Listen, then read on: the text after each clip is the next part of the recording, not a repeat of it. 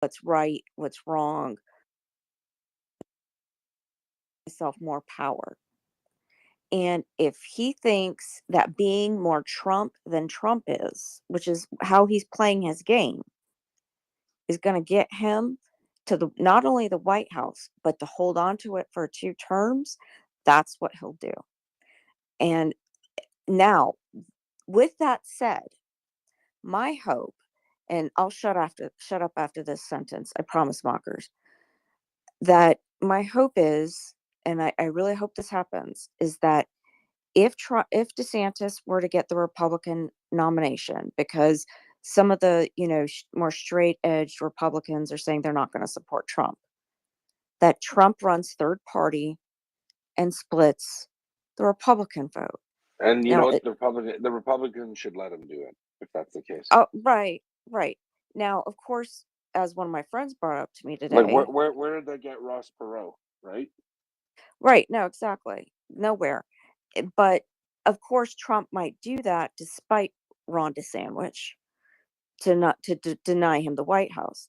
Now, at the same time, but then also he's stupid enough to somehow think that even though a third party, whatever he might have, is not on the ballot in all 50 states plus the provinces, is somehow going to come up to the 538 math of the Electoral College. It's never going to happen. But what my friend brought up to me today, too, is that, well, what if a Democrat decides they're going to run, like another Jill Stein or some crap?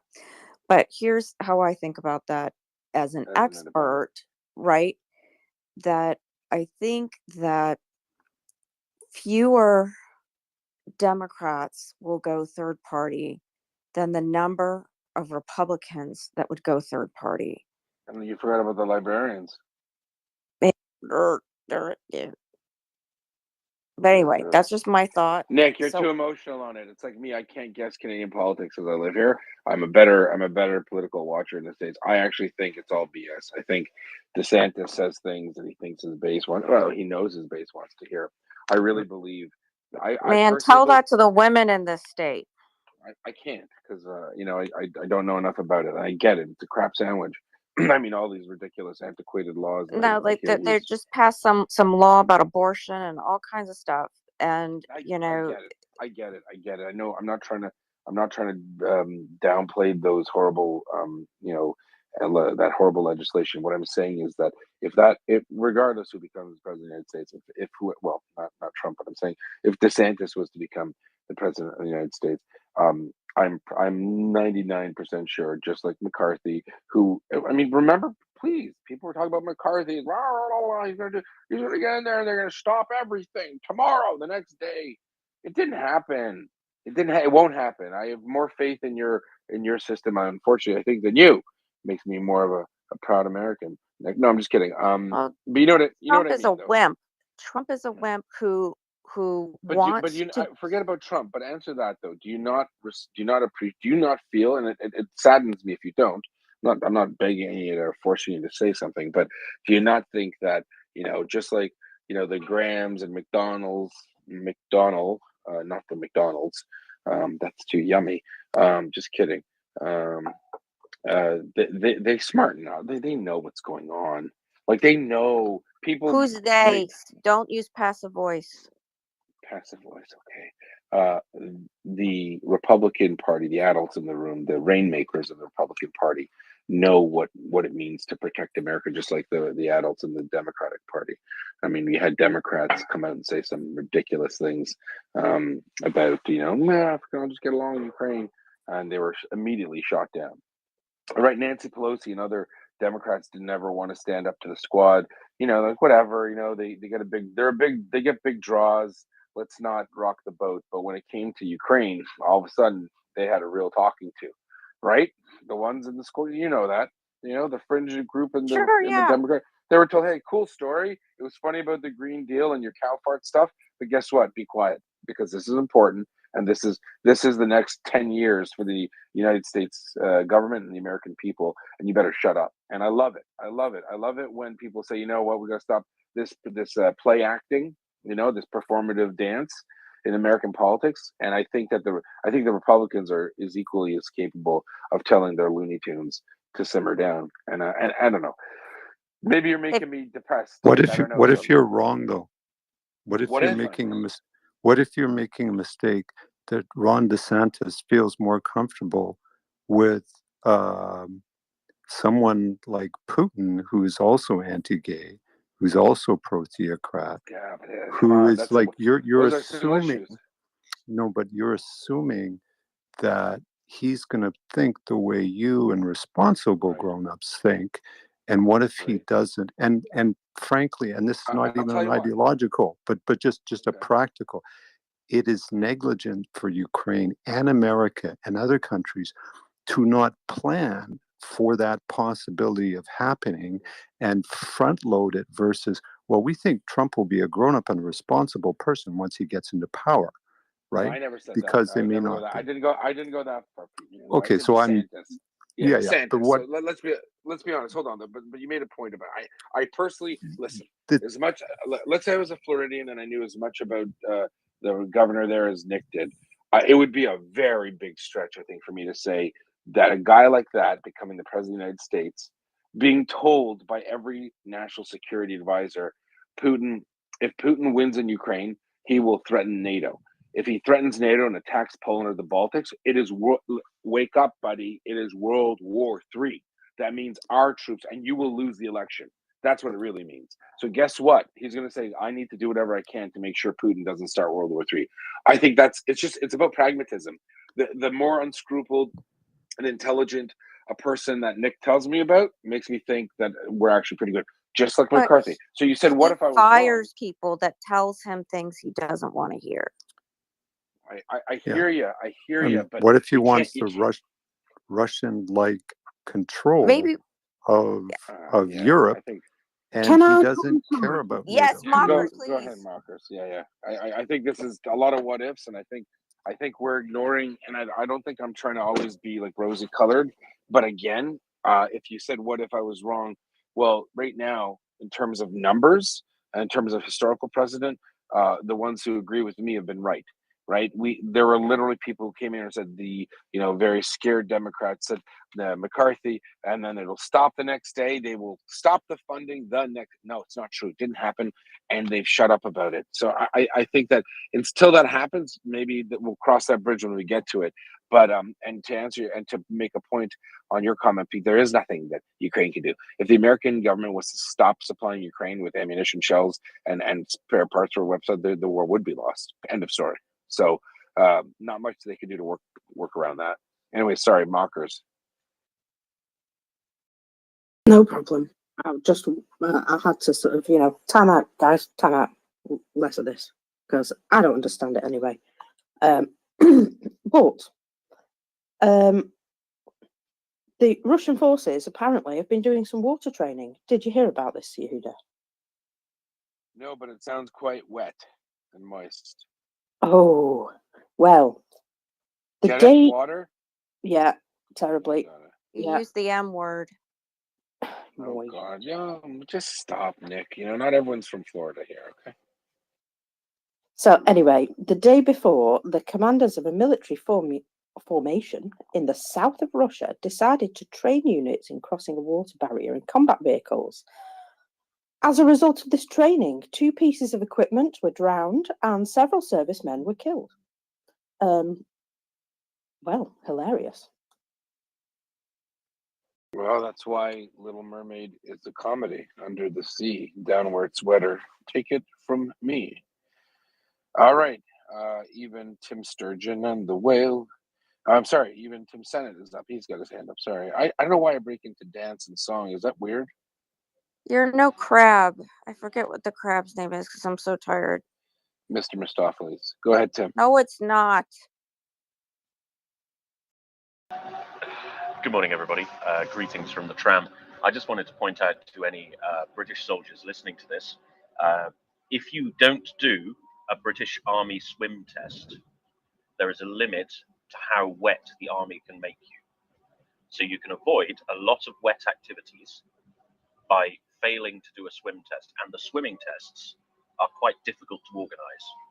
So if you are sharp enough about this, you can basically spend an entire career in the army without getting wet by avoiding the swim test. Just a top tip. This is from a guy from like the rainiest, country on the planet, and how are you not going to get wet? I mean, you go outside. What is it? Sunny? Like I think there are like 4 days a year that's sunny in the United Kingdom. A strange proposition, Timothy. Yeah. Listen, I didn't mean to shut Nick and Wait, Pete no, down I want to being say so something wrong. else. Okay, Wait, let's I'm not hear going it. to talk about. I'm not going to talk about Ronda Sandwich. Yeah, please. But what I'm going Yeah. to say is that unlike the Brits, like when in the Marine Corps, you can't even pass boot camp unless you do the swim test. So they should just incorporate that into your boot camp. Then you would at least do it once, but they make you do it. Well, I don't. They still do. They make you do it every so often. Swim Otherwise you test. can't re-enlist What or does that even whatever it mean? is. Swim test? Like tread water for 3 minutes, 1 minute? Like what is it? No, dude. Like Yeah. your whole gear is on your back, right? Half And of it you got floats. Don't you're a no, wimp. You're a wimp, Nick. You're a wimp. no, no, not just swim with just your gear. You're diving off of like 3-story or 2-story, whatever it is. Because I can't remember because I'm tired, but I just remember it being freaking high, diving boards, and then you got to go underwater for a period of time, like a long time, and like learn how to undo everything while you're underwater and like all kinds of stuff. I mean, it's like crazy. Some people go home because they can't even pass a swim test. That's So crazy. yeah, but So I'm just saying. does anyone do swimmingly on the test? Tim. Yes, I did. This is descending into chaos. Tim, you had your hand up.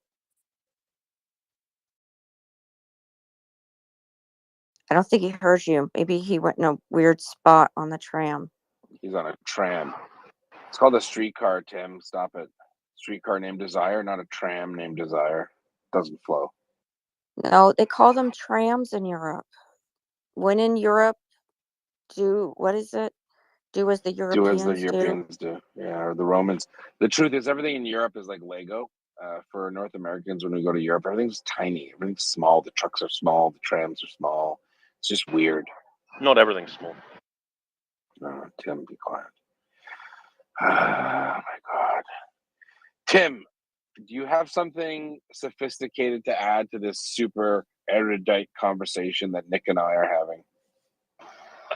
Not especially. I don't know anything about this sandwich fella. And my But yeah. yeah, you know what? Actually, there's a plot twist. Did you know?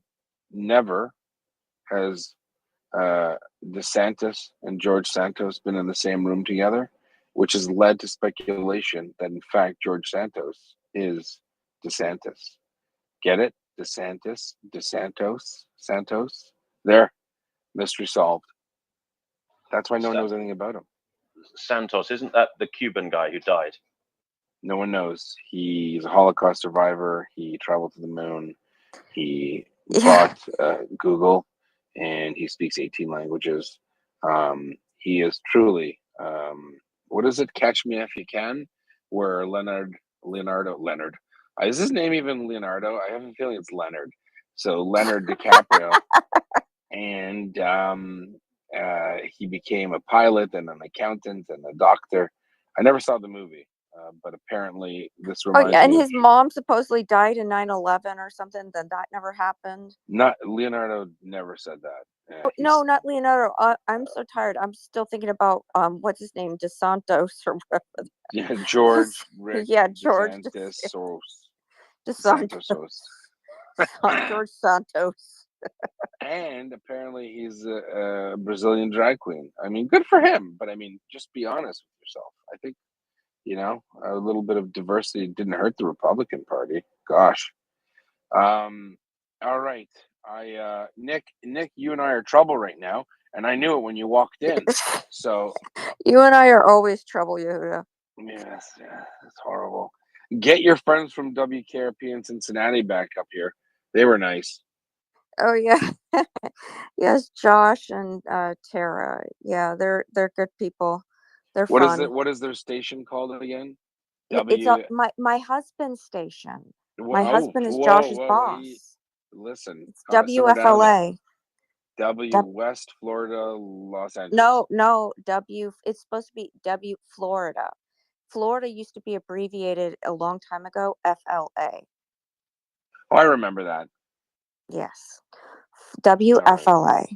West Florida. So that's Tampa No, and St. Peter. W. No. The No. W's. No, you're gonna all learn right. something. No, you're gonna learn Apparently. something. No. So, no, shut up. All TV and radio stations that are like east of I think east of the is it the Mason-Dixon line, I think, Isn't are the Mason-Dixon line west east itself? oh shit, no, it's the Mississippi. The Mississippi, I'm sorry. I'm so tired. Everything east of the Are you really an Mississippi. American, Nick, or are you a Shut Russian up, spy? Yehuda. All right. You're bothering me. So I can't think. So everything east of the Mississippi starts with a W. Everything to the west of the Mississippi starts with a K. So all radio stations and TV stations, like in California and Oklahoma, whatever, they're like K. They start with a K. Okay. And That's weird. everything So over the here starts Mississippi with a River W. is the radio line. I get it. That's interesting. So Yeah, everything and east of the TV. Mississippi is west, and which makes no sense. And everything west of the Mississippi is K. That's why you Yes. guys are still on Imperial. Damn it. All right. Well, still, God bless you all. We don't know how you do it. Welcome to Metric. I'm just kidding. All right. Maybe one day we'll become civilized. Yehuda. Yes. Am I pestering her? I feel I am. I feel I'm pestering. No, Talk to me about the numbers, guys. yes. Oh, please come with the numbers. But Talk to me about he's the numbers. pestering me lovingly. It's like brother sister thing. Go ahead, Mockers. Give us some numbers. That's what we're all waiting for, really. I think you should just go and like punch each other out and get it over with. Anyway, 980 liquidated personnel. So that's nearly 1,000 men again. 8 tanks, 10 armored vehicles. That's like, well, what do we have? We have 7 tanks, is it? Or 4 tanks per formation? 14 tanks per formation? No, 10 12. per BTG. Oh, there you go. So that's 8 of them that's disappeared, along with 10 armored vehicles. 9 artillery systems and 7 MLRS.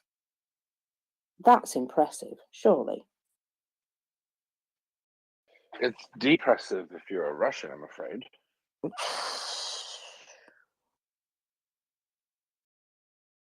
Her. Yes, think and it's fabulous. it's Did you say incredible that those things 998 have been- Mockers? What's that? Did you say 980. 908? Listen, I the like it. numbers are insane for people who aren't in the military. These are battalions of people dead. It just doesn't even make sense. And really, I'll give it either to the sheer stupidity or alcohol consumption of the average Russian soldier that anyone would be like, all right, hey, what happened to that 1,000 people that were here yesterday that went to attack Ukraine? Why are they? They're like, who made it back? Oh, no one. Oh, are we going today? Oh, that's great. Bizarre, Tim. It doesn't make sense to me. Should not that a mutiny make, Timothy? Sorry, I was trying to be dramatic. I'm trying to copy Axel. Well, we're assuming there haven't been any mutinies. I mean, I think that's a bold assumption. It might be, but I mean, still, I mean, how on earth are these people, collecting at assembly areas and say, all right, boys, we've been in the same spot for the last 6 months. There's about 40,000 dead comrades just somewhere over that hill. We're going to do the same thing again. Any questions? Good to go. Let's go.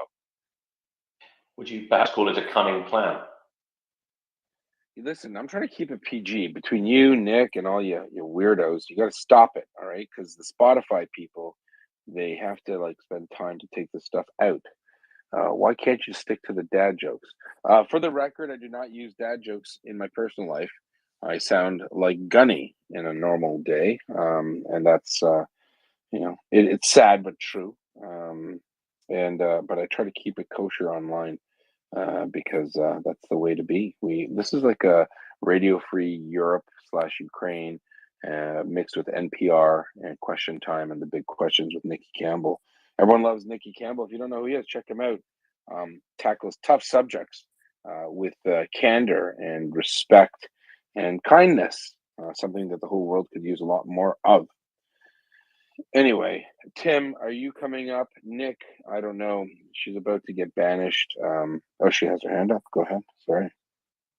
I was just gonna say that these numbers are like so insane. It's like, so, for anybody who knows anything about like the American Civil War, right? Like Gettysburg, 51,000 dead, Shiloh, 23, almost just shy of 24,000 dead. I mean, if you think about like how long Bakhmut's been going on, it's just insane. Um, and just this whole thing is staggering, and like I'm sure that by the time that this war is over, that Russian losses will have eclipsed that of the American Civil War. Um, and this is a modern war when you think about it. I mean, if you think about why so many people were dying in the American Civil War, a lot of it had to do with the lack of antibiotics and proper field medicine and stuff like that. This is like modern warfare, and having those kinds of numbers is like, it's freaking mind blowing. Yeah, um the Russians are going to hit north at 250,000. But unfortunately, this wouldn't make any normal person. It would give them pause. But for the Russians, they just don't care. They just don't care. 100% don't. They can afford to lose, and 250,000 or 160,000. The numbers just keep going up and up and up. We're looking at 10,000 minimum a month dead Russians, and I gotta believe in my heart of hearts. Just I'm not trying to be an optimist, looking at the world through rose tinted glasses, but there's got to be a point where somewhere in the mechanism of the Russian military that it just collapses. You know when I think that's going to happen, Nick? When? When is that, Yehuda? Well, I'm glad you asked. I think it would happen when the next major Ukrainian counteroffensive kicks off. When the Ukrainians are Yeah. best suited with their Leopards and their this and their that and their Bradleys and Martyrs and all that jazz, I think that's when you're going to see three organized combined arms brigade groups. So that's 3 times 3, right? So we're looking at a substantial force of Ukrainian soldiers shook out, carried, all properly kitted out, pushed through Zaporizhia, down towards Melitopol, and then towards Mariupol, and then to the west to cut off all of those Russian forces east of the Dnipro in Kherson, and then a great glorious force punching through the Route 66, seizing Starobilsk, cutting off all supplies to all Russian forces in Donbass. And when that happens, therein will be the end of the Russian military completely. The military will collapse completely. And when that day comes, you will see change. You will see Putin will realize he doesn't have an army. When Putin realizes, or all the people around the Siloviki, the Russian leadership, realize that Finnish border guards could invade St. Petersburg at will if they'd wanted to, because there's no one left in Russia to do the job. That's when you're going to see that change. So I think that number will be at about 250,000 dead Russian or demobilized Russians, thanks to the Ukrainian army. God bless you. I see Snuffs in the audience. Come on up. I want to hear you. You got a lot of passion. And he's a drone operator, Ukrainian drone operator. who helps deliver freedom, one drone at a time. If you can come up, we'd love to hear from you. I like to think And of it as liberating Russians. sure, or eradicating evil, which are pretty much the same thing. You know, what I mean is like they're liberating these Mobics, you know, from Russia by killing them. Maybe a Would little you morbid to think about would it, you but say you know, I'm a softly? Marine, so Killing them softly, maybe. yeah, yeah. Oh God, Yoda. Singing his words. All right, No, stop. please keep your day job, Mhm. dude. This is my day job. This is my night job, actually. How dare you, Nick? No, stop it. All right. YouTube, honestly, I'm going to put Us you both in a three. room Us so three. you What do can you mean you just two? You're involved in this too, Mal, because you're guilty. Mockers is like our mom, Yehuda. I think she's younger than us, but she's like our Yeah, I mom. know, ironically. I'm just keeping the peace. The anti-nuclear family. Oh, just All keeping right. the peace. Would you believe that the UK MOD have not released their report yet? And well, I'm beginning to get worried. I'm thinking that they've, I don't know, fallen into a hole or something. I think We all Dave, have to Dave click is on the sick. button. What'd Dave you is say, sick. Tim? I think Dave is sick, the guy who writes the report. That's the only explanation. He's got to Maybe be he got the busy. Rona. Yeah, entirely possible. Entirely possible. Either that, or it's such massive news that they're delaying it for dramatic effect. That could also Or be a reason. they've run out of zeros on the death count there to publish it. They've been overwhelmed. I mean, 1,000 people a day. Just crazy. Crazy. All right. So hopefully we've sent some invites out to our friends here. Do come up. Fill the panel. Tell us what you think. Snufferoni, I want to hear from him. Very animated, oh, there you go. A pleasure to listen to, by the way, because the passion in his voice, it makes me happy. Makes all of us happy because it shows one thing to me, that Ukraine is winning. Ukraine will win, and Ukraine will be free within its sovereign borders, which obviously includes Crimea. The Russians, they're very insistent. Sevastopol is a Russian city, apparently. Who knew? Who knew? Just because you've subjugated and starved a people for hundreds of years doesn't mean they gave up their hopes and dreams or their homes. So, do come up. I appreciate it. Tim, are you taking the con here? What's going on? Are you just tram riding around Tallinn? I'm actually sitting at a petrol station having a cup of coffee because I have to. I've got some admin to do that involves going back home. Anyway, my life story aside, I find Yehuda just a top tip. The best way to get interesting people to come up to the panel is to get something they know about slightly wrong.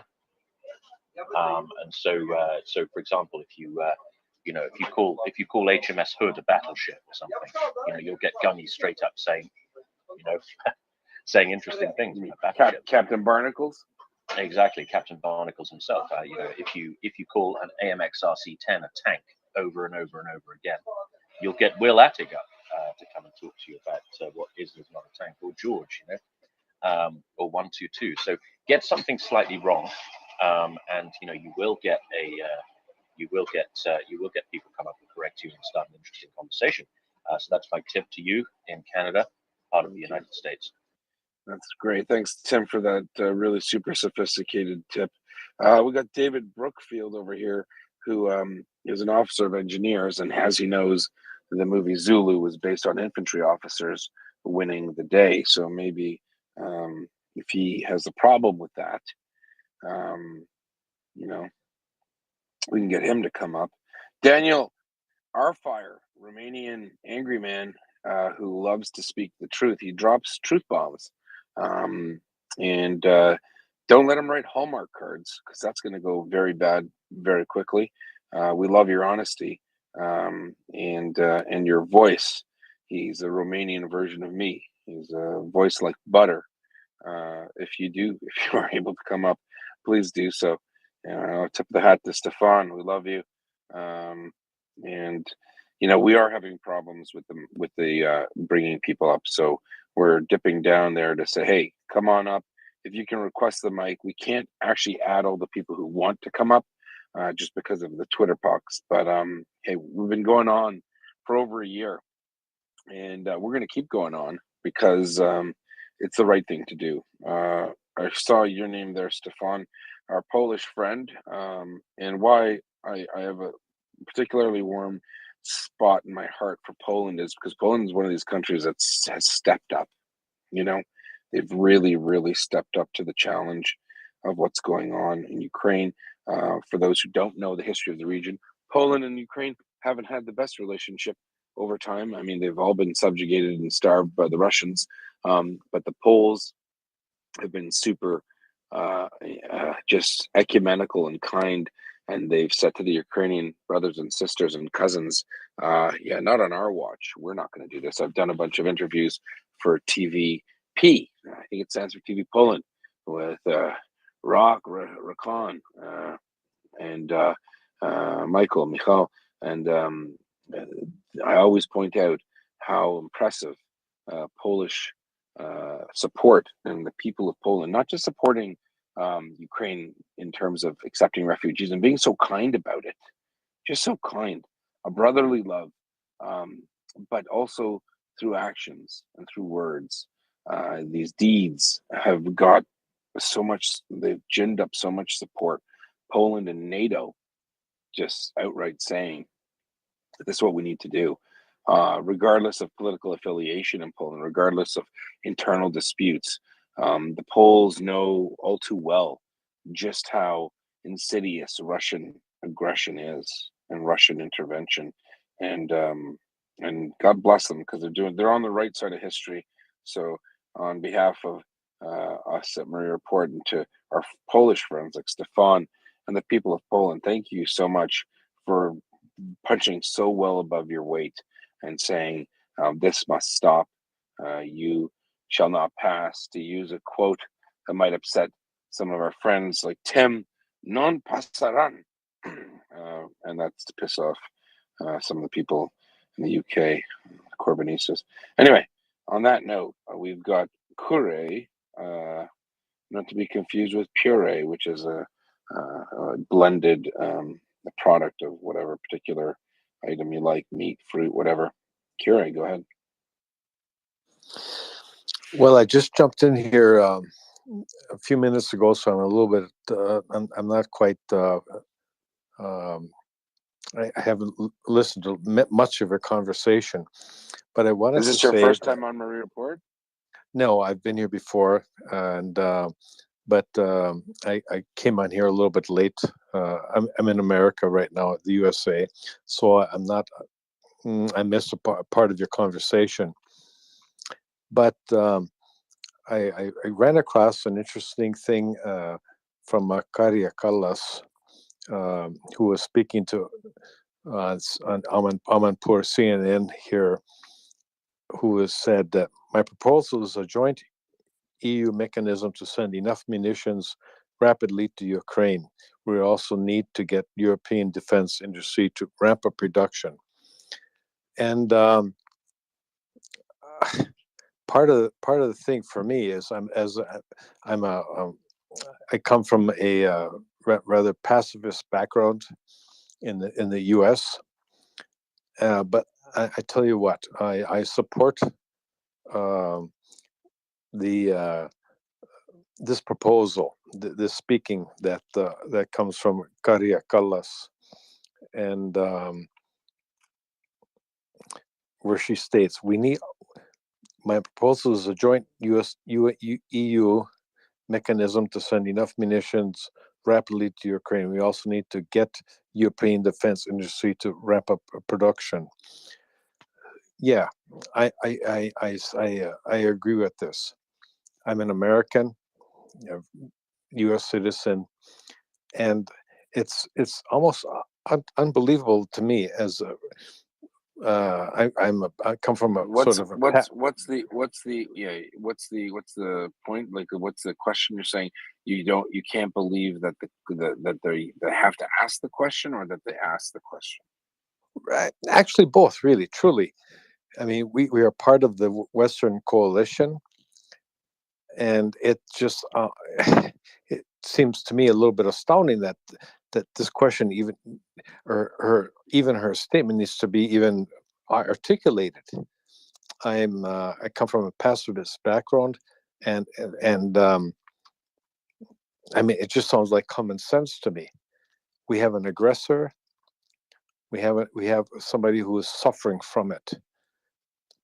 We are part of the Western coalition, although the Ukraine is not part of the EU, nor part of NATO.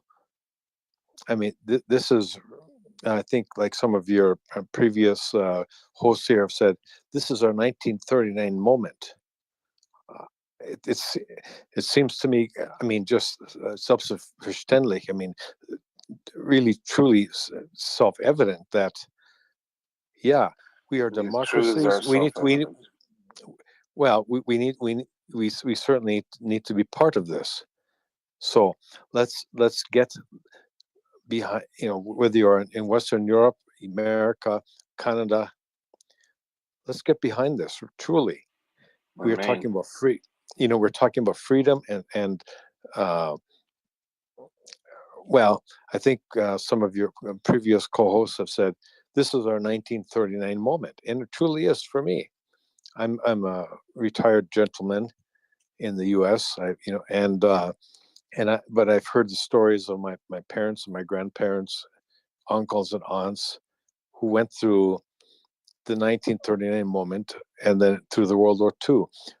No, so I want to say is, first of all, thank you, MriyaReport, for being available, for educating me and giving me more information. I've always been a good reader and so on, and I'm a little bit part of that in between generation. I didn't have to serve in Vietnam. My parents were part of World War II. I know their stories, and this sounds so. I mean, it resonates. It echoes from what they told me when I was a young boy. So, my friends, my friends from MriyaReport, thank you, each and every one of you. I've become a avid listener. You've educated me. I was fairly well informed, but you have increased my knowledge about this this episode in our in our lives. So thank you very much. I really appreciate you. And for my friends from America who are listening today, just do your part. I'm part of the retired class right now. And you sometimes may wonder what should I do? And I'm going to say this: you go out. Some of my retired friends, we go out weekly by weekly, have coffee together, and so on. Tell you what, just do a real simple thing. Besides calling your senators and your Congress people, if you support this effort, every time you go out for coffee, just match that and send it to MriyaReport, because you're doing a good deed. Maybe you don't think you can, besides calling to your congressmen and senators, maybe you feel that's not enough. You can do a simple thing. Just give a little extra to MriyaReport, because you are doing a good deed. Thank you, my friends. I love you all. And thank you for educating me and giving me more knowledge about the various aspects of this conflict, because some of the prior hosts have said, this really is our 1939 moment. It really is. Get off your ass. That's all I have to say. Thank you. Thanks, Curry. You know what? What a beautiful lesson in humility. I'm 45, and someone said to me, a younger person, when do you feel you got there and you've learned what you need to? And the answer is never. You can always learn. And Curry is a retired person, he said. And you know what?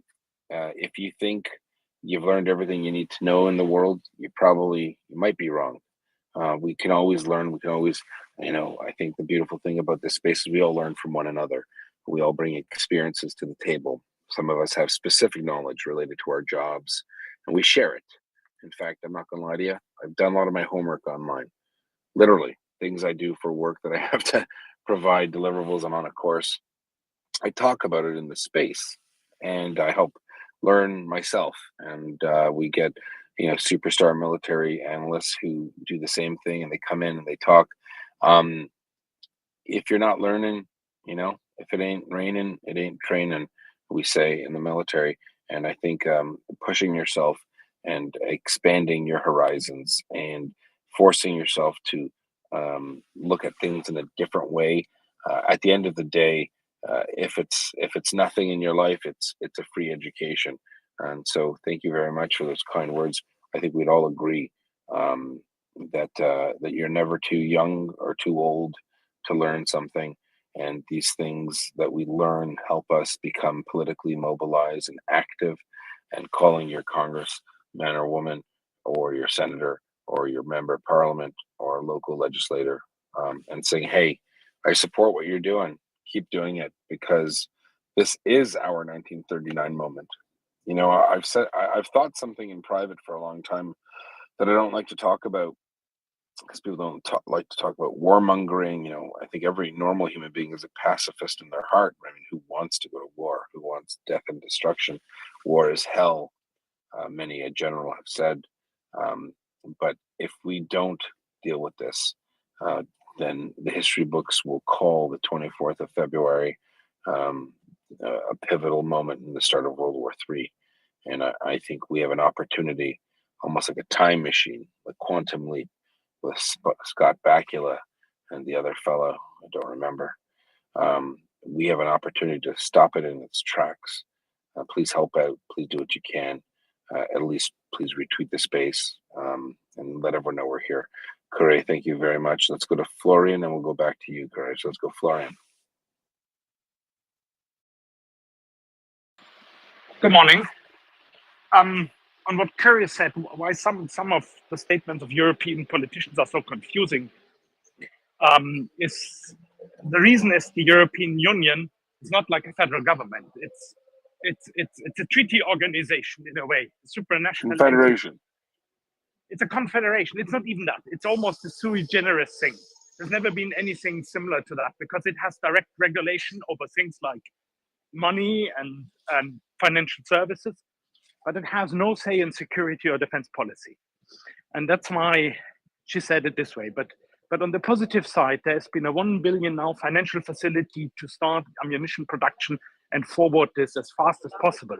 But the way it works, the EU is providing the funds, like the other 7 billion funds for arms for Ukraine. But the member states need to take the money and give the orders to its national defense industry. And that's, for example, when Mr. Papier, the head of Rheinmetall, yesterday said, where are the orders? The money is there. Give me the orders. I want to produce it. I want to produce tanks and ammunition and so on. And that's a problem. And in order that the EU becomes relevant to security or military, people like Poland don't, or countries like Poland don't trust it enough. They see this is outsourced to NATO. But this is not the domain of the EU, because on such matter, there's probably unanimity of votes, and then you have the Austrians and so on who could block everything.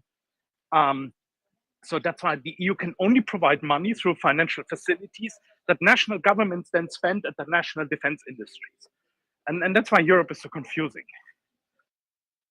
So don't block it, don't stop it. It might be a song. Curry, back to you and over to Paul. Yeah, but the money is there. That's the curious thing. She should have mentioned that this 1 billion for starting ammunition production has been now provided.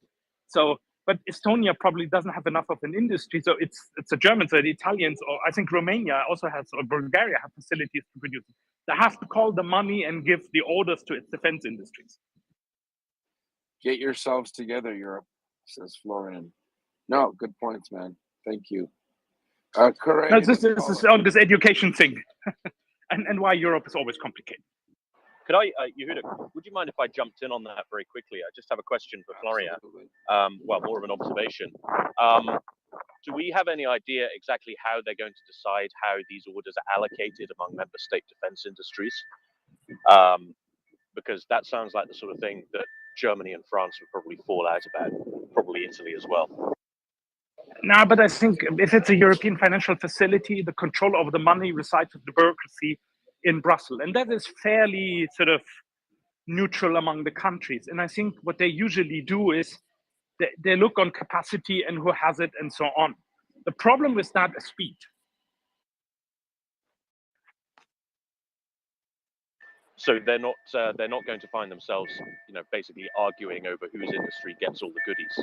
There's an equitable mechanism that everybody can accept. Yes. I don't think that's the problem. The problem is the EU need to figure out the bureaucracy. Then it goes to Berlin. Berlin needs to figure out the bureaucracy, so on and forth. I think you get me. Thank you very much, Maria.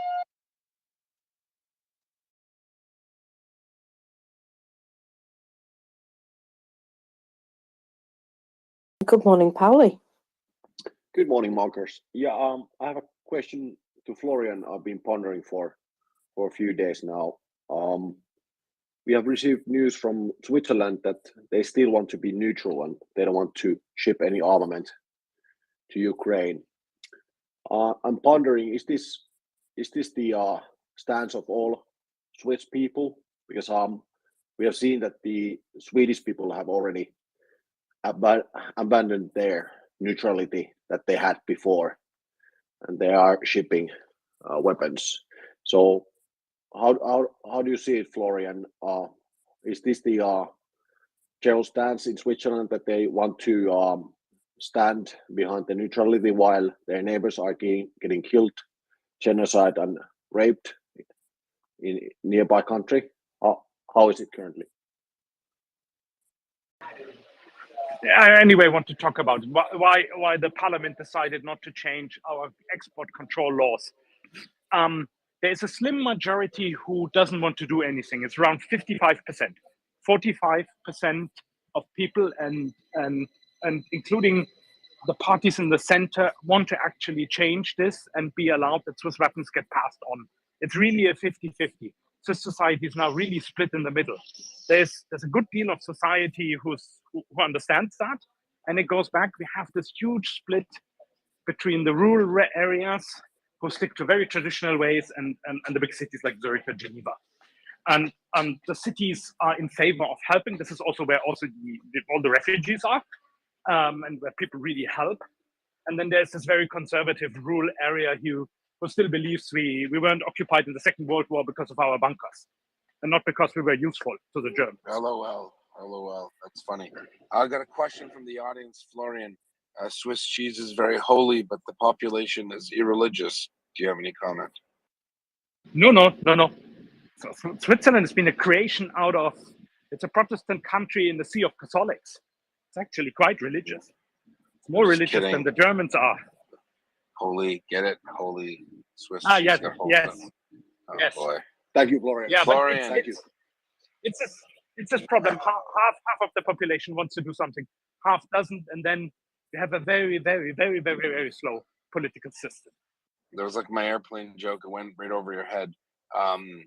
Swiss cheese got holes in it, holy, and then non-religious. But thanks for ruining it, Florian. True, just true to form Swiss humor, like the dodo bird. Doesn't exist. No, I'm just kidding. No, great. I'd like to know if Tim, are you going to be able to come up and replace me? Nick has passed out. She is sleeping, having nightmares of Ron DeSantis going through her house. I thought it was Rick DeSantis for a second. But Paulie, did I answer your question? Yes, Florian. Florian, you answered it succinctly. Thank you. It's I want to say, it's delightful to hear, like, just comments from people living in Switzerland rather than just a few articles in the media, having a dense version of what has been decided. Thank you. I mean, just one short comment. Among my peers, we are all sort of almost enraged on this decision. I mean, people who can really think straight know that NATO is providing the security to Switzerland are really, really angry at this. And it's really like this horseshoe problem. the extreme left, and we have a very, very nationalistic right, which is the largest party with around 25%, came together and defined this old way of doing it. And I think it's a total disaster, to be honest. Yehuda, to answer your question, I'm very happy to replace you. I've got some admin to do for the next 10 minutes, but I'm sure Mockers can take the helm for them. So drop whenever you need. I will organize a CH invite. Thank you so much. Helm's Deep. It's from Lord of the Rings. Great story about the White Walkers and some wall or something. Hadrian's Wall, perhaps. What's that? You use the Force, Harry? Is it that one? Yeah, probably. So Tim, of course, will be my replacement. Not he can't really replace me, I heard, but he'll do his best. He'll fail. Thank you, Tim. Dr. Nick Ole. She's Dr. Nick because Rick DeSantis got to her, or Ron, or what is his name? God, who cares? All right. So if she wants to drop down, great. Kure, you did have your hand up again.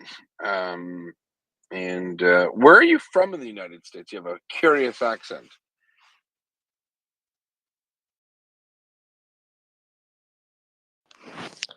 Well, sorry, I put my hand back down. I'm an American Finn, and if you're, I was not I paying. knew it.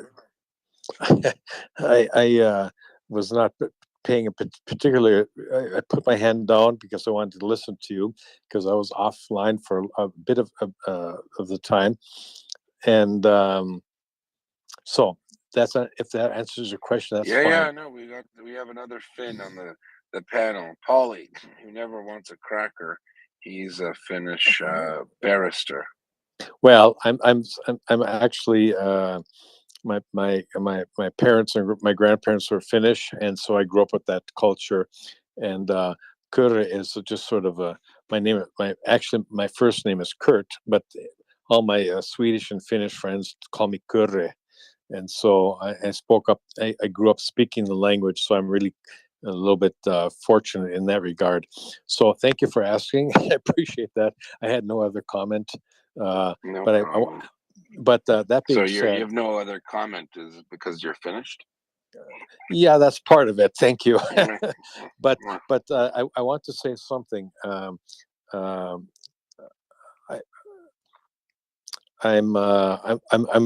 of retirement age, but I had the opportunity to teach some years ago to visit my Finnish cousins, and many the older ones at that point. Well, they were retired and they were taken very well care of because they were veterans who had fought on the during the Finnish-Russian War, so against the Soviet Union, and it just amazes me in some regards because because I was the American Finn, and so they would kind of open up a little bit because Finns are maybe a little bit stoic or at least hold back things necessarily, but. It was quite amazing. They opened up to their American cousin and told me about their experiences. And when I hear some of the reports on MriyaReport and about what is happening in the Ukraine, I was thinking, "F all it." This sounds like the same sort of tactics, the same sort of things that happened to them in 1939 and 1944 during the continuation war. It sounds no different to me. It seems like the Russians, well, at this point, at that time, it was the Soviet Union, they applied the same strategies. They haven't learned a goddamn thing. And I mean, it's just amazing to me that they've learned nothing, even though some of their armaments are maybe a little more modernized, but they're still doing the same thing that happened 80 years ago. And they got the same results. The only reason that it came to some sort of result in Finland was that Finland gave up a little bit of territory, and Some would say too much. yeah, well, who knows? But they managed to find a good medium for them to be able to survive as an independent nation. But it's just perplexing. I mean, gosh, after 80 years or plus, the Russians haven't learned a damn thing. Because when I hear some of the testimonies from what some of your earlier hosts during the day, I get to listen frequently about what the aspects that are happening in Ukraine and so on. They have not learned a damn thing. They're doing the same stuff that was happening. I mean, you could almost from the conversations I had with my older cousins some years ago. It's the same stuff. Yep, they haven't learned. It's true. I mean, it's amazing, and I mean, well, anyway. So, thank you very much. I mean, that's all I have to say tonight. Thank you very much, my friends, and I wish you all well. Thanks. Thanks so much. I started to put you on the spot. I just wanted to point out a familiar accent, Finnish one, and hopefully it's not over. Mockers, thanks so much. I will be dropping down. It is 3:30 a.m. on the East Coast of the Americas. The better Americas, the northern one. Not that this other one are bad, but we're nicer. Mocker. Gosh, I better stop. Nick has fallen asleep. She's woman down. She's definitely on the left side of the pillow. The reason why I made it comment, there's a hadith that's in the Islamic world that you should sleep on your right side as opposed to your left side. Something to do with the heart. And that was my joke. And someone messaged me and said, why did I say it's not very Islamic of her? These are just little points of information, knowledge shared is knowledge gained, and mockers do take over. I will drop down like a stone, not a pound of feather, but a pound of stones, which obviously falls faster than a pound of feathers. But why does it fall faster, Tim asks? Because of what do you call it? Friction. What do you call friction? Resistance, of Wind course. resistance, yeah. That's it. All right. Wow. You're a physicist now. All right. Well, it looks like I'm outgunned, outmaneuvered.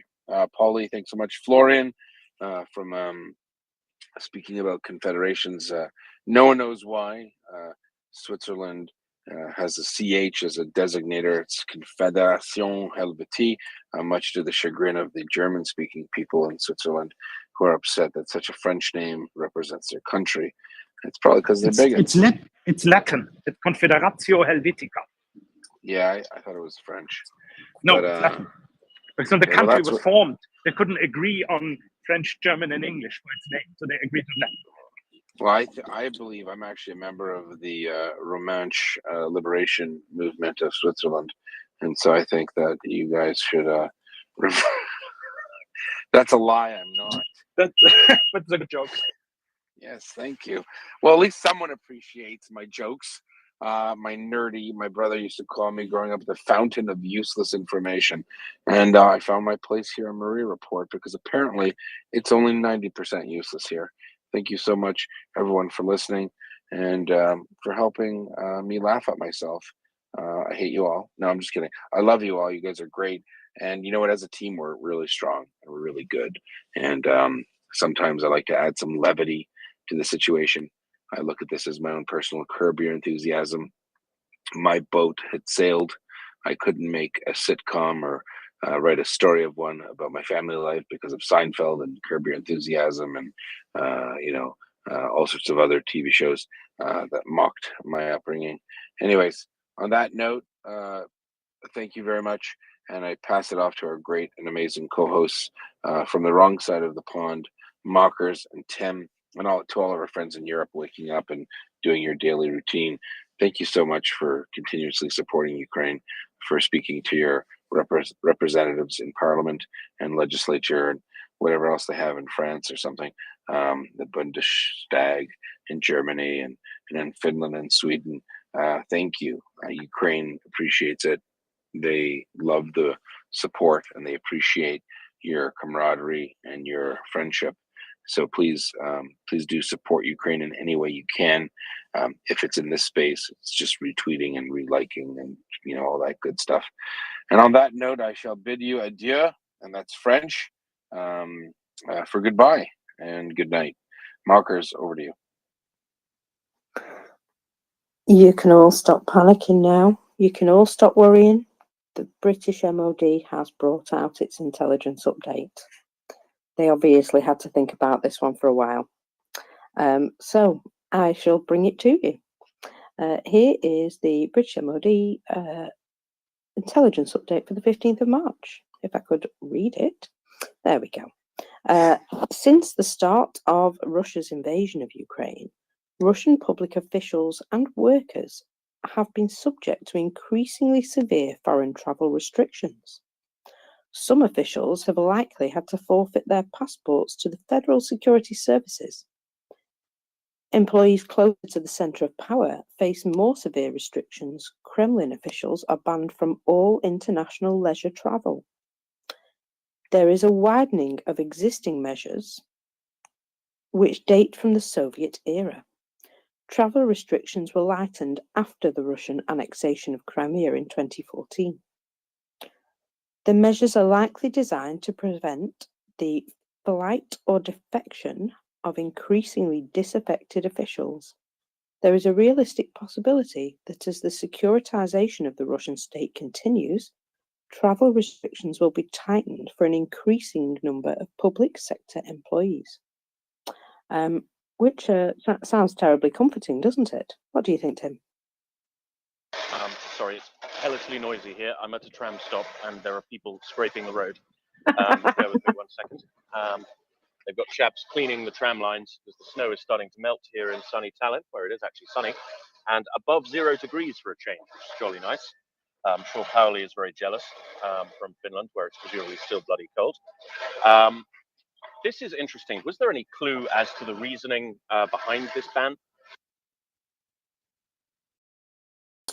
Well, I did hear some news of this the other day about some people having to forfeit their passports to the security services to stop them from basically just disappearing in the night. It does suggest that 1 or 2 have disappeared in the night, and this is probably why it's being put in place. So this is a return to Soviet-style exit visas. This is fun. Yes, I'm quite sure that it bodes really well for what's going to happen in their future. Florian, go ahead. There was recently a book written by a German guy who used to be for a long time the correspondent of Die Zeit in Moscow. And he had a few interviews with influential people. And basically they all said Mr. Putin really wants to go back to the Soviet ways. He thought the ways of the 1990s and later were softening and weakening Russia. And I think this is now put in place step by step, and exit visas and travel restrictions are part of it. I think he didn't dare to do initially because I always perceived that the Russians' only right they cherish is the right to travel. Everything else didn't matter. Freedom of speech and the right to aggregate and demonstrate didn't matter, but the right to travel mattered. But when Europe locked them out and the US locked them out, I think this is now to the point that they can tie the screws to an almost Soviet system back.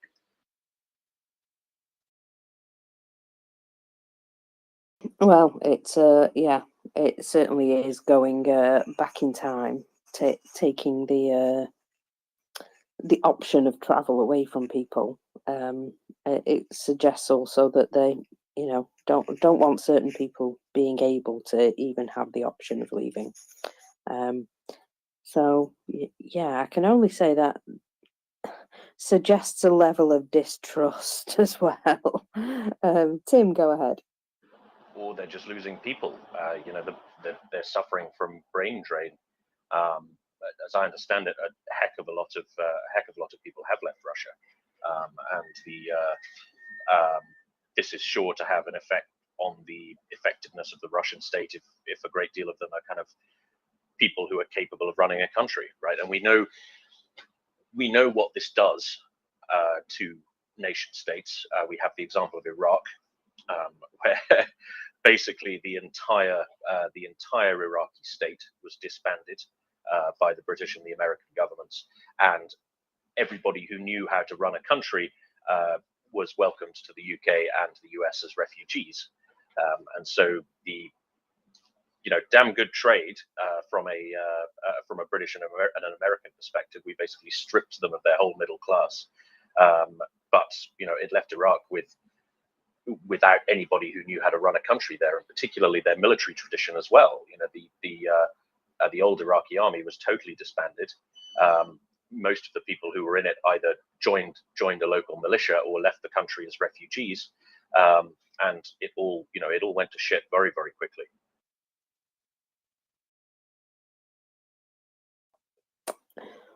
Also, we've heard the unofficial votes of some of the further flung states who apparently seem to want to take a bit more control of their areas. So it's all boding very well for the upcoming future of what's going to happen east of Ukraine.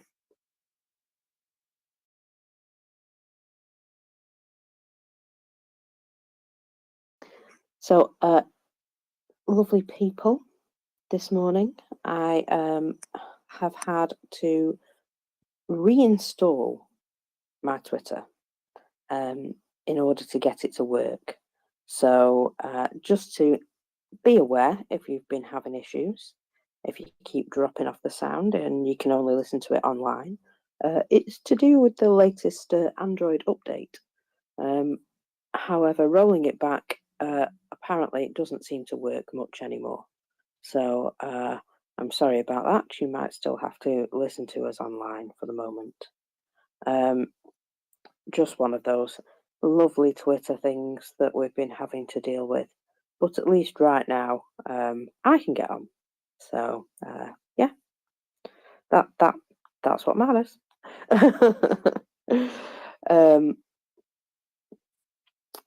So I've woken up this morning and I've only had one coffee so far. So you'll have to excuse me if I sound like I'm a little bit dying. I'm going to make another coffee while I let Tim speak to you for a moment. Thank you very much, Mockers. I actually have a question for Florian. In fact, I have two questions. Florian, have you served in the Swiss Army? Oh, no, it gets complicated. I have served in the German Army, and I'm a reserve specialist in logistics for the Swiss Army. But fantastic, because I'm not doing much. But I've served the German Army during the Kosovo War. I was I call it conscripted, but then voluntarily helped to serve on the logistics side of things on the Army Corps of Engineers, building roads in Macedonia for the NATO to get there. Because I've got a question about Swiss Army training. Now, when the Swiss Army does an exercise, what's the story around opposing force? And I'll give you an example. Let's get clear. It's the red side from the east. Because when the British Army does an exercise, they usually in the era of counterinsurgency warfare. So when I was serving, they would invent a fictional liberation front, right? So we'd go to North Wales, and our enemy, we'd be briefed on who the enemy is, and they'd be like the Clwyd Liberation Front, a terrorist group intent on Marxist-Leninist state in the Vale of Clwyd or something like that. The Americans, they have their fictional countries of Atropia, which is kind of it's basically Georgia. So when it's on a map, it's in the Caucasus, and it has issues with a neighboring country and enclaves, and one of them is Russian-backed and the other is Turkish-backed, and that sort of thing. It's a bit kind of Azerbaijan, Armenia. What do the Swiss do? What's the exciting story behind Swiss Army training exercises? It's always the Red Party is coming with T-72s from Austria, but they're not necessarily Austrian. because the Austrians don't operate T-72s. No, of course not. It is always the scenario, there's a wider European war and it comes from the east and it's obviously the Russians. That's not very neutral of you. In the same way, it's not neutral buying F-35 and F-16s, huh? I mean, couldn't you say they're coming with Ariete tanks or something like that? You know, just mix things up a bit. Nah, there's always the joke when Liechtenstein attacks us. Oh, well, I accidentally invaded Switzerland on at least one occasion during an exercise with the French. It's surprisingly easy to do. Yeah, and this especially exercises in towards France often end up unfortunately in France, and then French military police arrest the whatever Swiss company and put them back in Geneva over the border. Oh, we didn't get arrested. We were quietly reminded by the Swiss policeman that France was actually 4 miles in the opposite direction, and we should probably go back there. It was all very civilized. Okay, the French make more of a show of it, arrest them, make a fuss, and bring them back. Well, that's the French for you. I have another question for you. You're an international law buff, as I understand it. Though I think you're also a lawyer. Am I correct? No, I'm by training a mathematician, but I've worked on a lot of stuff, software systems for regulation of banks that touches EU law. And whenever I started doing this, I got in all the nuts, the bits and bytes of EU law, how EU regulation works, how it's been applied, what goes through national government. And once I got it, I understood how the thing works. And this not only applies to financial regulation, it applies to how the whole EU works. And vis-a-vis countries like Switzerland or the UK now. Okay, the reason I assume this is because whenever I get international law wrong, which I do quite a lot, you usually come up and correct me. So I do have an international law question for you. Yesterday, it was announced by the International Criminal Court that the chief prosecutor, Mr. Karim Khan, who's, I believe he's a Scottish lawyer, as opposed to an English one, he will open, he has issued indictments against an unnamed and an unknown number of Russian military and civilian officials for the crime of genocide regarding the deportation, the kidnapping and forced adoption of Ukrainian children. This apparently breaks new ground because the forced adoption of children is not included in the international definition of genocide yet. So this is very much a test case. This surprised me that this wasn't already included in the definition, because the definition is pretty broad, and I believe forced deportation is already included in the definition. Do you know much about the history of the development of this definition of genocide and why this hasn't been included yet? I don't, but I know, if I remember, that's Polly, maybe he can answer. I think the forced removal of children is part of the genocide definition. And that's why adoption is probably interpreted as forced removal of children, and that's why it's included. Apparently it's not. This was the Guardian's report yesterday, said that actually forced adoption is not included, and this therefore is a test case. Yeah, of course, I agreed, but forced removal is included. I don't know. That's kind of why I'm asking.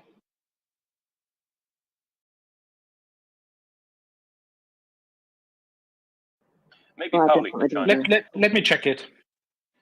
Thank you, Floria. Maybe Pauli could chime in because he is a lawyer. Pauli, what's your take on this? Yeah, thank you, Tim. I can look at the specific paragraphs and clauses and give you like exact answers, but on top of my mind, as how I recall it, is that basically the forceful removal without any actual justification to another country, that's basically what you want to avoid and what Russia is currently doing. So it doesn't matter if you if the Russian officials label it as a adoption or anything, doesn't matter. It will be constituted as as a war crime, as an act of genocide in my books, and I'm quite certain that the prosecutor would not go forward with this kind of case if he wasn't sure of it. So he must think that, all right, with at least, would I say, 90% of certainty, he will win the case. That's usually the line of thought that the prosecutors have. They will not just go to the ICC court and then just try things just for fun, because of course losing the case without good grounds and good evidence will also burn you. I mean, it will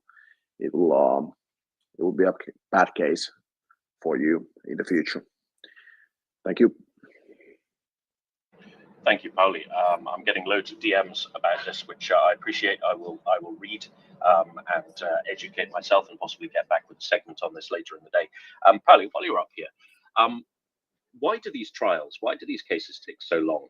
You know, thinking of, for example, the Extraordinary Tribunal for Cambodia, Yugoslavia as well, Rwanda. Basically, everybody was dead by the time they delivered any verdicts. Why do these things take so long? I mean, Nuremberg took, what, 9 months or something? It was pretty short and sharp. Yeah, there are several factors, of course. But let's have like an example case of was it Liberia or Rwanda cases. Usually the cases or the prosecution starts maybe 10 or 20 years after the civil war. Don't ask me why it takes so long for them to commence. Usually it's due to the reason that the whole country is so unstable that you are not, how to say, able to bring the actual criminals or well, persons that are being prosecuted under the law to the court. So first it takes time to just have the forensics and examination. Then you have to seek out the the prosecuted people, and then you have to deliver you have to bring the claim, or you have to sue them. And then of course if you have multiple people on the same claim, it takes weeks and months to handle the case, because of course in Western system they also have to have a chance to defend themselves. So you have pro and contra arguments back and forth.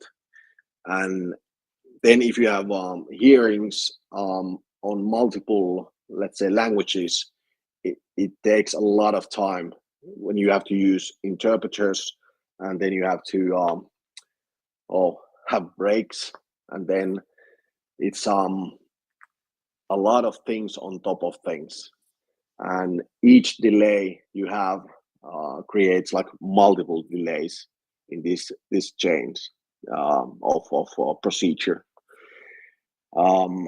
So this was my complex answer, but I think we could get a expedited procedure in the war we are having, the full-blown war we are having now, if we could bring the criminals to the court fast, and then if we have the evidence, and I think we have a lot of evidence at hand,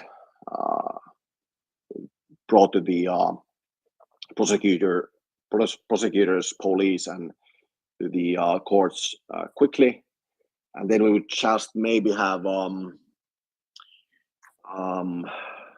lawyers, attorneys from the EU that are, well, unfortunately, but still they have to defend the people being prosecuted on the war crimes, that they have they have their defense, and everything goes by the book. And I think this kind of procedure would enable us to have a quicker proceedings. But still, with the ICC on bigger cases, they will last, in my opinion, from 3 to 10 years, because it just takes the evidence material, just the mere amount pages you have might be 10,000 or 100,000 pages, and the attorneys, judges, prosecutors, they have to go through all the material and just know the case, and then plea on the case on behalf of their either your prosecutor or then your defending defendant. So it's quite complex. Thank you. Thank you, Pauli. Listener points out that rightly in my view, that one of the reasons the Nuremberg trials were so efficient and quick was, they weren't meant to be a holistic investigation of Germany's crimes. They were a select group of senior people from a select group of backgrounds within the German state, and they also didn't, they didn't investigate and try every single crime they could find. They took an exemplary list of charges and tried those, right? So, for example, it didn't touch upon the Holocaust at all, and so I guess it was kind of in because and they had the advantage of the death penalty as well, right? So, in the British tradition, if someone has committed multiple murders, back when the death penalty was in force, it was mandatory for murder. So there was no point in trying multiple murders. You only really had to try one murder, and then you got them, right? And that seems to be what they did at Nuremberg. They didn't feel the need to throw hundreds and hundreds of charges at them, because they knew that if they convicted them on just one charge, they could hang them.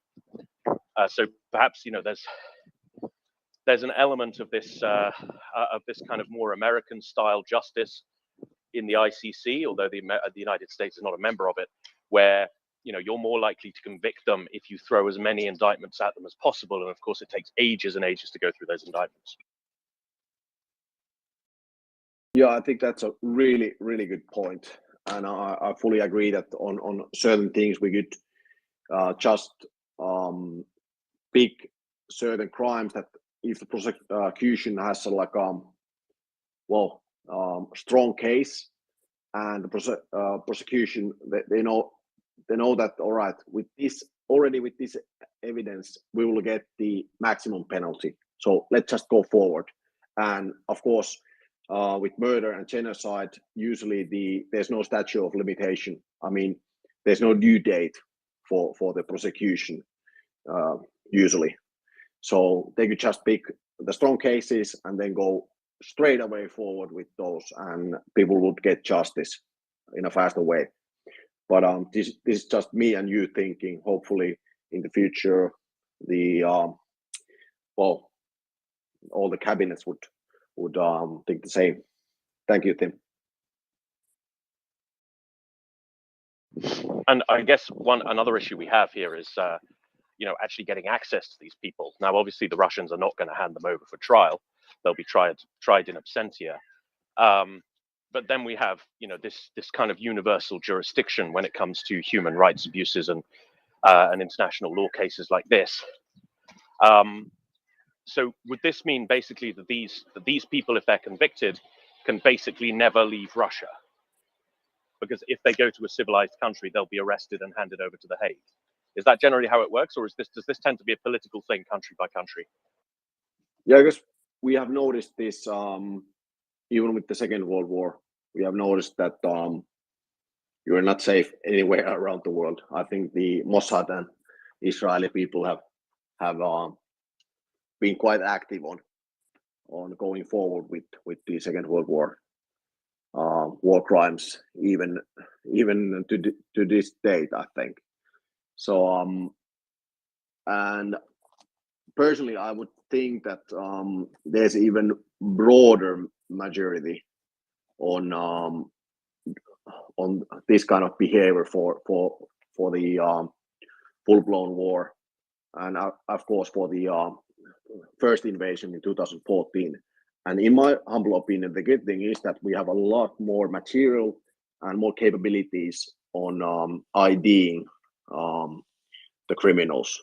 So I would say that there's no hiding places for these kind of people in the future, if I have to predict something. And then on the convention on genocide, the Article 2 and point E says that forcibly transferring children of the group to another group, that's basically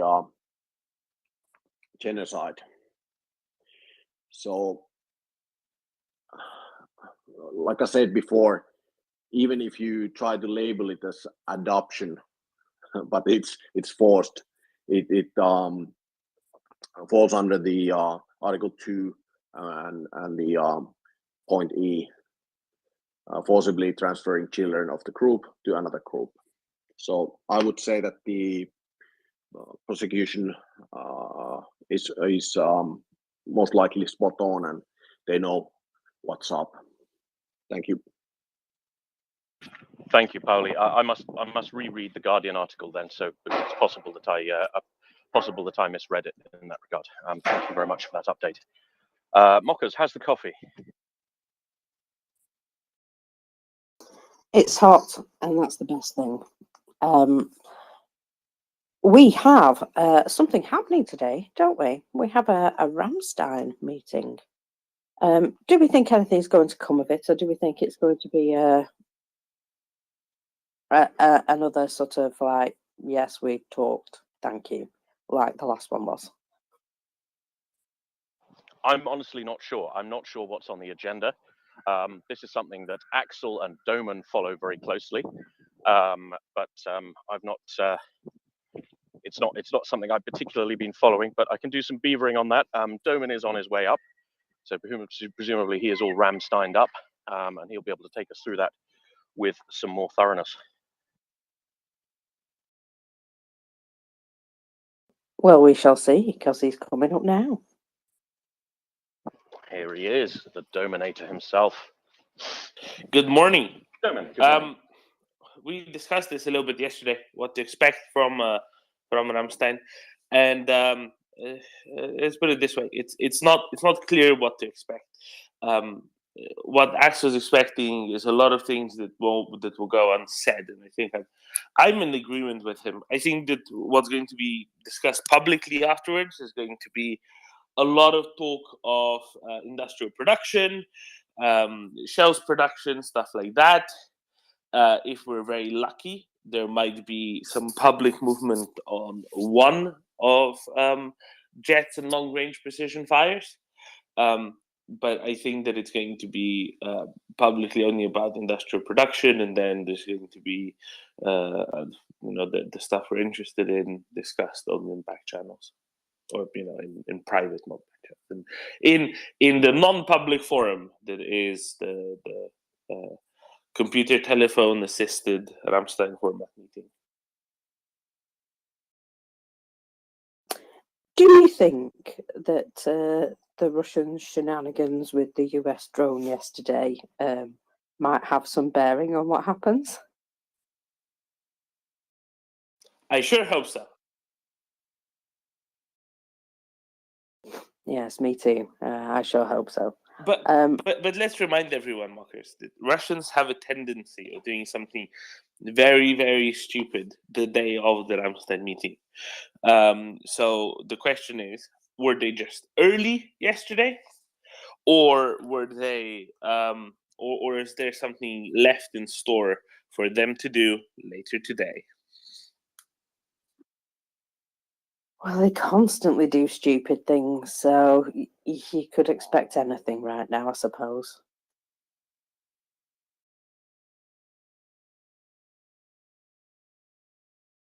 Talking of which, would you like to hear what they've done overnight with regards to the numbers? I would love to, but before that, I would love to hear, has the Android problem been sorted and everyone can now do everything? Not really, no. Oh. I am using a workaround which just about works.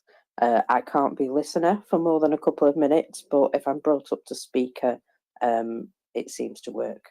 And obviously co-hosting works because, hello, here I am.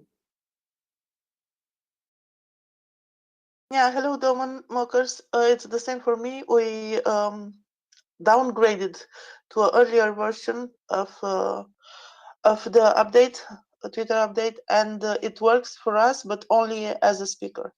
As a listener, we have to just reconnect every 2 minutes or something like this. But all is not lost. You can still listen through a web browser. You just won't be able to speak. But never fear, folks. You can still listen to us through the web browser. And you can do that by going to MriyaReport.org and clicking on the linky there. Dead easy. So we've got a live feed on our website. We should have put it that way. Yes. I'm going to say yes. Fantastic. So just to recap, the reach around here, the work around here is that if you're on Android, you cannot be a listener on the phone app. You can be a listener on the browser. So go to MriyaReport.org. There is a link where you can listen live. You can come up as speaker. The speaker panel's not looking very densely populated. So you can come and loiter as speaker, but you cannot stay in the listeners. Yeah, that's basically it. I shall now go ahead with the numbers because Doman asked so nicely. And I just happen to have them here. So, Doman, here we go. We have 980 liquidated personnel, 8 tanks, 10 armoured personnel vehicles, 9 artillery pieces, and 7 MLRS. 2 anti-aircraft systems, 12 UAVs, lots of those today, 10 vehicles and fuel tanks, and 1 more of those special equipment. I think they've taken out like 16 or 17 in the last couple of days, which is, well, pretty impressive.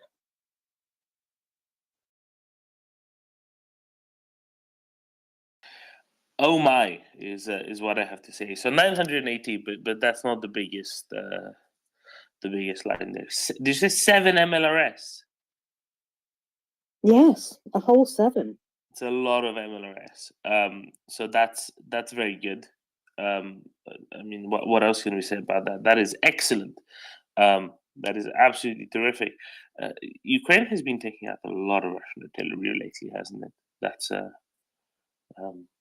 yeah, very, very, very good. They seem to be losing an entire artillery regiment a day, give or take. Is that a lot, Tim? That is quite a lot. I can't remember the exact number, but I think it was the British Army had, was it 18? I think it was 18 regiments of artillery. So a NATO army on the smaller side of NATO armies has 18 of these. Russia, I don't know how many exactly they have, but they're losing them at a rate of knots. A regiment is 3 batteries of 6 to 8 guns. And for the last few days, they've been losing a double-figure number of guns, not including MRS systems. It seems like quite a lot. But then they are quite heavy on artillery anyway. They have more artillery than your average bear, if you'll pardon the pun. But yeah, this does seem like an extraordinary loss rate. Tim, did you say on the smaller side of NATO armies? Because it's not. It's the scary thing is it's on the larger side of NATO armies. I mean, in terms of peer countries, obviously, if you compare it with Luxembourg, it's going to look quite large, or Estonia or Latvia. But if you compare it to France or Germany or Italy, I think the British Army is actually fairly small in terms of numbers. Oh, I guess, but I think that would still be easily top 10 out of the 30 NATO members in sheer number of artillery pieces. So that's that's interesting, right? That's interesting. Also for Android folks, Twitter Lite works for listening because it basically works like a web browser. There's a set of instructions from Nick Brown up in the nest that just put back at the front of the nest that explains how to roll back a version if that's what you want to do, because then it seems to work more better. Let's just say, if you haven't done the latest update on your Android app for Twitter yet, don't. Not right now. Oh my. Has anything come overnight, if anybody would happen to know, about any more details about that drone that was downed into the Black Sea because a Russian Sukhoi pilot was being particularly annoying and weird? I have a bit more information about it. The Russian ambassador, Anatoly Antonov, was summoned to the State Department to explain himself after a meeting with Antony Blinken, his assistant, Karen Donfried. There we go. Antonov made a series of statements.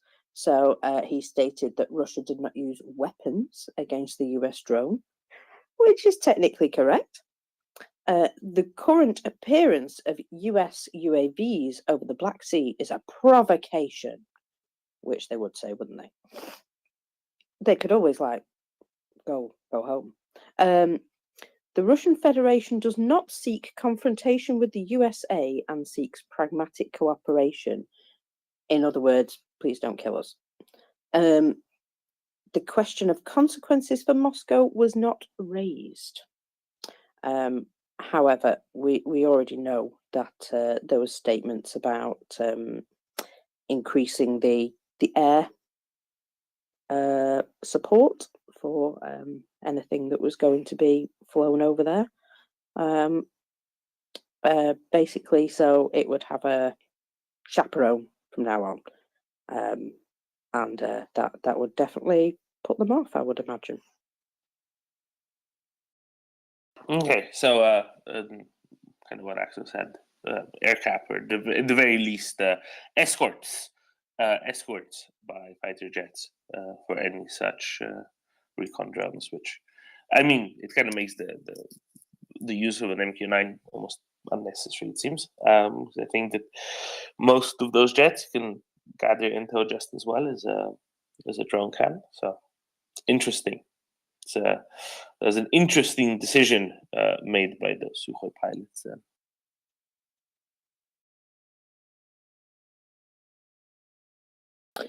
Well, I think they've been sent out to harass it, haven't they?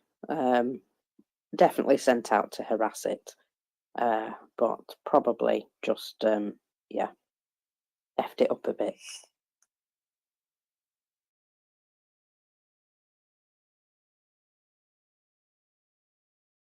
Other than that, I don't think there's been any serious updates about that in particular.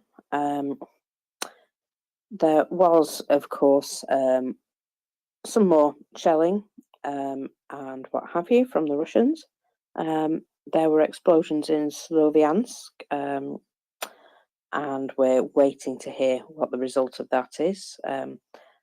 They had a meeting yesterday about Bakhmut and decided that they would indeed continue to hold it.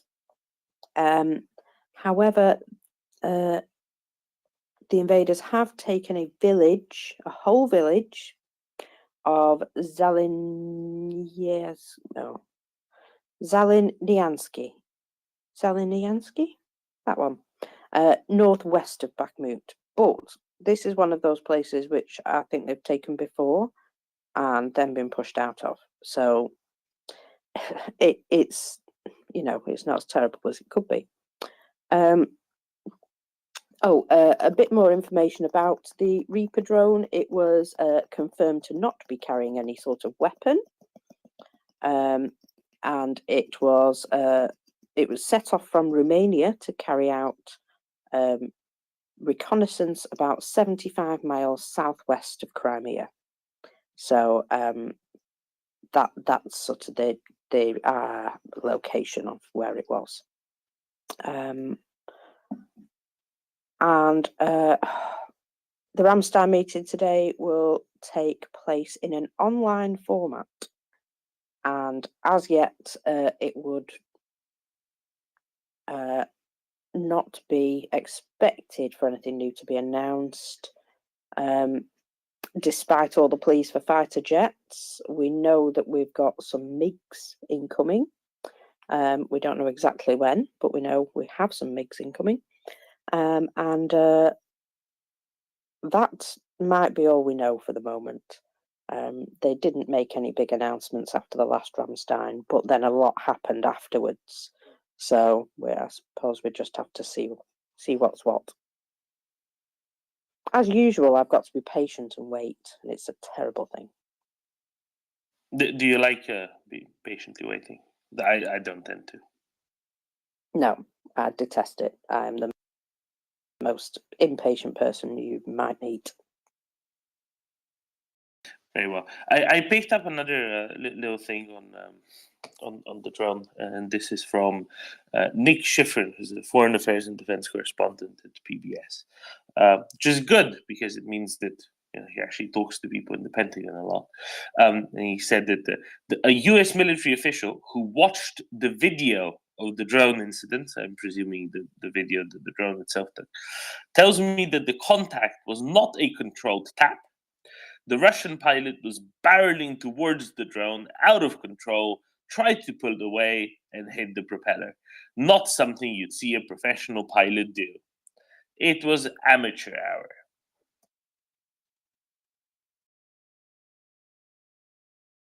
Oh, so big surprise there, eh? Do pilots normally do that sort of thing? It sounds very reckless. But crash into other aircraft. I don't know, Tim. Do pilots usually crash into other aircraft just because, or they generally try to do the opposite? Ramming bombers was a thing during the Second World War. This was something that pilots occasionally did. The idea is that it's either a straight up suicide mission or you will have time to bail out of your aircraft before it actually hits the other aircraft. I defer to somebody with a background on aviation for that. But shall we say it's not, it's not your first tactical choice, bumping into other aircraft. It's not, you really should use weapons first. And if it's just somebody's robot in international airspace, probably not worth risking your aircraft and your life in order to bump it, would be my take. But I'm very, maybe I'm too level-headed. I don't know. I have a theory. If they were barreling towards it, that they were maybe trying to use some sort of,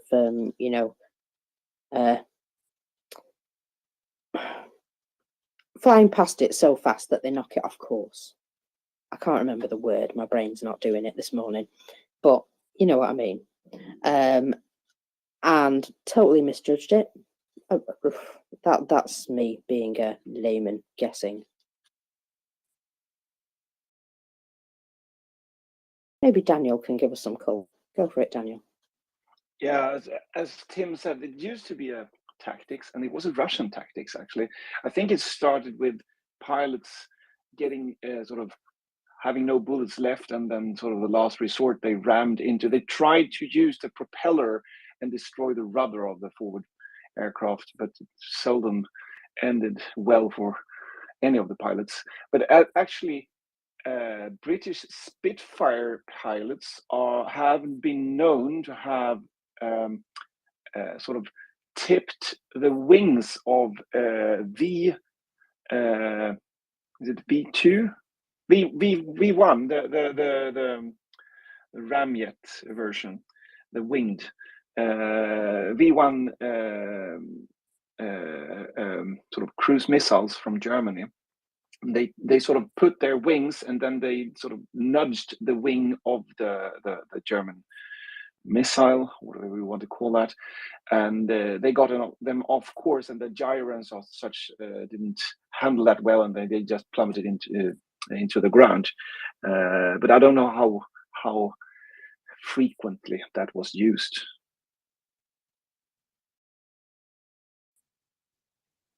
I wouldn't recommend anyone doing that with modern planes and the speeds that we use today. And I think that the Reaper, as it was this time, actually has a much better control system, so it wouldn't work with them. I was just going to say that's some cojones of steel type stuff. Madness. Dan John, go ahead. Yeah, good morning. So, isn't this a little bit? I mean, are we not too casual about this? To be honest, I don't see a difference here from, for example, shooting down missiles over Moldova, passing over Moldova, or shooting down missiles over the Black Sea, Russian missiles over the Black Sea, which are on international water. I mean, this is the same thing, isn't it? And it's kind of handled very casually.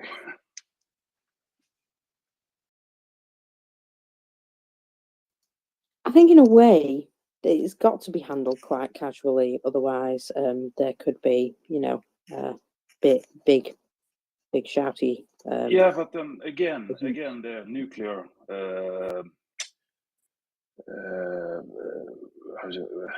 Not threat. I'm looking for the word. Sorry, I'm still tired here. But blackmailing is working, which is ridiculous. If it was any other country, if it was I don't know, Azerbaijan or Papua New Guinea, or then it wouldn't be handled like this. It's nuclear threat again, and we are falling for it. Well, I think what Gunny said last night is, it's not a manned aircraft. It is a UAV, and although they're extremely expensive, yeah, but this so is one of the reasons why they use the them. missile is not a manned aircraft either. So why not shoot down Russian missiles over the Black Sea? They're not manned.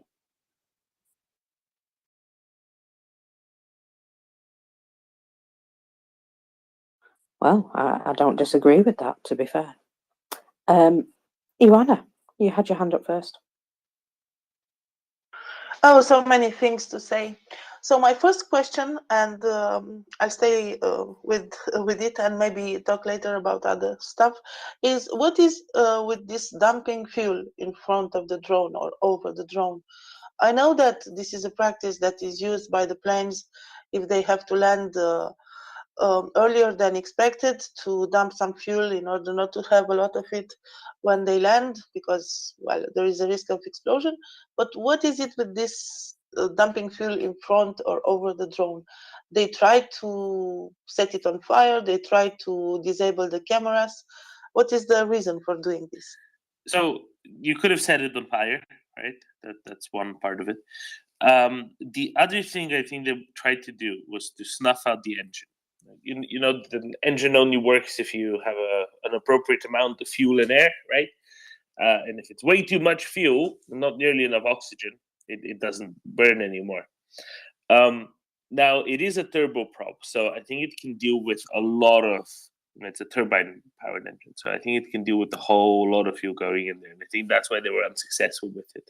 If it were a radio engine, like a two-stroke engine, like the Shahed drones use, right? The Shahed loitering munitions use, then it would be much easier to do it, and it'd probably be successful quite quickly. And for anybody who doesn't quite get it yet, imagine that you fill all of the cylinders of your car fully with petrol, completely. There's no air in there, it's just petrol. Do you think that the engine would run? The answer is no, it wouldn't, because you need air to combust the fuel. so that's kind of what they try to do, I think.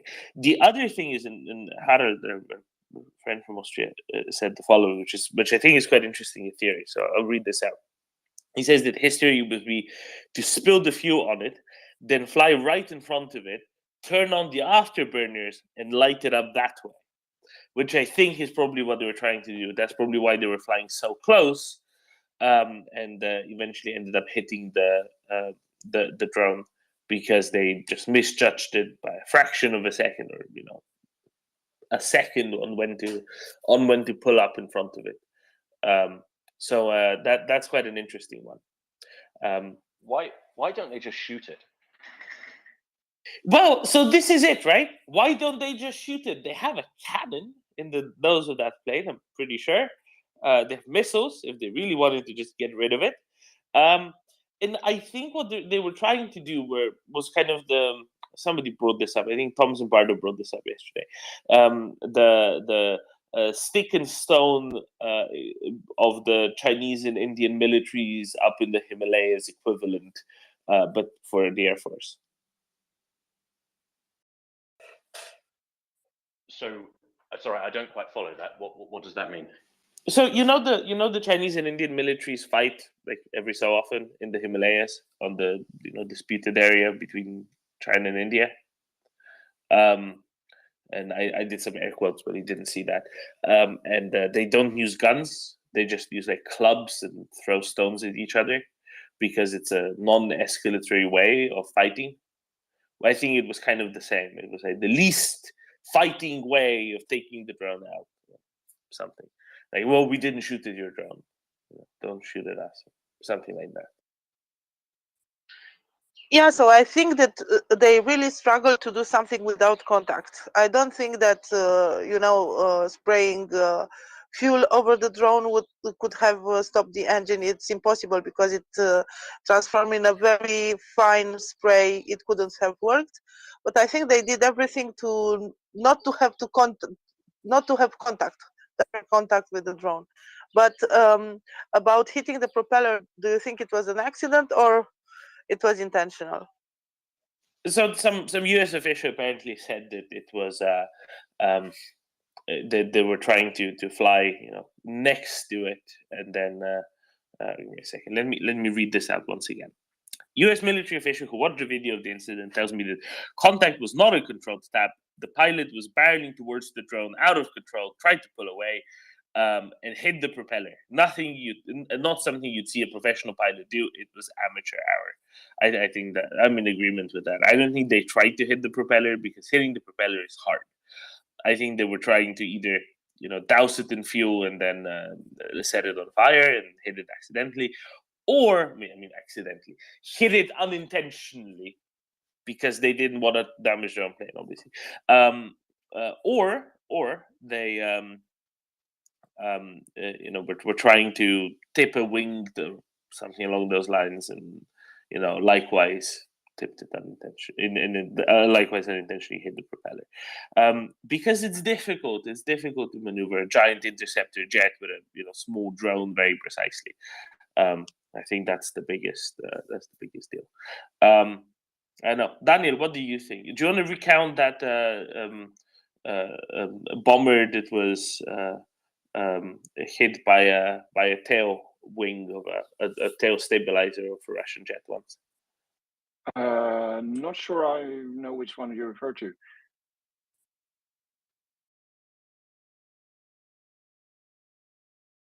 It was the one.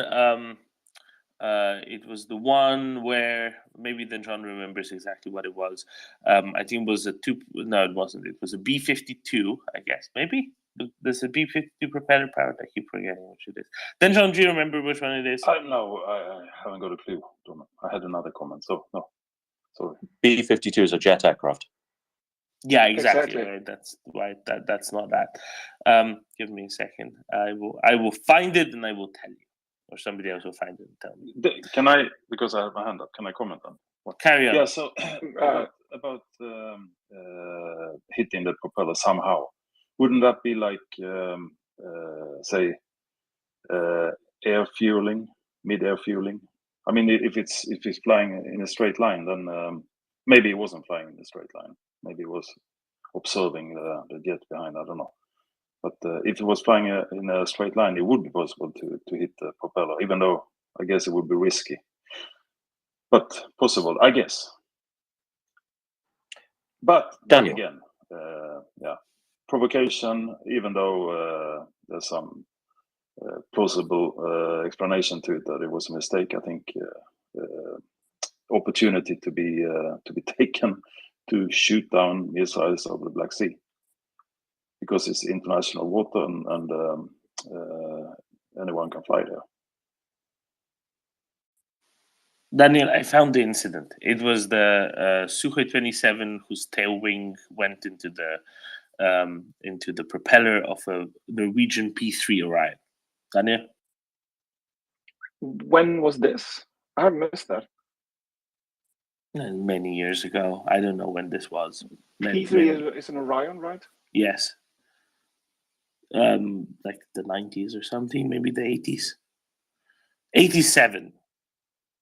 Okay, that's very far back. But what was your point? I didn't catch that. Well, they stuck one of the tail stabilizers of a Sukhoi 27, because they have two. They stuck one of them up into a propeller of a P3 Orion. I'll send you a link. You mean that they tried to do the same thing here? No, we just thought of that yesterday because Hob brought it up. But clearly not, according to the U.S. official, saying that no, this is not intentional. Also, the P3 Orion's propellers are kind of free at the bottom; they don't have an extra stabilizer, blocking them. So that makes them a bit easier to approach. Yeah, I just wanted to reply also to the thing about why they did what they did with the sort of stopping the engine and so on. The thing is that I would say that a jet engine is actually quite sensitive when it comes to what you put into the air inlets.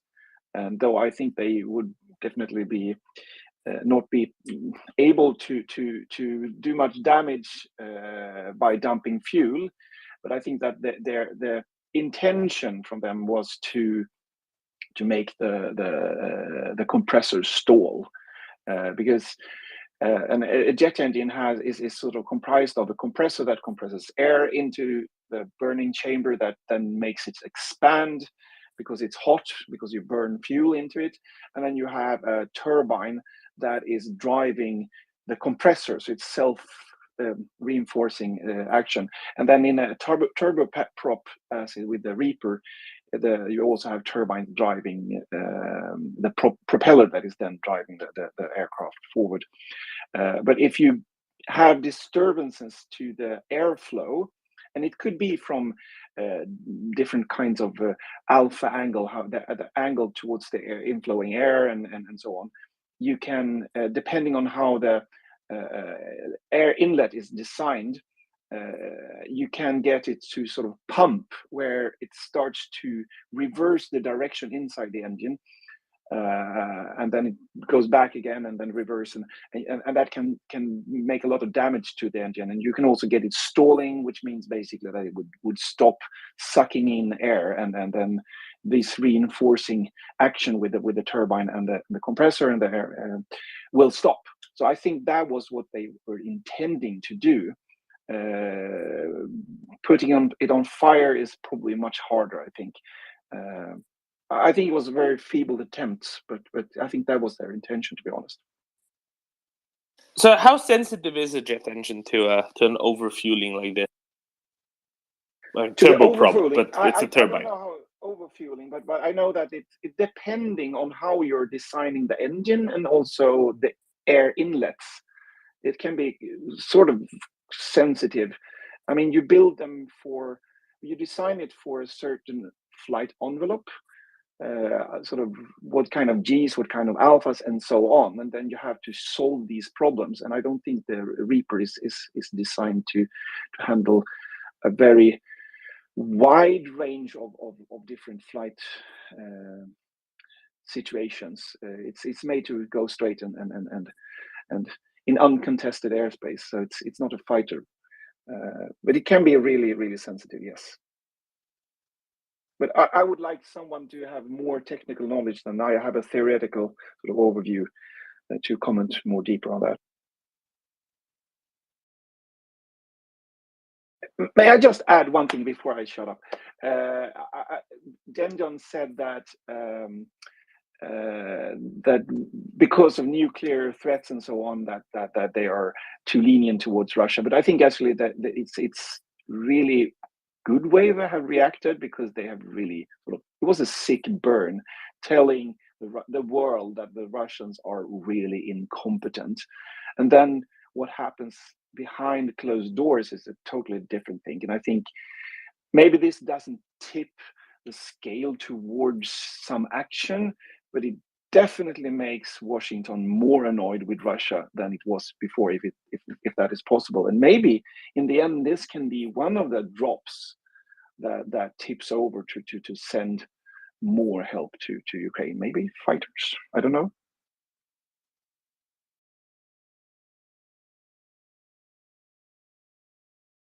Fingers crossed, as far as I'm concerned. Yeah, I hope the correct proportionately disproportionate response is to say, here Ukraine, here's 120 F-16s, go at them. And I hope that's the response, at least. I don't think it will, but that would be the correct response. Ioana, please. Yeah, so there is a video from CBS News. I have seen it on Twitter, and there is a simulation about what happened. I think it's very bad because it's almost at sea level, and we know that it happened quite high. I don't know, 7,000 meters or something. But in the description, they say that there were 19 attempts to, well, attack the drone. So if they didn't want to have a direct contact with the drone, and make it seem that it was an accident 19 times, it doesn't look like an accident, doesn't it?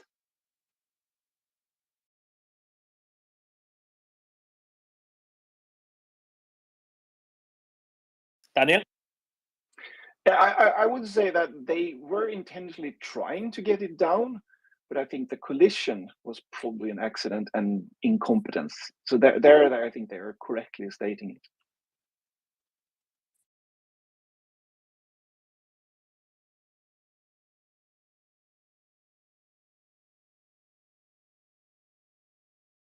And if it was intentional, then that's also incompetence, I would say.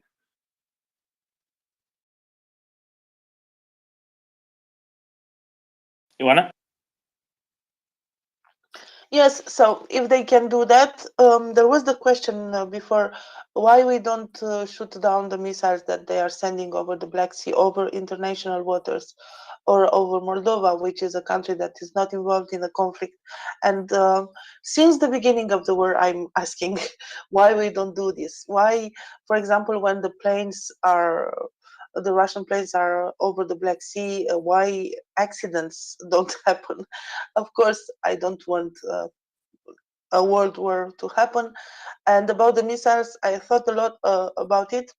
When you intercept a missile, it's difficult to know exactly where the interception will happen, because it's a fast-moving object, and the interception object, it's also a fast-moving object. So it can happen over Ukraine, for example. And maybe this can be a problem, because the Russians will believe that somebody is interfering with them, and it's involved in the conflict. So I think there are very fine lines there, and maybe some of those lines we create ourselves.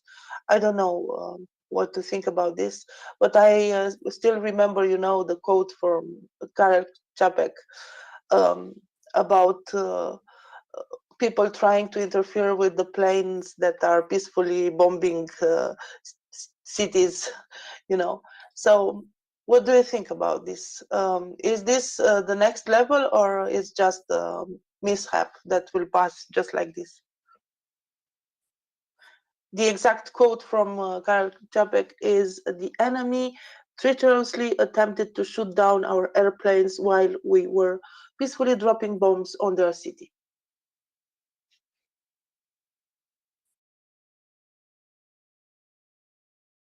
Yeah, so okay, what is the difference between America shooting down a Russian missile and Russia crashing one of their jets in an amateurish way into an American drone?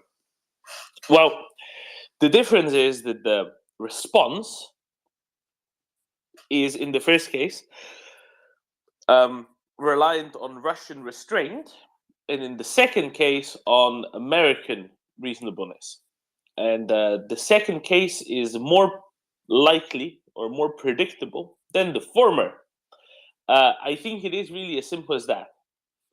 Basically, if you shoot down the Russian cruise missile, you don't know what happens. If you tip away somehow with bad flying an American drone, the Americans are going to laugh at you. They're going to recall your ambassador. They're not going to do anything else. You can be pretty sure of that. And pretty sure that they're not going to be saying anything particularly interesting, I guess, or that they won't be doing anything particularly interesting as a consequence. So that's kind of a good thing, I guess. Good thing, I don't know. It depends on how it's how it's done and who's the person who is the one responding, right? The Americans would not respond in the same way as Russians might respond. I think it's really down to that.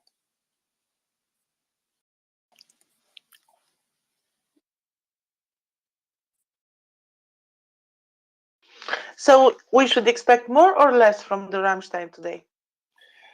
I don't know what we should expect from it. I think it's previously there were mass terror bombings of Ukrainian cities on the day of Ramstein meetings, and it wasn't that more was done afterwards just because of that, right?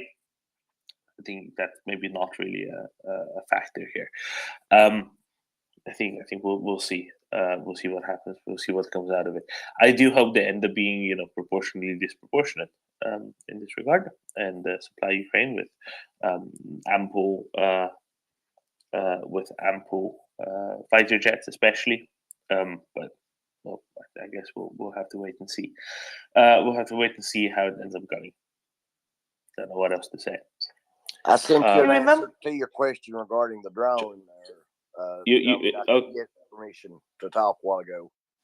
Sorry, John. Yeah, go ahead. It has to do with rules of engagement. I sent you a DM on the answer to their question about the drone, but I couldn't get to talk. Sorry, you say rules of engagement. You're saying that the American rules of engagement basically say, yeah, okay, fine, whatever. Okay, fair enough. That makes sense. It's but kind of what I was saying earlier, right? The Americans are reasonable in their responses and restrained in their responses, whereas the Russians less so. All right, cool. Klaus? Hi, thank you. I saw your tweet about the Danish fund that is being established. And I think that Norway did something similar a month back. Exactly. The Norwegian one was for several years and was about 1.5 billion euros a year. Yeah. The interesting part here is that it's almost all political parties except for the extreme left, of course. So they don't want Ukraine to win. That is so obvious that they hate this situation where Russia is the aggressor and they don't want to admit it. I'm so fed up with these. I don't know. But it's good to see that they are setting money aside, and that's also a sign that they have confidence in Ukraine will win this war. As we all know, they will, but it's a different matter when it comes to politics. And this is a sign that they both want to help Ukraine, of course, but it's also about the business. There will be big opportunities to help Ukraine rebuild itself. So that is why this is being put in place now, so they can move in as fast as possible, which is good for Ukraine because there's going to be a lot of rebuilding. So that's good to see. Thank you. Oh, absolutely. And what I quite like is the 5.4 billion krona fund designated specifically for military aid. How much have we said that is, Klaus? About 700 million euros, roughly, right? Give or take. So 700 million euros is, it's not trivial for a country of just over 5 million people. No, it's a really good start, right? And the something good coming from countries where governments plan things out, which I quite like. I like, things being planned out. Is putting that forward now rather than doing it at some, on the go, on the fly. I like it when people do that quite, systematically in this way. If that makes sense. So good on them. Well done. And it kind of follows the Norwegian one, right? At some point we were saying, hey, if Norway's committing 1.5 billion euros a year for the next several years, this will probably entice a few other countries to kind of follow similarly. A billion euro commitment from Denmark is comparable to that, let's say. And it might also lead to Norwegian saying, "Hey, we're doing this just out of the sovereign wealth fund. Can we do some more on top of that, or rather, instead of the sovereign wealth fund, can we do a little bit more on top of that?" And then it's kind of a self-reinforcing chain, hopefully, possibly, ideally. So that's quite good, all in all, and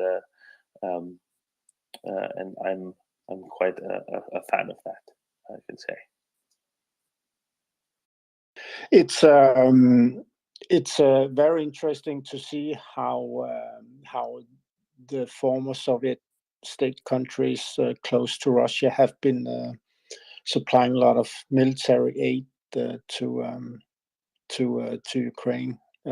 They know the history. They don't want to be subjugated to another dictatorial regime. And the farther you sort of get away from the battlefield, more aid is coming in form of money. So that's but yeah, UK have given a lot as well, but Baltic states have given almost everything they have in military equipment. So that's good use for Ukraine as well. Oh, absolutely, right. The thing now is for countries like Denmark that have been, let's say, underinvesting rather in their military for many years, right? There just isn't that much more in terms of current military stocks that they can give. No, there is some, but there isn't all that much. So it needs to be more of a budgetary decision, saying, okay, well, we will allocate more money with which we will either procure new things or procure things from third parties or whatever else it is. I think that's that's a good idea, right? Yeah, I think it was because they saved 0.2% from the budget for the next year that has been, so they have been able to give this aid without taking up extraordinary loans on the international markets.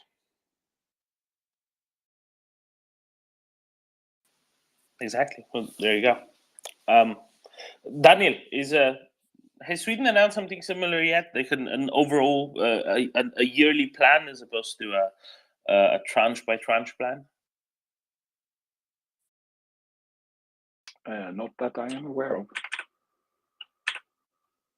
Let's see how this goes. I'm not entirely sure, decided with myself which approach is better.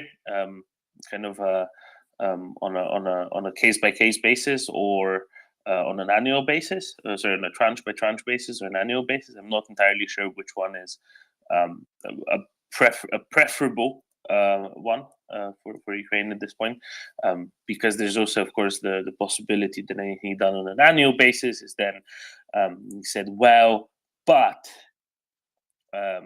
we won't be able to then do more because that's what we already decided on, and we can't respond to things additionally. But maybe the tranche by tranche one is less reliable because it is dependent on individual tranches. So I think it's an outstanding question, the answer to which we will not know.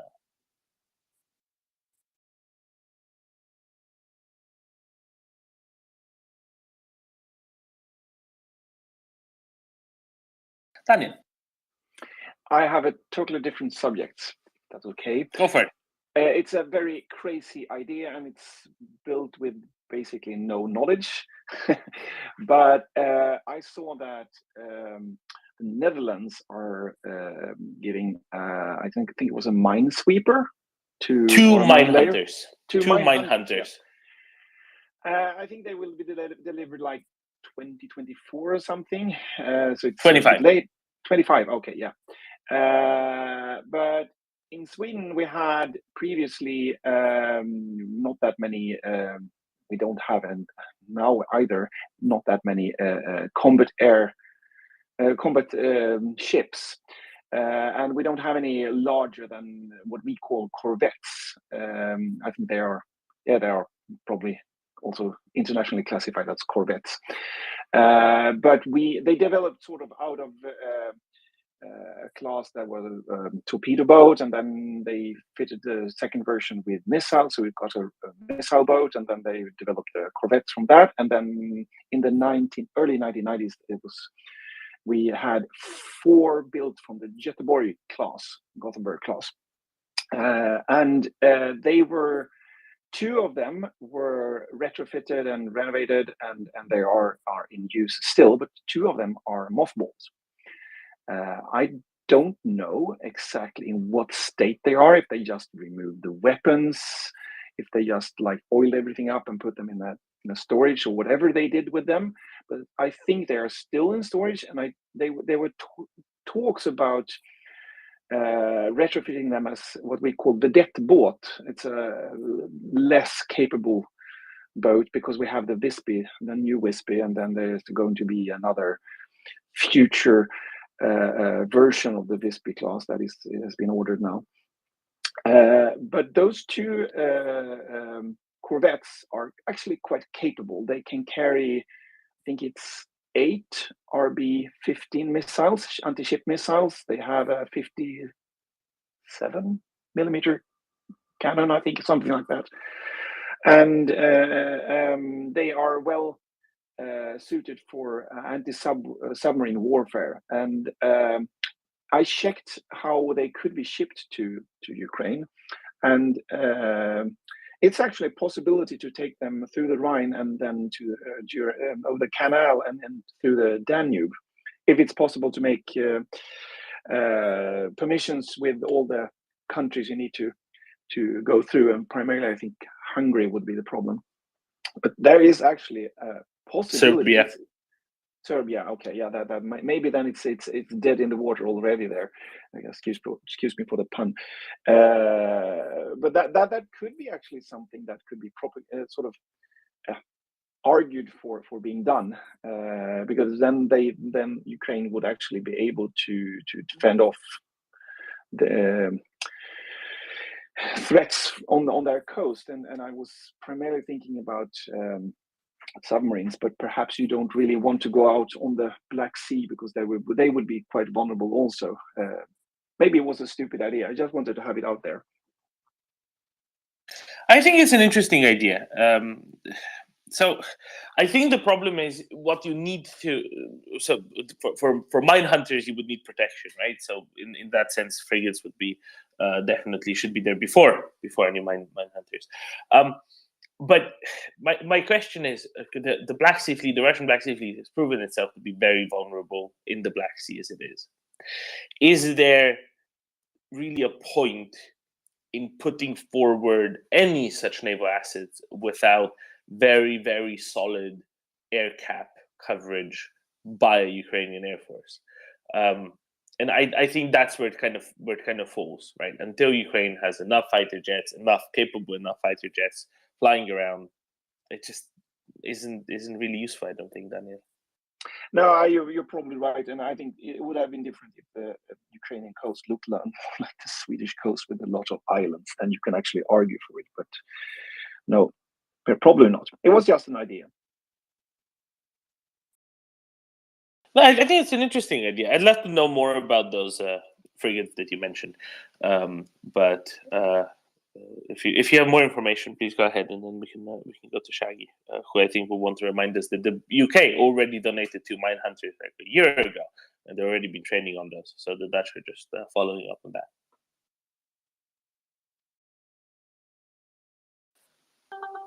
Is it me? If it is, I just wanted to say thank you, Nick, for posting that Twitter Pox fix, which I have done, and I am now speaking, which is brilliant. Anything I'd add to that is I needed to give permissions to my microphone to be used, and that's it. And I will continue listening and maybe be a speaker every now and again. Excellent, thank you, Shaggy. Right, good to know more positive experiences with rolling back the Android app version. So that's a good thing. Thank you for that, Shaggy. Yes. I have just been sent a message that says there is now a further update for Twitter on the Android app, and apparently it means you can listen. Excellent. That is wonderful to know. So now the Shaggy's just wrote his system back. Try that. I mean, it got to a point I could listen yesterday, but then this morning I couldn't even listen to you guys here. I could listen for about 2 minutes before it just froze. Basically, I could listen to other spaces, but not yours. It's all a big conspiracy.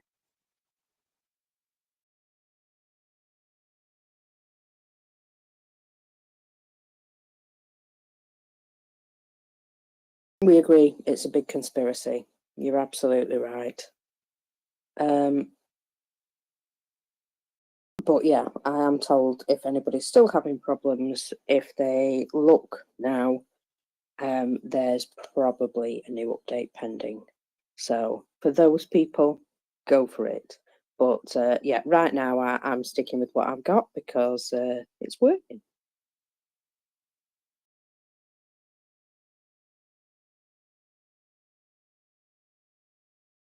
And you obviously took my advice, Shaggy fella. Well done.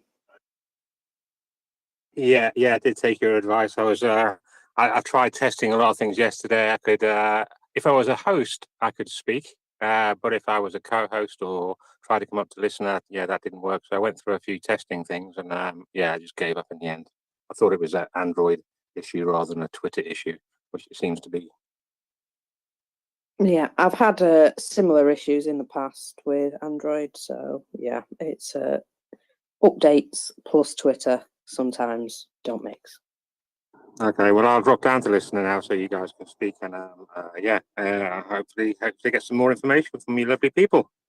Have a great day. Thank you, Shaggy.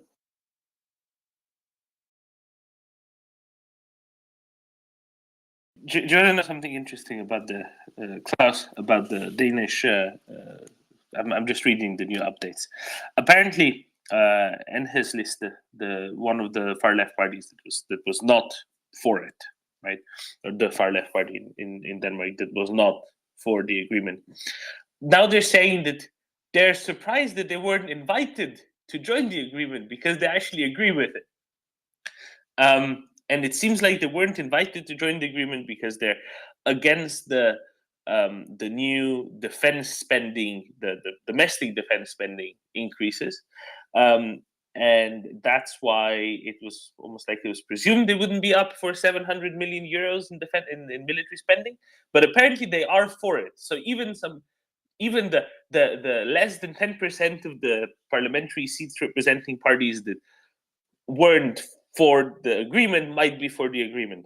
So there you go, Klaus. Thank you. I since I don't live in Denmark anymore, don't follow the politics so closely anymore. But it seems that they were invited and they didn't want to. It was all or nothing in order to participate in the state budget, and this aid is apparently a part of this whole package. So. It does sound like a political infighting where the current government is giving some jabs. So they're probably having a bit fun in their meetings, I guess. Thank you.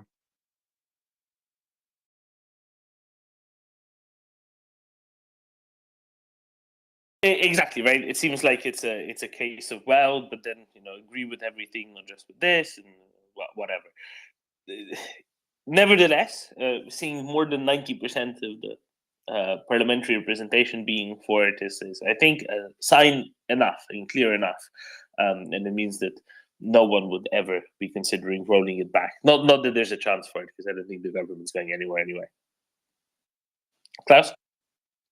I have a different question. It's about when the spring is coming and all the snow is melting. How long time does it usually take in a sort of air quote normal year before the ground is dry enough so they can drive tanks? Is that a month roughly?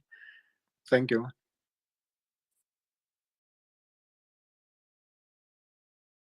Yeah, so mid-April, late April, depends on the year. I think that's it also depends on where you are, of course, but that's kind of the guideline, I think. So we'll see. I think it's going to be a little bit different because there isn't this massive snow melt that there normally is. No, normally there is more. There's more. Normally, there's more snow that melts, and that's the reason for the start of the mud. Now there wasn't as much snow. There was some snow, but there wasn't as much snow. But there were rains coinciding with it. The last week has been pretty rainy. Mocker sent me a video earlier of just torrential rain and just awful mud everywhere around an artillery position. And I think that's probably quite representative of many places.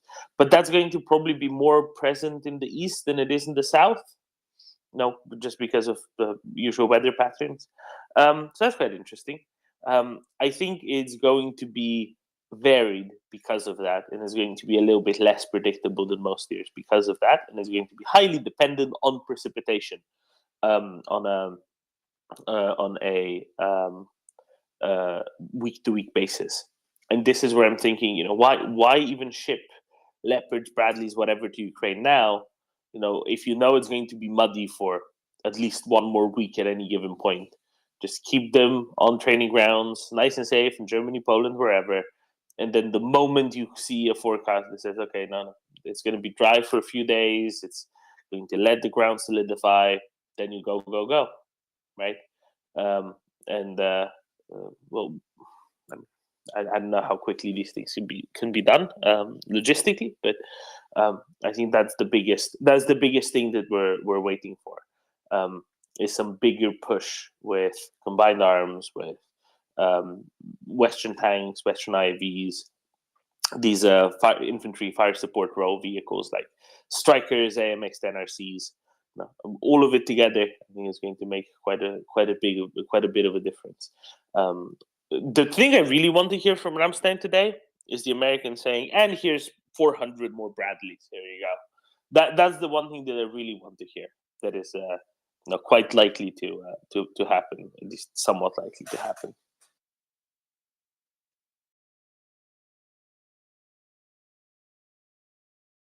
And some more JDAMs and some daggers and the like.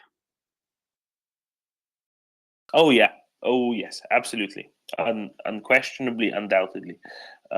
Let's see how it goes and what all is going to happen. But I'm completely in agreement with that. I mean, I want all of it, right? I want them to have jets and ATACMS and all manner of long-range precision fires. But at the very least, I'd really like to see. At the very least, I'd really like to see some, hundreds, let's say, of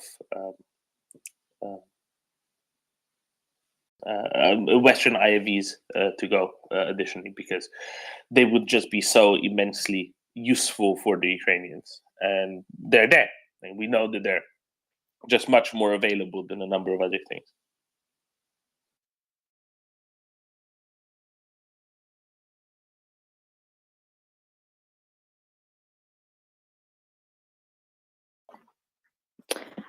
There's something else that I had to send you or send on, and I've retweeted it.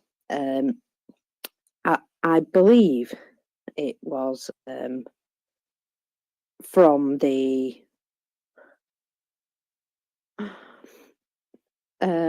in fact, I don't know whose perspective it's from, but a BTR-4E gets hit with a rocket launch round.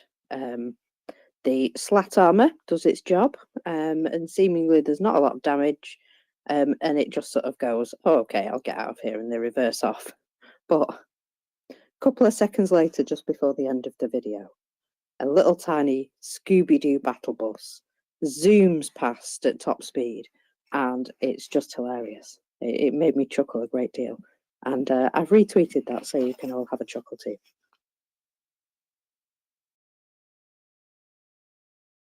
Scooby-Doo Battle Bus, lovely. I mean, who could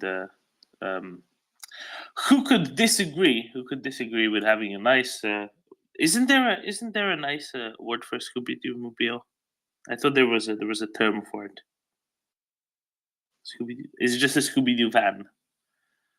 Oh no, it's the Mystery Machine, isn't it?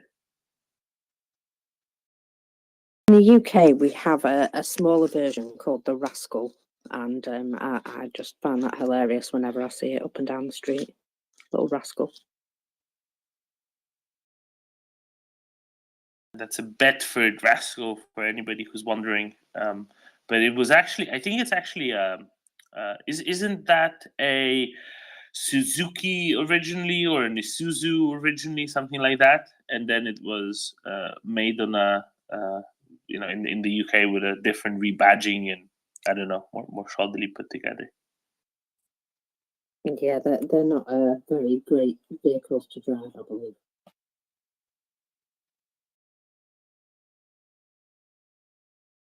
But they've got a top name.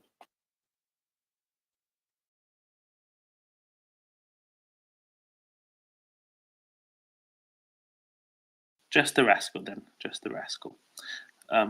Right, let's get some more thoughts on what's coming out of Ramstein today. Knut, welcome. Good morning, Domin.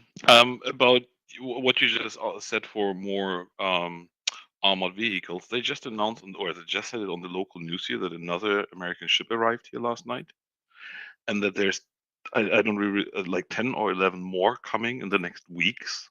So I believe there's a lot more on the way already. I don't know what it is. It's these big roll-on, roll-off ships that they have. So there should be a lot of material coming now, or is it everything that was announced already? So it's, you can't really see into the harbor where they unload the stuff. So it's quite interesting to see what will be delivered, I guess. That's I don't think there were announcements that necessitated a dozen plus ships. All in all, thus far by the US. I will say that at least a part of that could be okay. First of all, it could be stuff that was already announced. Obviously, it is mostly stuff that was already announced, but at least a part of that could also be things that are not going to Ukraine, that are instead going to U.S. Army Europe, as commitments are increasing after a long period of decreasing commitments over time. So I wouldn't be at all surprised if most of those vehicles end up going to various bases in Germany or in Poland or in Romania or whatever. So that I think is a more likely outcome for many of these vehicles than going to Ukraine. Sadly, I guess, but also, it does make it easier for all of those countries to ship more of their own stuff to Ukraine anyway. Yeah, maybe they use it for ammunition as well because it's just handy to roll it on and off there. So I will see if I can find more stuff on the local news, and I'll keep you updated. Oh, and thinking that, and I agree absolutely. There's no point in flying everything over.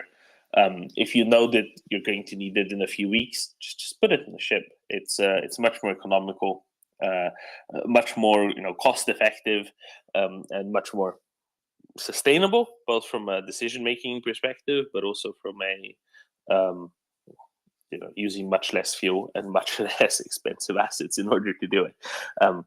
Some things that need to be there immediately, yes, flying in is great, but most things can actually go on a ship and train, and don't need to go by air to Rzeszów, and that's good.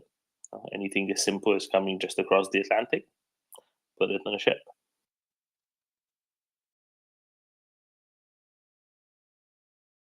Klaus.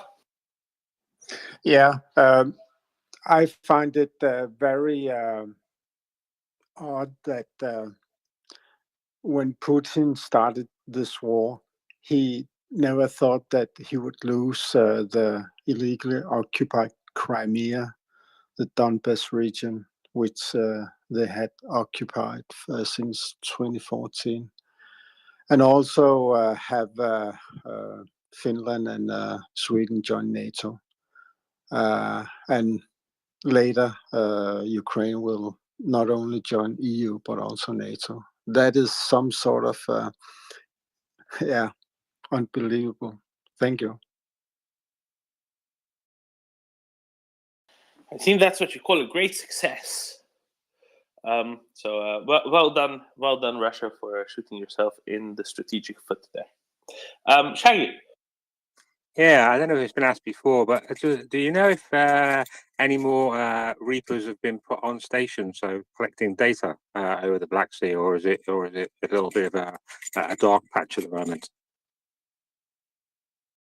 No idea about Reapers, because usually Reapers don't have their ADS-B transponders on when they're in the area, I don't think. But I can say that there's, well, for a start, I think this is a spoof on flight radar. The problem with ADS-B data is apparently it's quite easy to spoof, and quite easy to feed straight into into places like flight radar, so you can have like a fake plane circling around. But there's something with an ADS-B transponder on, which is just off the coast of Crimea at apparently 375 feet above the ocean, going at 89 knots. So who knows what that is, but it's amusing that it's there. But what you're really asking about is, for example, no, Forte isn't currently circling its usual track, as far as we know publicly. It might be, but we just don't know that publicly because, again, they sometimes turn off their transponders as well. So no idea. And unless you are a Russian radar operator looking at the Black Sea, I don't think you're going to know. Mockers? Yeah, I was just going to say, so one of the reasons that the Russians gave for harassing the drone was that it had its transponder off. So is this just a spoof to massively troll them, or is this actual trolling? That was all I was going to add. As in, here we are, here's our transponder, you can't do an effing thing. I think flying at 100 meters above the sea, it's probably a spoof. There's not that much useful intelligence other than visual intelligence of what's directly underneath you that you're going to get by flying that low. The higher you are, the further you see. Now, if you climb a mountain, you see further than if you're just hanging about. And I think that's no, that's probably a part of it as well. So I suspect it's probably a spoof, but it could be not a spoof, which would be additionally amusing.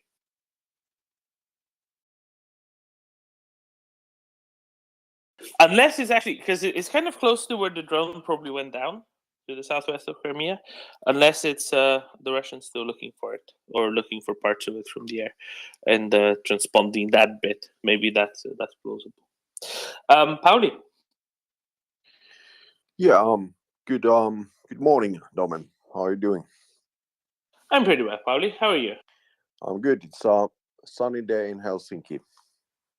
Yeah, so I think on the previous topic or previous maybe line about the Sweden, Finland, NATO ascension, there's flash news. Our president, Mr. Sauli Niinistö, is flying to Turkey to meet Erdogan on 16th and 17th of this month. So tomorrow and day after tomorrow, they're gonna have a meeting. And I'm not a mathematician, but I also remember that our president visited US just a moment ago. So I can add 1 + 1. I think there might be something going on here. I guess our president wouldn't travel that much just for discussing the events on the Mandalorian or Last of Us. Thank you.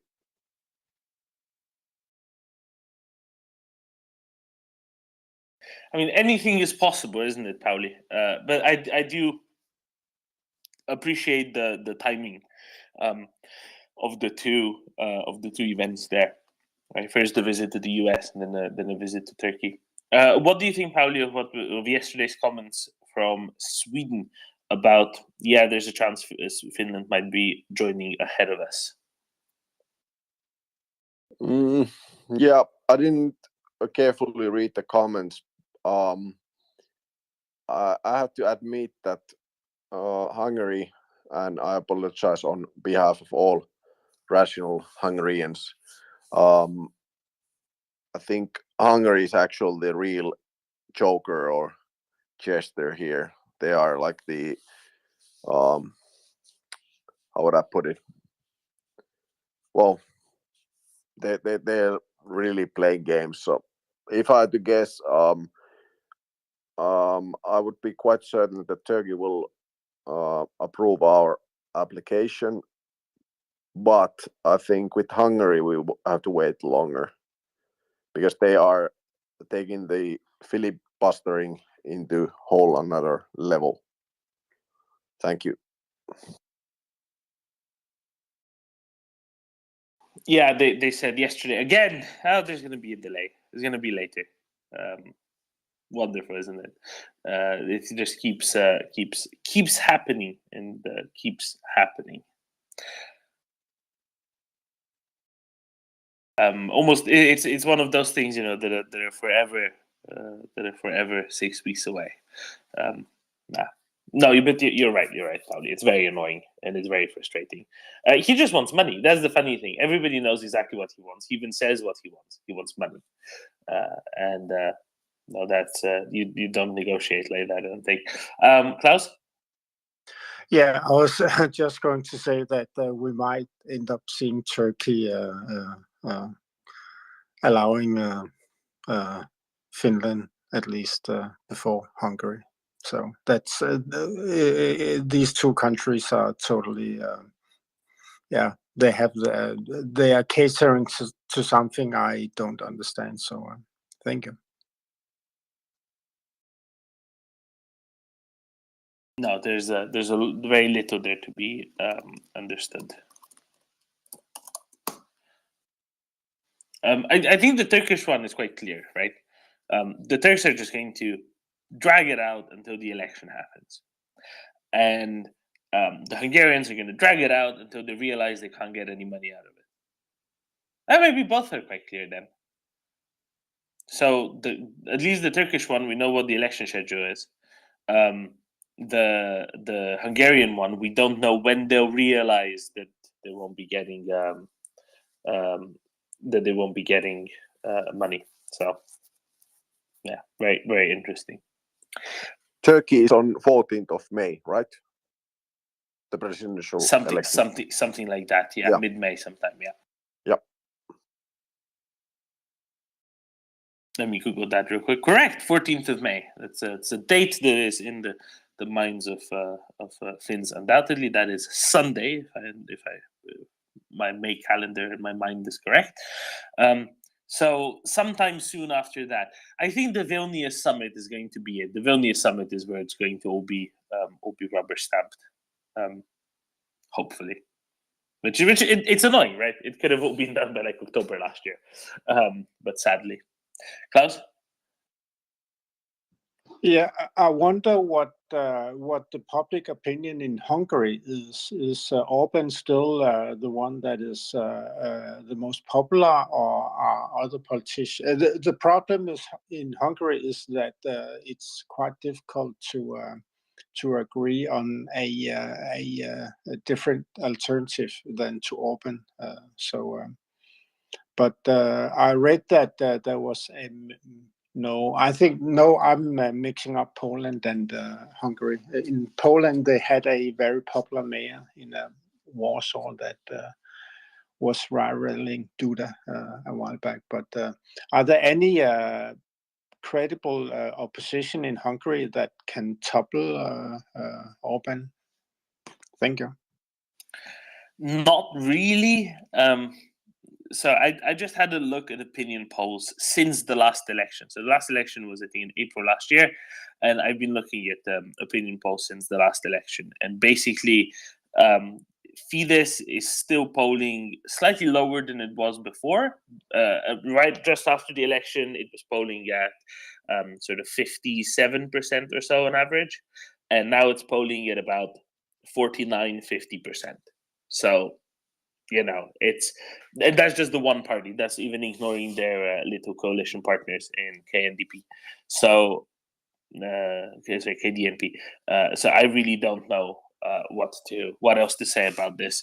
I don't think there's a really big likelihood that they'd be unpopular. It's also a question of how these polls are conducted. I'm guessing most of the people conducting polls in Hungary are more or less close to the governing party anyway, so maybe there's some fudge factor there. But whatever it is, he's popular enough. It's not like a case where the vast majority of the population disagrees with the direction he's taking the country. What I'll say is kind of notable. I think he has a very solid base of about 25, 28, 30% of the voting population, and that's. I'm saying that because about just over 20% of people returned the polls that were sent out to households a while ago. In what was this, in December, January, something like that, saying, fill this in. Tell us how you hate these EU sanctions on Russia because they're making your life worse. So if you say that about 20-21% of people returned them, and that election turnouts are about 2/3, those are also going to be people who turn out. You're looking at about 30% at a minimum at the election, at a potential election, voting for them. So yeah, I think that kind of gives you a good idea of where they stand on that. And that's annoying and frustrating, but somehow that's what they think, and as frustrating as it is, it is true. Daniel, please. There is some news from Denmark here, Danish TV2, that, let me see here, that the first round of 100 Leopards 1s will be delivered from Denmark, Germany, and Netherlands, will be ready and delivered to Ukraine in May. It's a little bit confusing. I read here that they say we expect that we can deliver between 80 and 90 operational Leopards ones during 2023, but I assume that then applies to the Danish ones, and that together with the German and Netherlands, they will deliver 100 by May. Though the Leopard 1 is not as capable as the Leopard 2, it's quite good news, I think. It is. And honestly, starting in May might be the point when the ground is sufficiently solid anyway for good amount of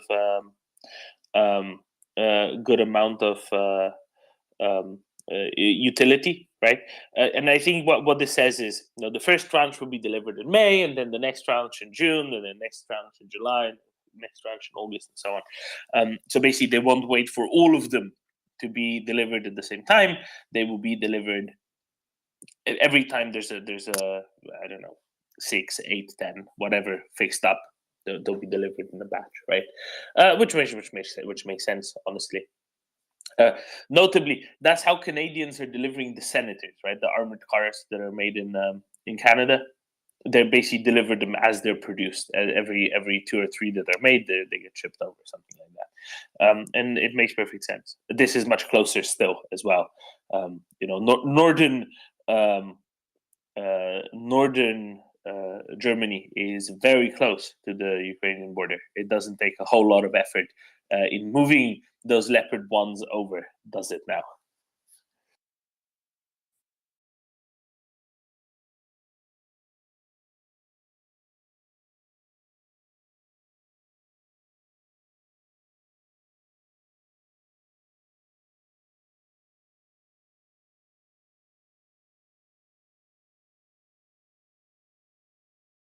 Tanya?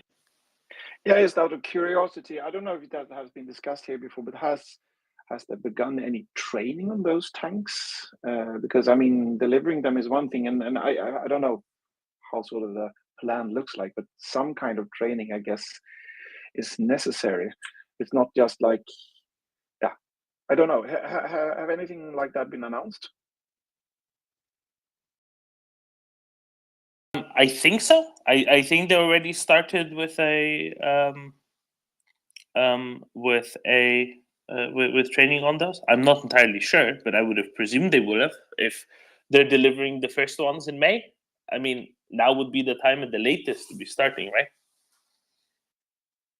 Most definitely, but it hasn't been so much announced, at least as with the Leopard 2 trainings and the Abrams. I guess it's not as sexy, but it's still necessary.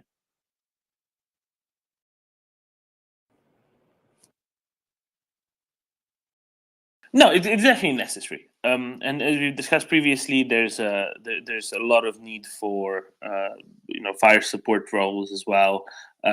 Just like with the AMX-10 RCs and with strikers, it's very useful to have these as well. So, yes, please, lots of as soon as possible.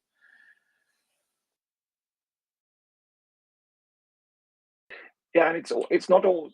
It's also not just training for like handling the tank and so on. I mean, they're going to be fighting alongside probably the Leopards 2 also, and there has to be some kind of theory of how they want to, what kind of doctrine they want to have in how they fight in combined arms, and then also train that.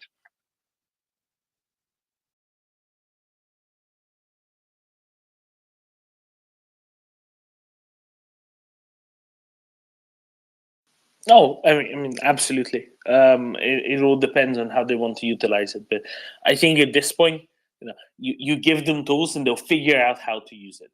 And especially with anything like this that has several months of a lead time for an initial announcement to actually being delivered into theater, I think that gives them plenty of time to figure out a plan and a use case for them. Why am I confident in saying this?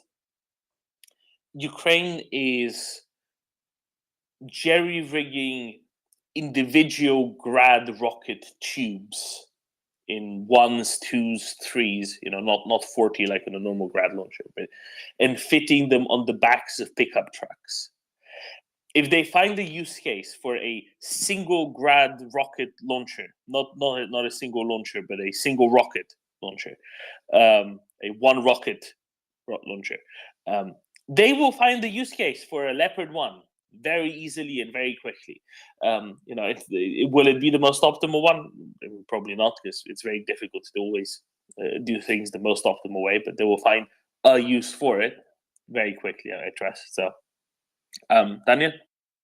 Yeah, I would say I would definitely agree with you that they will find a use for it. The question is as you say, find an efficient and effective, the most efficient and effective way to use them. And of course, in the immediate terms, they don't need that. They just need to find a use for it. But at the same time, kicking out the Russians really should aim for finding really good ways of doing it, because the Leopard 1 has, as we've been discussing previously, it has its drawbacks and it's not that modern. So, but it definitely has its uses, and I think in combination with more modern tanks, it actually can find a really good niche, but that has to be tested and trained, and also, I guess, theorized a lot about it. But I'm confident that they are doing that. Was just curious if we have heard anything about it.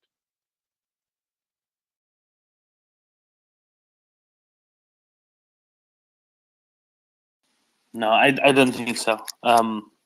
Maybe I'm missing something. If anybody else has heard of Leopard 1 training, please let me know. I'd love to know.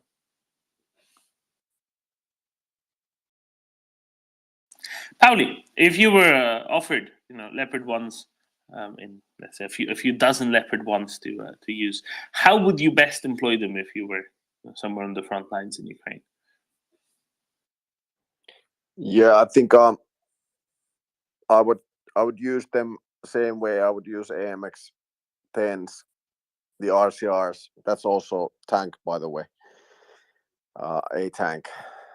So I think I would use them in the flanks and in recon. I think that's my take, and hopefully have the Leopard the 2A6s, 2A4s to be used in the main offensive. That's my take. So recons and flanks.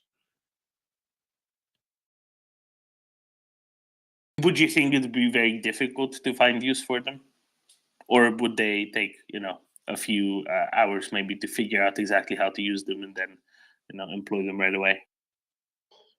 I have to say that I fully trust the ingenuity and the inventiveness of the Ukrainian people to both know how to use them and find a good fit and proper place for them. So no doubt in my mind the Ukrainian armed forces wouldn't find a good use for them. Thank you.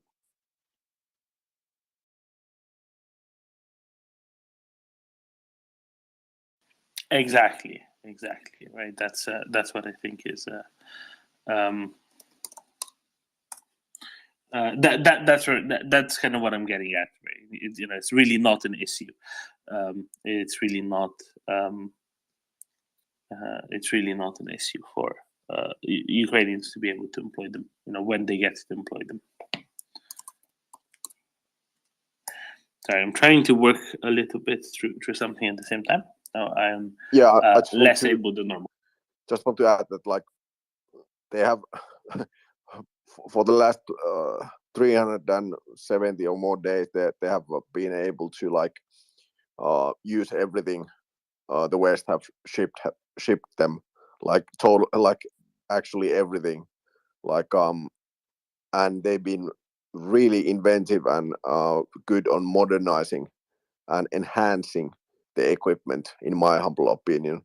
So I think Western countries are, of course, it's good to be concerned and have some kind of process for delivering goods and also add manuals and have training so that you get the most out of it.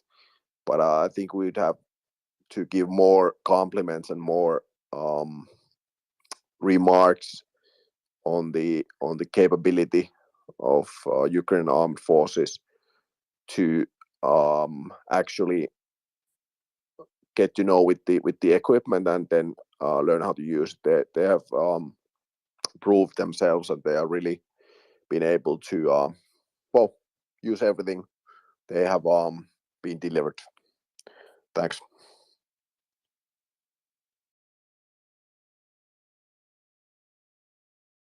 Exactly. All in due course. Pauli, what's your thoughts on the drone that was downed by the actions of those Sukhoi 27s yesterday? Do you think that anything will come off it? Any additional stuff for Ukraine, maybe? Yeah. So I was basically shouting DEFCON 1 in Helsinki. I went to swim in the ICC and I heard about this and I was screaming DEFCON 1. Well, no. In all seriousness, I'm quite certain that US will react in a way like they always do. They will not just let this slip by. But if I had to just make a general statement, I think this will play in favor of the Western countries' unity, and then on the support of Ukraine. And it was not good move by the Ruskies. That's my general take on the matter. But I think, like Kani said, nothing serious will happen. And I think, although I really wanted the DEFCON state to turn into 1 immediately, it did not happen. So I guess we're still at DEFCON 5 or 4. Thanks. Exactly. I think that the response is going to be, elegant and subtle. For the last almost 20 hours, the U.S. Authorities have been drip feeding us with, little bits of information that is vaguely insulting to the Russians' ability, which is, again, I will say, mockery is the correct messaging. Mockery is the optimal messaging because the Russians can't do anything with it. And then beyond that, whatever happens will not be directly connected with it, but I think everybody is kind of going to know why it was announced and why it happened. Ioana? Yes, I wasn't expecting to be up speaking so quickly. I just wanted to say that something seems to have happened yesterday, because you remember we talked yesterday about Slovakia's decision to give 10 MiGs to Ukraine, or a number of MiGs to Ukraine, and it seemed to be complicated because it had to pass through the parliament, and there were some political reasons why it was kind of not sure. And after that, if I'm not mistaken, there was a statement that they will give the MiGs to Ukraine without passing through the parliament. Have you seen that yesterday? Yes, the Prime Minister came on the air at 7 p.m. local time, I think, 6 p.m. local time, and said, no, we're not going to go through the parliament. Here you go, 10 MiGs for Ukraine. Off you go.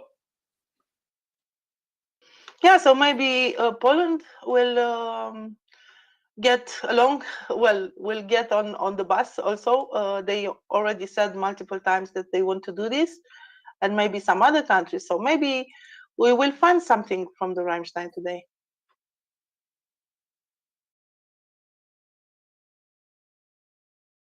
But I kind of count that as already announced, right?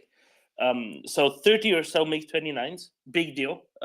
Gives the Ukrainian Air Force a lot of extra, airframes with a lot of extra flying time. But it's just a stopgap, and this should have been the stopgap. This should have been the stopgap as the training on F-16s, for example, is already heavily underway, and ideally publicly so that everybody's nice and chill about it, right? So I think that's the gap, maybe, that still needs to happen. Yeah, we shall see. Yeah, but if Ukraine has 100 planes or something like this, and they receive 30 new planes, it's significant. And yes, it's just to cover the gap until they receive the F-16s, which may take, I don't know, 3 months, 6 months, we don't know exactly. But 30 planes is kind of significant, isn't it? Oh, for sure. I mean, it makes a big difference, right? It makes a big difference naturally. It's not trivial. All I'm saying is it needs to not be on its own, right? There are other things that need to go with that, and this should be the thing that kind of gets us over the gap, over the training, the temporal training gap between getting off of Soviet jets and onto Western jets, because that takes many months. This should be what's used to bridge that gap, as opposed to something standalone. And I think that's where the disconnect is, I reckon. Luca, what do you think? Oh, hey, Domen. I had the. Have you guys seen the video? Did you see the video, Domen?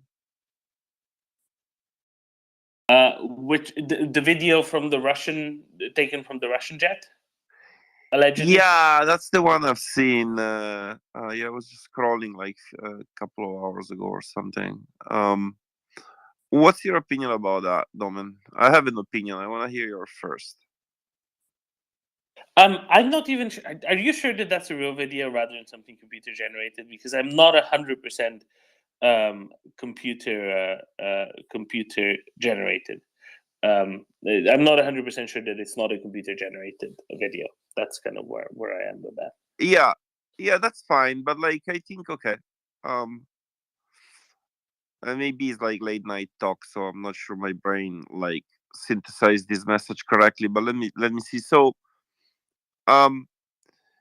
first of all, we would need to believe that it came from some Russian sources, or the government itself, and it might be real, or it might be computer generated. Now, if it's just some random idiot that put it up, then maybe these are just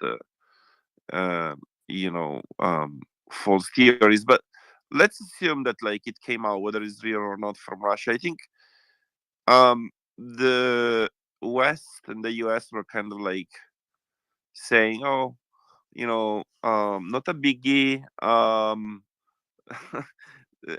To the extent of like what they were saying, the Russian pilot is an idiot and he might have been drunk.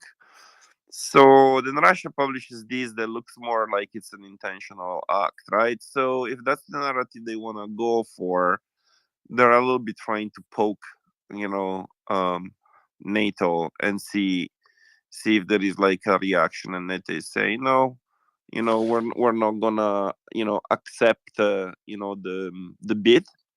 So it's possible that there are lots of things cooking underneath. Of course, Russia must know that at some point they're gonna get like slapped in the face with all this equipment coming in, right? So there is this period of pause. And also, Rammstein coming up. They might know things we don't know, right? Or that we suspect. There might be a big batch of F-16 there waiting, and these are just kind of like a little bit, the opening moves of like such next steps. That's kind of like how I see it.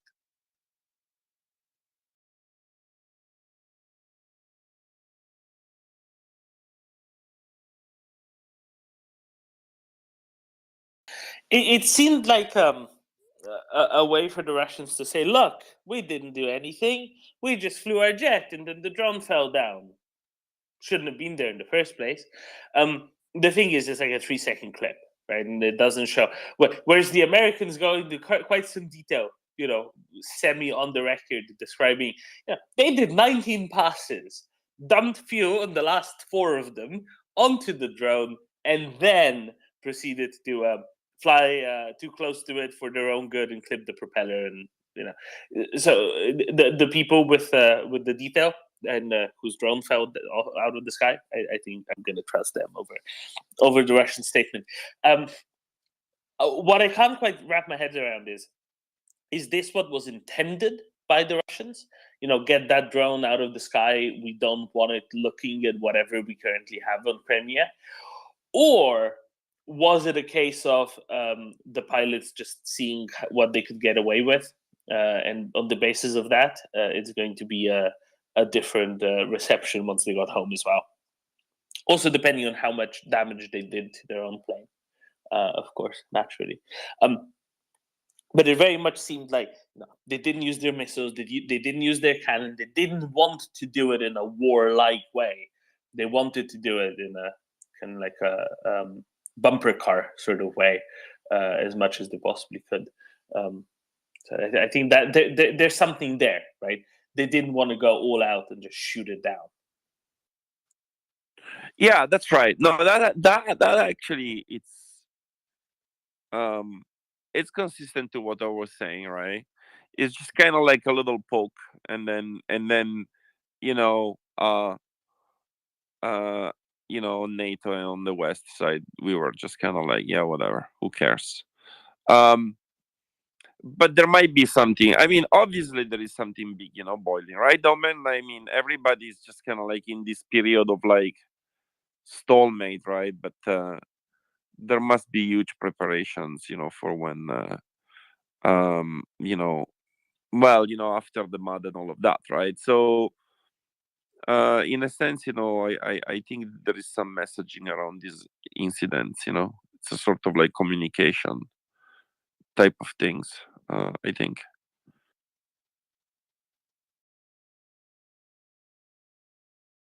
Oh, I completely agree with that. Undoubtedly, there's a lot that has to be done as soon as the mud is over, right? There is a few months when operations will be able to proceed relatively uninterruptedly, and they need to do a lot in that span of time. There is a lot of area to liberate. There is a lot of Russian logistics connections to sever. There is a lot of Russian forces to do away with. One thing I really like now, and it's something that Pendolino stressed to me, is we see some sort of social media recordings of battles, right? And we see those tanks and IAVs blowing up on the anti-tank mines in front of Vuhledar. We see some Ukrainian snipers taking out Russians in Bakhmut, and we see some shellings and whatnot. What we don't see is the really important artillery battle that's going on.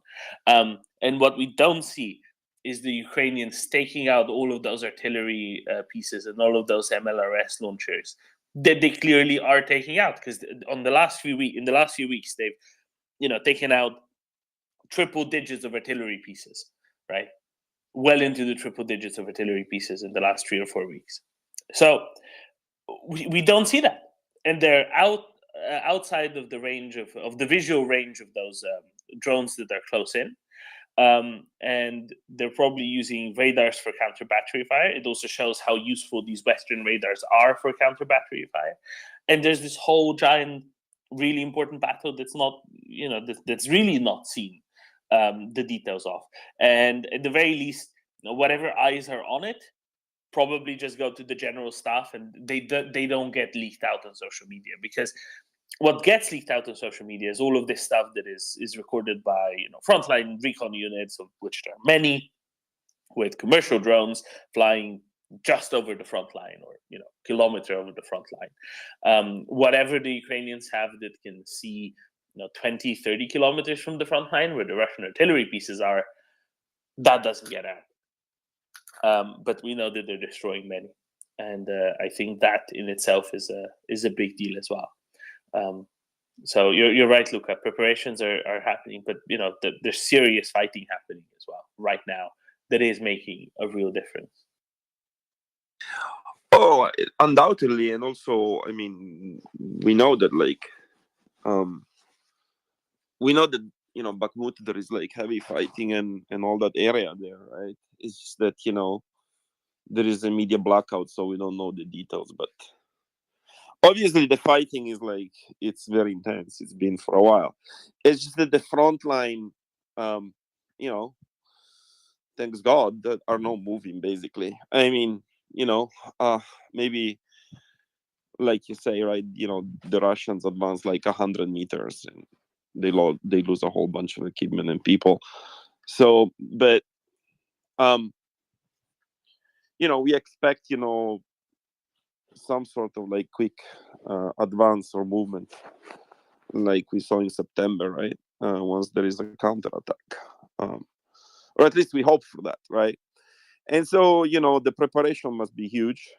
Um, I doubt that the Russians don't see it. Of course, they don't have like good intelligence satellites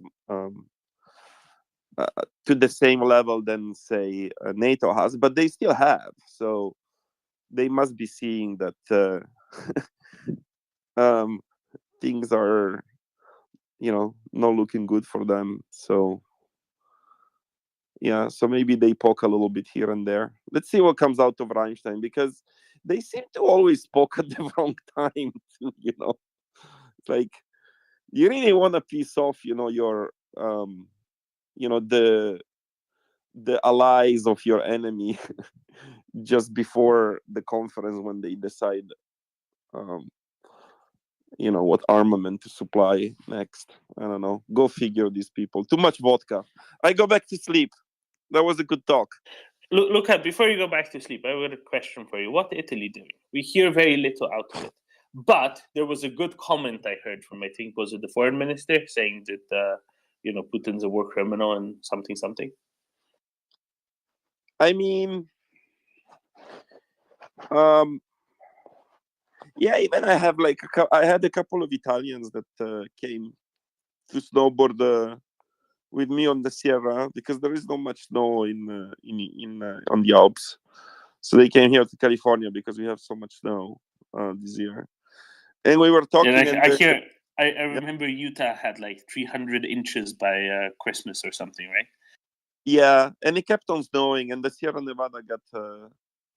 Well, there is a picture of like, I don't know, 10 meters of snow or something. They literally have to dig the lifts out, otherwise. So like they're going up on rails. They're not like suspended anymore. Anyway, crazy stuff. But anyway, the Italian came and we were talking, because that's how I need to talk to people in person to get the live. And I don't know, the situation seems to be pretty for real stable. information. It needs to be face to face and with Yeah, I something on the think table, so. right? I think so. I'll know better like once I go there, like early summer probably. But things seems to be pretty stable in Italy now. I don't know, like one thing that clearly Draghi was doing, and then perhaps Meloni has good advisors and they're continuing to do, is that there is a little bit of like a reshuffling of the powers, right? In Europe, let's say like historically, maybe like the strong axis would be like Paris and Frankfurt, but then of course Rome was also important, and when the Brits were in there, London, right? And I think now with the eastern countries and the northern country taking more prominence, right, in the EU after the beginning of the war. I think Italy had an opportunity to kind of like get a little bit more influential, right? Or get back to where they were, like as initial founding members, and you cannot do that if you behave like an idiot. We knew that a lot of like the policies, especially of the the other parties of the coalition. The one they were advocating for were, well, a MAGA equivalent, for Italy, basically. So not always the most reasonable policies, but they ended up not doing any. I mean, they tried to do some stupid taxation, and then the EU came and said, "You cannot do that." Oh yeah. Something about the credit cards, because Italians don't like to use credit cards because you need to pay 1%. And then Europe came and said, "You cannot do that." And then they were like, "Okay, we're not gonna do it." But if you listen to them in speeches, they're like, "Oh, we'll be independent from Brussels and we're gonna make our own decision." Instead, they've been following the rules like I've never seen Italians doing. So I think, I don't know, they're behaving relatively good in my opinion now, for now at least. So have Berlusconi and Salvini been kind of marginalized as well? I mean, 100%, because like when I say they, I mean like the people that actually count and they are at the ministries, right? I mean, we know that Berlusconi said some completely idiotic and despicable things, right? Actually, Giulio, my son, has a theory about Salvini. Salvini actually completely disappeared, and he said that apparently Meloni did that, and that's kind of like before she became prime minister, and that's what propelled her, because like she had like a little bit of well, like I said before, controversial speeches, to say the least. And Salvini did many. And in fact, Salvini also were making that speeches not just during the campaign, but he was in the government before. So, anyways, apparently Meloni didn't talk for like, I don't know, like 18 months or something. She kind of like disappeared and then came back, with a fresh new narrative. Julia thinks that Salvini is doing this because it's completely disappeared. And he'll be like, and then he'll come back and he'll be pro Brussels and pro immigration, something like this. It was making fun, because it's certainly the opposite of what Salvini was. So in a sense, yeah, like marginalizing those other voices allowed this government to be a reasonable first principle government, as much as an Italian government can be, by the way. I'm sure that they have like they do quite a lot of BS underneath, but generally speaking, at the macro level, they behaved well. That's really interesting. This rebalancing of power. Could it go so far that they quit on Meloni, or do they kind of know that this is their only way that they can at least be in government and have the extra positions for their party members in various ministries and therefore get lots of money and status? There is also a concept of coalition, right? I mean, so you need to be able to form a coalition that has 51%. So sure, you can quit, but then what do you do, right? Like, it's unlikely that Meloni could pick up. Well, maybe she could pick up enough votes to continue to govern by making coalition with some of the smaller parties of the left or central left. But Berlusconi would totally shoot himself in the foot, because then he will not be accepted in any coalition anymore. The left wing would never have Berlusconi in there, and then if they piss off Meloni, right now it's the biggest party on the right. So effectively, they would fall off the the power map completely. So I don't think it makes sense for themselves as a political party to do that. Well, I think the real question for Berlusconi is two real questions. Will he still be contesting the next election? And will his current partner outlive him by 4, 5, 6, 7, or 8 decades? I mean, 5 is reasonable. Berlusconi. But I think people like in Italy don't take him seriously anymore. Um, you know, yeah, they don't really take him seriously. It's like, yeah, Berlusconi is like crazy grandpa now. Like sometimes it just, goes off the rails and says a lot of crazy stuff. So yeah, so Berlusconi party, I don't think it has. Also, what do you do when a party is so, you know, this could totally happen to Trump, right? Like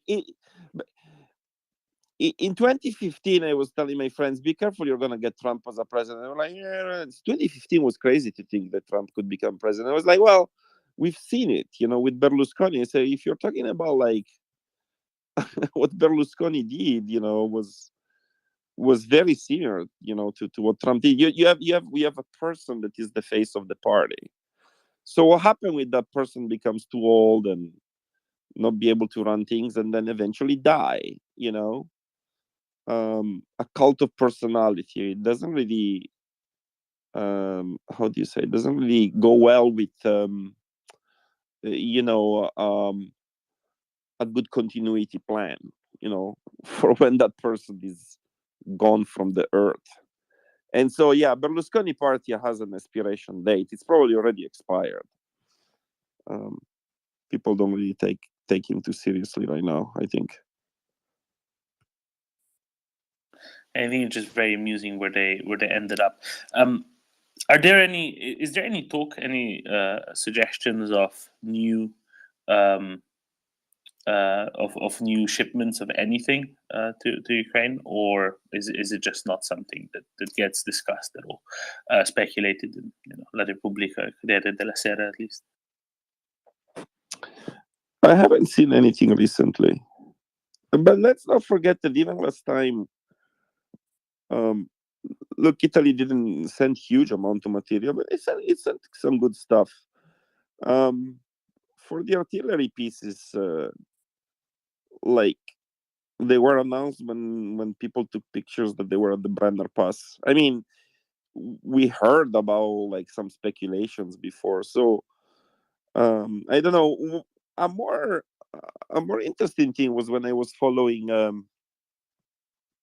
some of the Thomas Steiner tweets, the Italian army, like all of a sudden, like asked. I'm not sure they got it. Asked, for all these this new hardware. So yeah, I wonder if they get it. Because Italy is also gonna get like Italy should still get a whole bunch of money.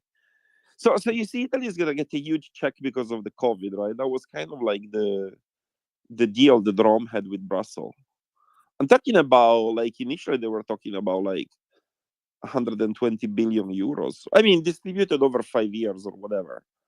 I think they're still gonna get that money. I wonder if they're just taking a bunch of the money and buying a bunch of military hardware. It's possible that they're going in that direction. Meloni certainly seems to be. Yeah, so Meloni probably has turned into a more classic right-wing government. A more, yeah, I don't know. I would need to do more research. It's too early to say historic. A more like Thatcher-like, right? Because like she was showing up all the time at military bases in Italy and everything. In fact, she even went to Iraq. A very American president thing. I think when I was in Italy, like all of a sudden during the holidays, she was in Iraq. With some. Apparently, there are some Italian forces there. And then this thing about the military putting all these plans for expansion, it feels to be a more like standard, classic right wing, politician type of approach, in my opinion. It's a very interesting trajectory. It's almost like a boomerang sort of shape, which is a good thing, obviously, right? And it seems to be a good thing for for Ukraine in this context. In this context, and it seems a good thing for, let's call it, European stability more widely at the moment. Italian military, as you said, getting a whole lot of investment lately, isn't it? Especially if they go out and get those CV90 IAVs as well, as has been speculated recently. Not to mention the hundreds of Leopard 2A7s, right? Yeah, exactly. But then I don't know. When I put it together over the last few months, like I mean, I even read about like buying more F-35 compared to what they said at the beginning, and I was reading helicopters and blah blah blah. Didn't talk too much about the Navy. The Italian Navy was always like well staffed. The Air Force too, but it wasn't very big. But now, like they're really planning to expand. But the point I'm trying to make here, Domin, is there is a difference in Italy to say the military put together this plan, and they are and it's different than saying the plan was approved and funded. Yeah, like you know, the thing that makes me think that it's possible is specifically because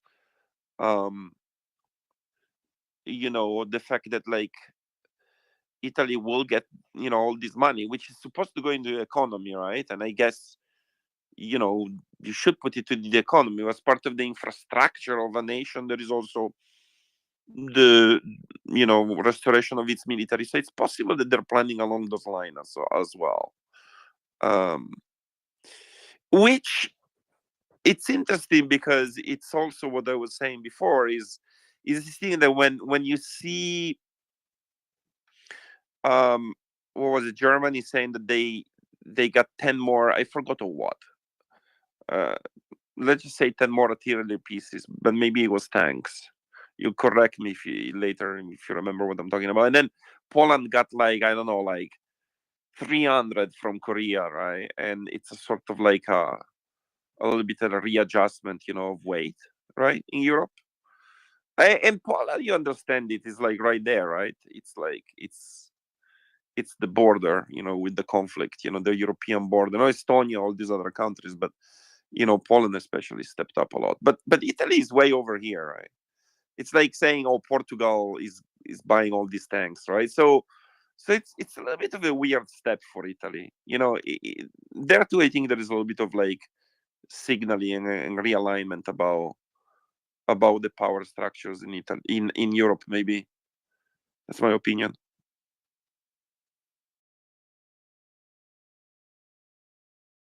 Oh, for sure. What I found quite interesting is that you know, they didn't double down on Ariete, specifically the Italians, but went with the Leopards anyway, or nor went the Abrams route, but went with Leopard 2A7s, you know, new build. A substantial number of them. At least that's what we speculated. I'm not entirely sure if that's been confirmed. But that's both a departure from past approaches. And they also went for the most tried and tested thing as opposed to the new, you know, KF-51 or the future joint developed Franco-German tank or whatever the concept was. Which again, you know, interesting. So I mean, we'll see where it goes, but it's a very substantial outlay, especially in forces that Italy wasn't exactly at the forefront of previously. Yeah, for sure. Yeah, let's see. I go to sleep, guys. Good night. Good night, Luca. Marcus. I have just retweeted a video of a Su-24 apparently being shot down over Bakhmut. And unfortunately for the one person who manages to parachute out, they appear to get hooked up on a tree or a building before they hit the floor, which is also amusing.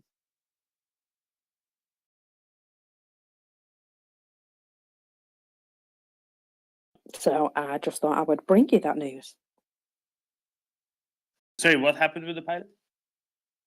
The pilot ejects, and you can quite clearly see the parachute coming down, and then he appears to get hooked up on a tree or a building before he actually reaches the ground. So I found that quite funny as well. Ooh, that's no good if you're under that parachute. It's not a good one, I think.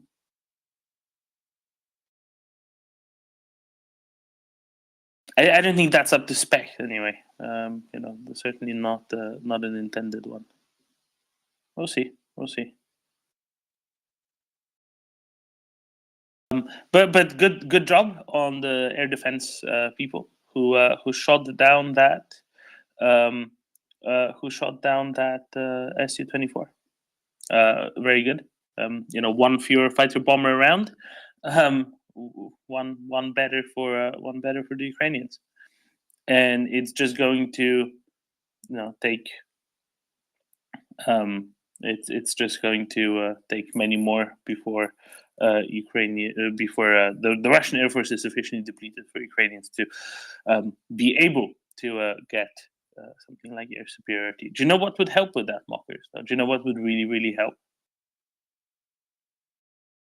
Some F-16s, perhaps? Yeah, lots of F-16s. Yep, it is maybe actually that simple. Just lots of F-16s. That would really make a difference.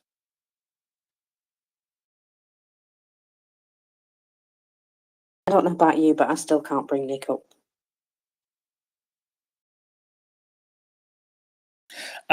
No, me neither. Nick, if you can hear us, you have something in Twitter DMs. Try clicking that. Maybe that will work. Let's see. This is a good test case, I think. But I like this because Nick's pretty good at being the test case for what happens with various versions of Android, this or that. So it's a good. Oh, maybe this will work. Nope, it looks like it didn't.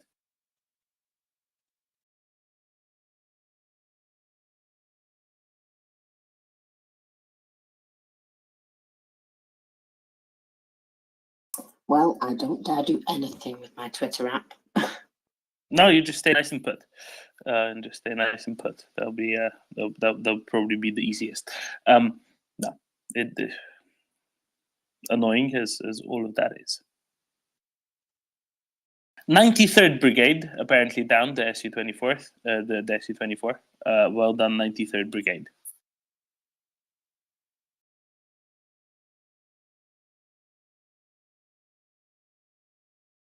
Would that have been with the shoulder-mounted rocket then? Possibly, although the initial report was, air defense missile. So I don't think that would necessarily be or likely be a manpads. I think that would more likely be something else. But who knows what else they're dragging around with them? OSA maybe or books or something like that. Yeah, Klaus. Thank you. The Su-24 is one of the heavy bombers, so that is quite good that that has been taken up. But I saw on Wikipedia that there have been the 1,400 were built, so there are still quite a lot of them around in the Russian Air Force. The question is how many are in good enough shape to fly, right? And that's the thing that nobody knows, not even the Russians.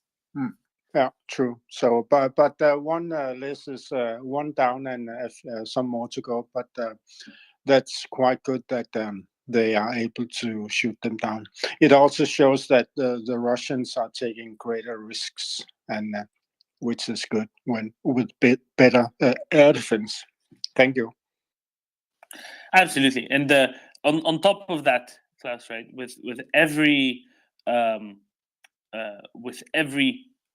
jet that shot down and every pilot captured, there's one fewer pilot for them as well, and I think that's a non-trivial case because it additionally allows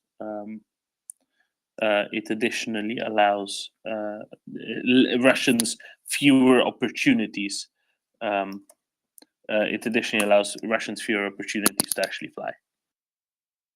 Right? They seem to be having a somewhat of a shortage of trained pilots. Depends on the airframe type, of course, but they do seem to have something of a shortage of trained pilots. The ones that are trained have various numbers of varying number of experience or recent experience flying. Some more, some less, and it might just be easier for some than others to be able to be useful in a frontline role. So depending on that, it's always good when it's always good when they have that. Okay, I'm sorry. I'm trying to troubleshoot Nick's connection at the same time, which is quite interesting. So we've managed to connect them for 0.3 seconds, and then he got kicked off. Let's see how this continues.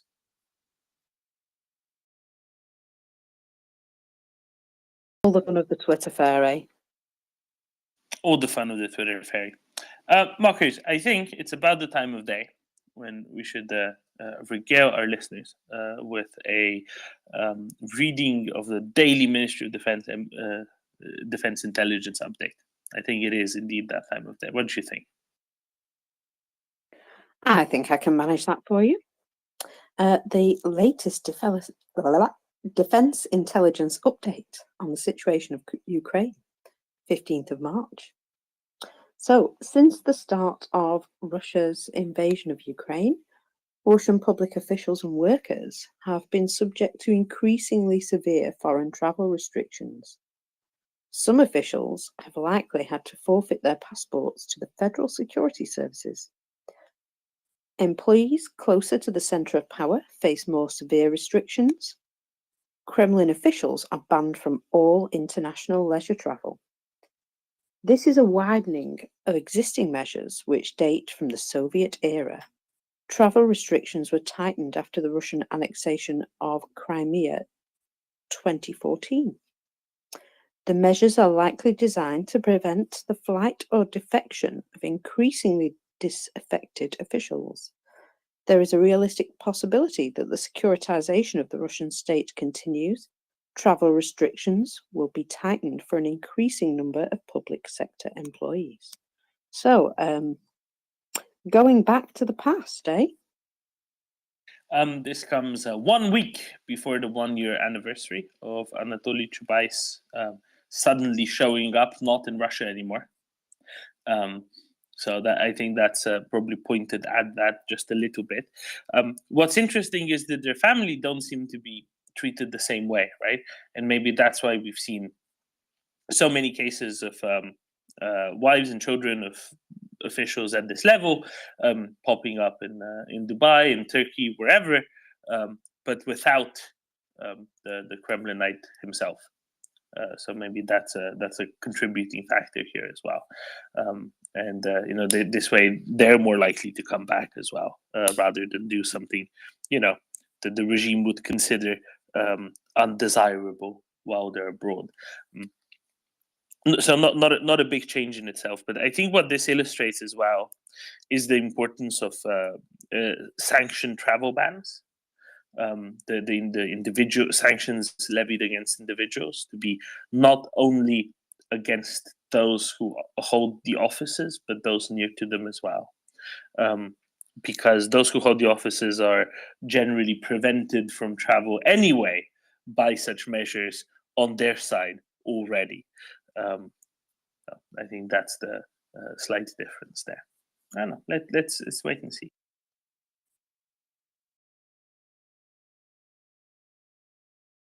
Axel, very good afternoon. How are you?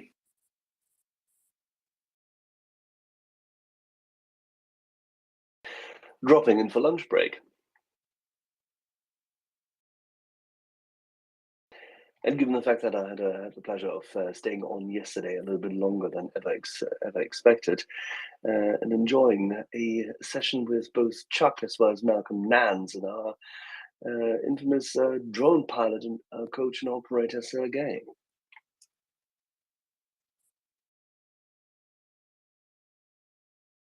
I can imagine that was a very lively chat. Yes, and you could call it elongated time-wise.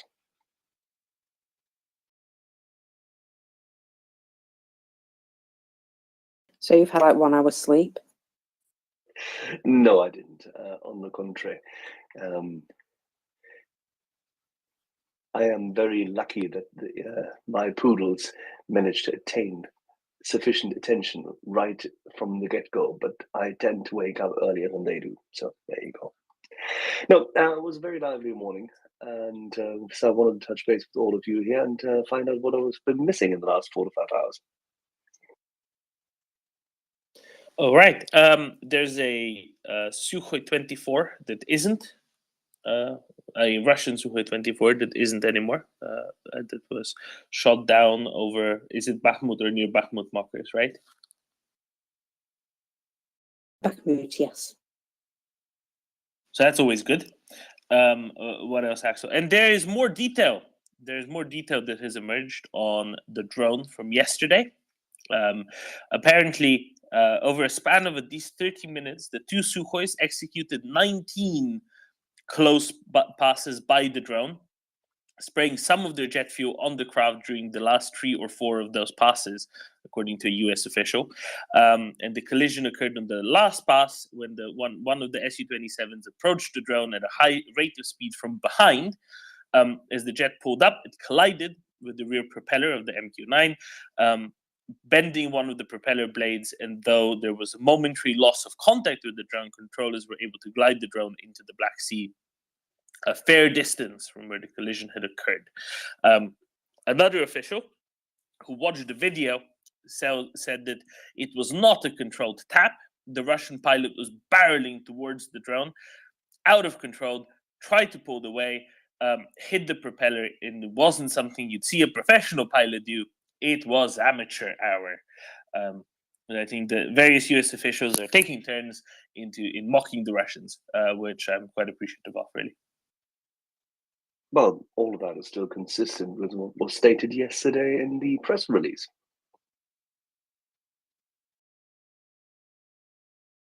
Yeah, quite consistent. It's just bits and pieces of extra extra details, which is always amusing. Did we have the film at 11, as our friend Nick would have said? I don't know about the film at 11, but we do have Nick, which I'd love to. Not only would I Nick. not only would I have said, I did say no. There was a tweet saying the US was going to release the footage, so I just I commented film at 11, which I believe was a standard US news thing to say when the evening news show was at 11 p.m. But I only remember it because I learned it in an in retrospect terrible, but when I was a teenager, highly amusing motion picture called Kentucky Fried Movie, which, yeah, I can see by the animated responses what an impact that's having on contemporary culture. Crispy. It was so there was an American comedy troupe called Kentucky Fried Theatre who I think rather fancied themselves as an American Monty Python, and so Kentucky Fried Movie came out of that, and they in the movie, at least, I don't know about the TV show, but in the movie there would be some newsreader would read some slightly surreal statement and then go film at 11. And I didn't even understand what the words were. I'd go to someone said, "Oh, what he means is we are trailing the evening news bulletin at 11 o'clock, and when that comes on, you will be able to see film of whatever this event is." Because I lived in England where we didn't have advertisements for the news. It's like the news came on; you didn't have to be told, something exciting's on the news, please watch it. That was my first sort of introduction to American television culture, I think. Nor did we have, although they have come to Europe now, billboards from radio stations. First of all, showing you what their hosts look like, and they do seem to be excessively photogenic, given that they're only on the radio, but also like telling you to put your radio on, while you're brushing your teeth in the morning and listen to this person play pop music. And that was just kind of we did that anyway. But yeah, North Americans apparently had to be told to do this. But again, we've got that now. So progress. No, you're projecting. They didn't have to be told. They were contacted in order to be excited about it. That's a different thing. One is the pleasure of in-your-face marketing, which nobody in Britain would ever take seriously. But in America, it is accepted. I think that's the difference. They don't have to be told. They're just being marketed to. Yes, well, they can stop. Grump, grump. Oh, God. Are we moaning? A little bit. It's a bit early for me. Not to worry, that's okay. And yes, of course, you said so, film at 11, because it was fun, and I have I think it made a lot of Sorry. sense because I would have expected at some point in time the US to just after drip feeding to release a little snippet of it, as in here's a pass by those dang fools. I and perhaps here's another perhaps they're going through it and working out what it would reveal about the drone's capabilities to release it. So maybe they're censoring it carefully, because I don't suppose they very often release the footage from the drones, other than perhaps the odd still. So I perhaps we'll see it later today. I had a point. If we didn't have a topic. I literally am sat here with my hand up. Oh, the co-host with her hand up. I better. Do you have the screening dates of the film, Marcus? No, but I do have a little bit more information about provocation, shall we say. We're all very aware that the Russians like to fly near everybody else's airspace. But today, excuse me, 2 Typhoon fighter jets intercepted, I'm going to say an IL-78 military transport refueling plane, apparently called the Midas, which was flying between St. Petersburg and Königsberg. And it was reported that the Russian plane did not contact air traffic controllers in Estonia to clear their flight. After escorting it away from Estonian airspace, Typhoons were then diverted to intercept an AN-148, which was also reported flying near Estonian airspace. British and German fighter jets carried out this in conjunction. So apparently there's been a bit more response to them flying close to the wind, as it were. Marcus, do you know why the tanker didn't contact the Estonian air traffic control? Because it didn't actually fly into their airspace, or? No. Because the Estonian ATC are already golden and it couldn't do anything.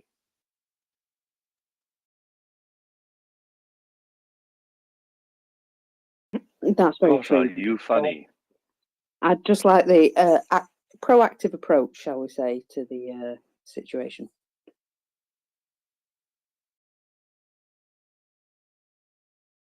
Nice to see a more proactive approach. I think this is the usual approach. So whenever the Russians don't establish contact with Finnish or Estonian air traffic control while navigating that very narrow international corridor, international airspace corridor in the middle of the Gulf of Finland, then they are generally escorted. And if they veer a little bit off the path, they're intercepted quite regularly. I think Axel can attest to that, and that's been the case for many decades now. Yes, it is. That's the point of Baltic Air Cap, isn't it? Yeah, it is. We're doing free escort services for Russian aircraft.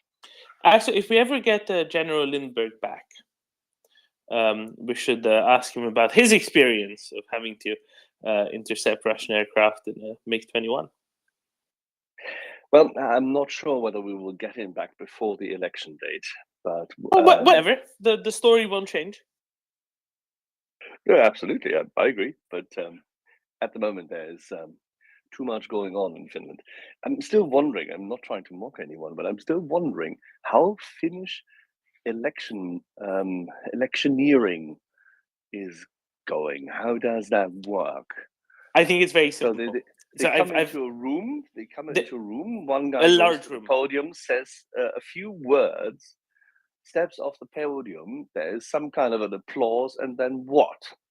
No, applause, that would be way too much interaction. Now, what happens in the Finnish parliamentary debate is, you have a very large hall with podiums spaced evenly, about 8 to 10 meters apart.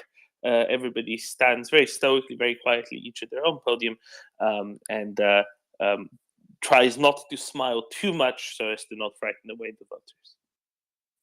See, this is why Estonians consider Finns far too, gemütlich, hügelig. I mean, in such close proximity, only strange ideas can be harbored and fastened and born.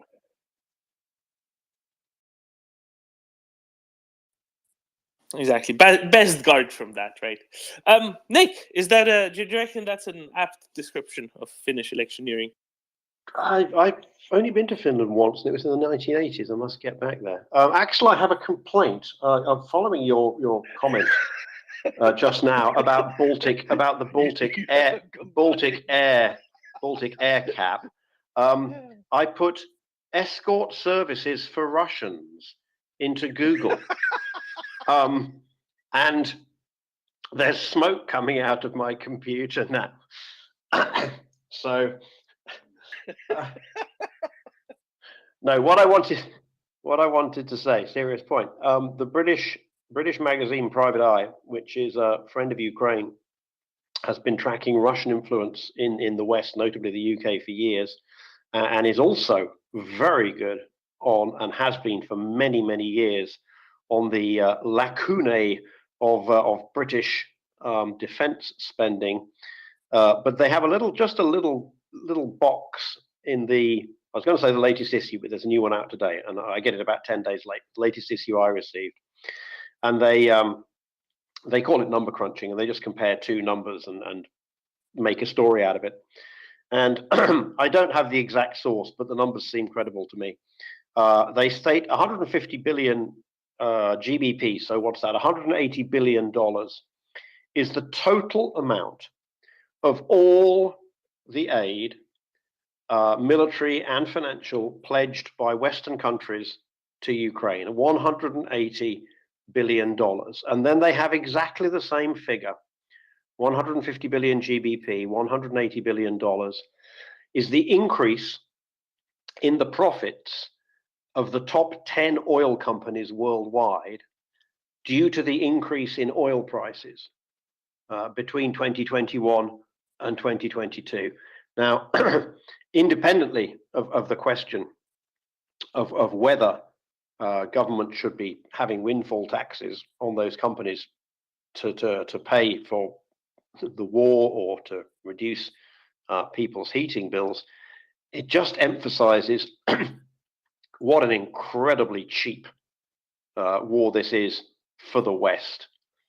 It's an enormous amount of money for Ukraine. It is peanuts for the West. It's the increase in profits of, even most of, but it's the increase in profits of one industry sector is what the West has so far promised to Ukraine. And if anybody tries to tell you that the war is costing the West a lot of money, it's just small change. It is just small change. So I just thought this was a handy factoid. $180 billion, the increase, not the profits, the increase in profits of the 10 biggest oil companies in 1 year due to the cost of oil going up, due to Russia's invasion of Ukraine, is the same as what Europe and the United States has promised in total aid. It's a real showstopper, that number. What a cheap war this is for all of us. How little this is actually costing us. And when people come along and tell you Oh yeah, we're giving all this money to Ukraine. It is peanuts. Yes, it's got the word billion on it, but so do lots and lots of other things in your economy on a daily basis. And there is this there is a rhetorical trick of trying to make out a billion as like it's an enormous something absolutely enormous. And a billion, whether or not a billion or 100 billion is a lot of money, depends on the context.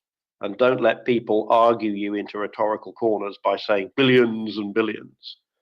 The US spends about 3 billion, consumers in the US spend about $3 billion a year on chewing gum. So, this is nothing. It is absolute peanuts. I would point you to a link, but Private Eye is resolutely on paper. They have a website where they put 2 or 3 of their stories each week, and for everything else, they expect you to go out and buy the physical magazine, and they sell more now than they have ever done in their history.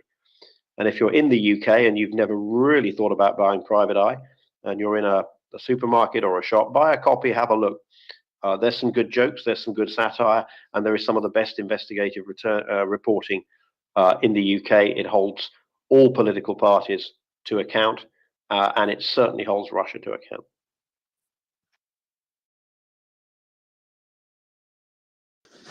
Well said. Is Ian still there? Ian Hislop is still editor. He was interviewed the other day by Jon Stewart. So, again, not the more famous Jon Stewart who comes on this space from time to time, but the American one. Oh. Yeah, whose name isn't even Jon Stewart. Those are like his 2 first names. But he was interviewed by Ian Hislop in now it appears that Jon Stewart is doing a tour of Europe, interviewing people, and the only one I've seen so far is this very nice one. If you find Jon Stewart and Ian Hislop on YouTube, do go and look. But apparently he was spotted interviewing both, or talking to at least, both Mick Wallace and Claire Daly at the European Parliament. And I cannot wait to see Jon Stewart taking those characters apart. So I hope that's in the editing suite somewhere, and we'll find out who else he interviewed. Maybe Nigel Farage, maybe 1 or 2, maybe George Galloway. I think it will be quite interesting to see the results of those. But yes, Ian Hislop is still editor of Private Eye. He was asked one time, how long do you think you can do this? And he said, well, I can't. Said, I can't imagine doing any other. This is the best job in the world. He gets to hold people to account. I don't think he'll ever be Sir Ian Hislop. I don't think the British establishment is ever going to give him a knighthood. And I think even if he wanted one, I think if they offered him one, he'd say, might look a bit dodgy if I took that. Very much. He will never run out of material. Very much a national treasure. He will certainly never run out of material. So what happened was, one of Private Eye's regular columns is called a cab driver writes. And what happens is when somebody has said something in a populist style, they will parody him by writing as if he's a London cab driver, who are somewhat famous for engaging in unwanted conversations about populist topics with their passengers, whether they want to listen or not. And so that has recently metastasized into a tank driver writes. And so you have to, first of all, you have to imagine the original spoof of the cab driver going on at you about how he doesn't like this or that aspect of society. And now it's become basically every second issue, it's a tank driver writes, this week, V Putin of Moscow, but it's always V Putin of Moscow, and complaining about Ukrainians in the style of a London cab driver. It's a little bit second degree. You have to kind of know the British humor to do it, but it is pretty funny. They also there was a glorious cover about 2 weeks ago of Rishi Sunak and Vladimir Zelensky when Zelensky flew to London, and what they do on the cover is they take a picture of politicians or whatever and put little speech bubbles on them, and in this picture Zelensky is saying, we need more tanks and planes, and Rishi Sunak is going, yes, so do we. and very much summing up. And yeah, Private Eye ought to be. It ought by now, on the basis there's a writer, I can't remember his name, but he has one of a set of rules for organizations, and one of them is any organization that is not explicitly right wing will become left wing. And Private Eye ought to be some kind of tanky journal, but they have managed to steer a relative political neutrality over the years. They're always a little bit against the government of the day, but that doesn't mean they're pro the opposition.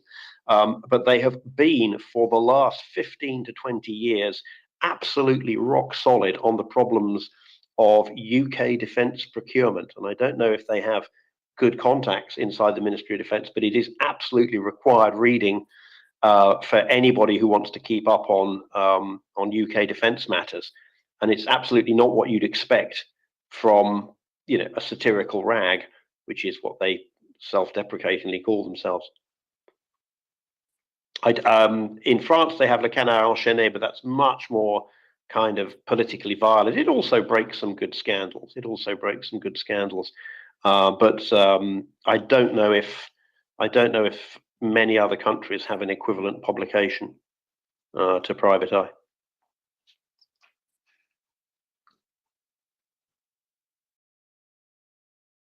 I think you need a sufficiently big market and the right sort of political culture to be able to do it.